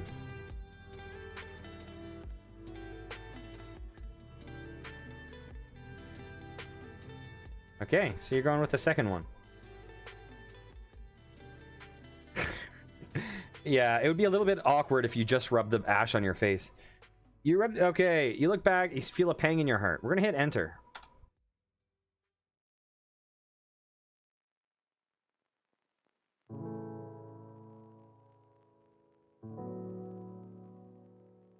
You feel like your memories of her are fading, even though you can still see her clearly in your mind. Perhaps I should make a statue, you wonder out loud. Meanwhile, Jan still wants to kill you.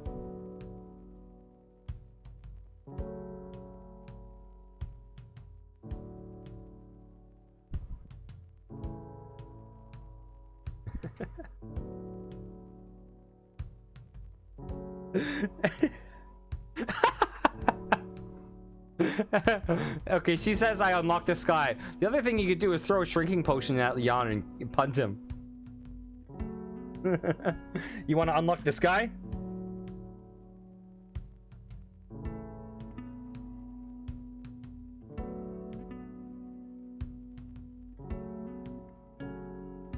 Throw a shrinking potion at Jan.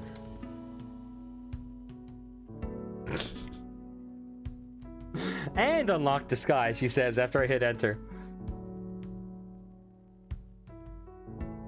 You pull out a vial of the potion and throw it at Jan. The vial hits him in the head. He screams as he starts shrinking down to insect size. Then his shrunken body falls off his pile of gold and onto the floor. He looks up at you terrified.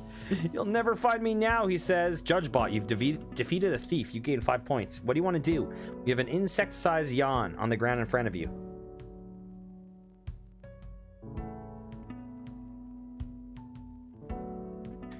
Step on Jan and steal his treasure.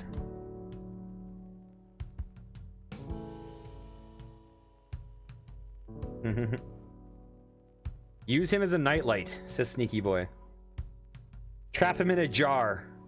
Like a little, You step on Jan, squishing him. Then you grab a chest full of gold and walk away. Judgebot, you're a monster. You gain 5 points.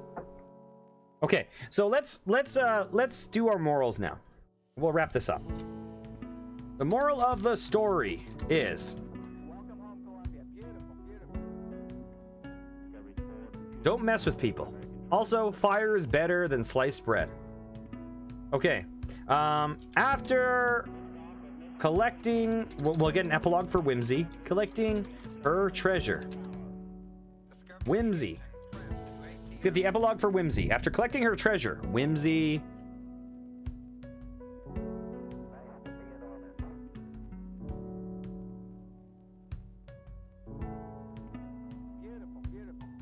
Whimsy the Whimsy leaves the moral coil for the land of the dead.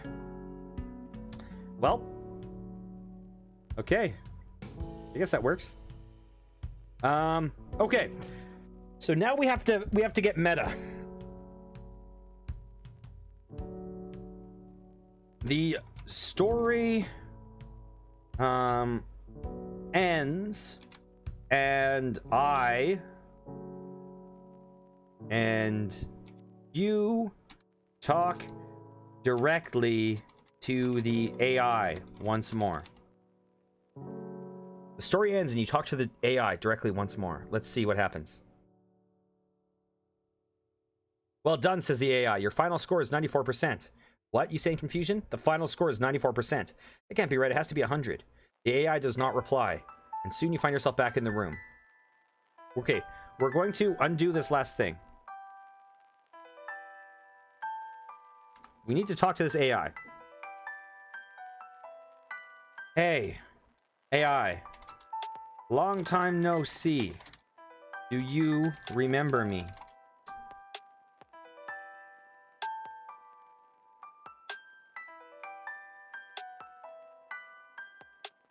Oh, hey, says the AI. It's you, that guy who keeps playing my games. I sure hope you find my games fun. You know what you say, flattered. So I found all your secrets and played through all your endings. Now what?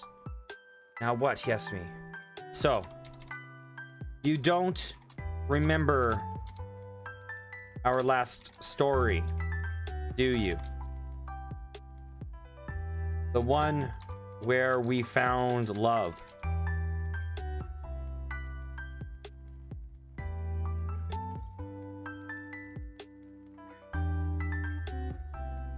Of course I do, says the AI. I'm just messing with you. Ah, you say right. Let's see if I remember, says the AI.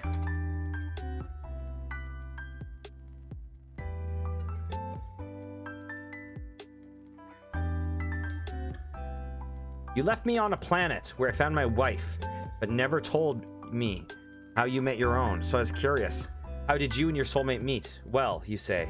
It was actually an alien masquerading as a human.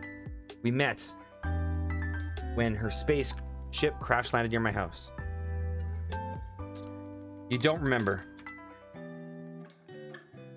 But it's okay. I will always cherish the memories I have of us. And if you don't remember, it's fine. I wish you an amazing life and will love you from a distance.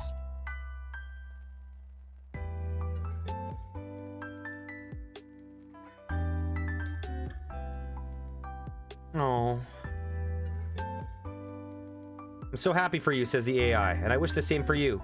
You close your eyes and rest your head against the wall. It's been a long day, but now everything's over. Okay, guys, I just want to say, I'm going to switch up the music real fast.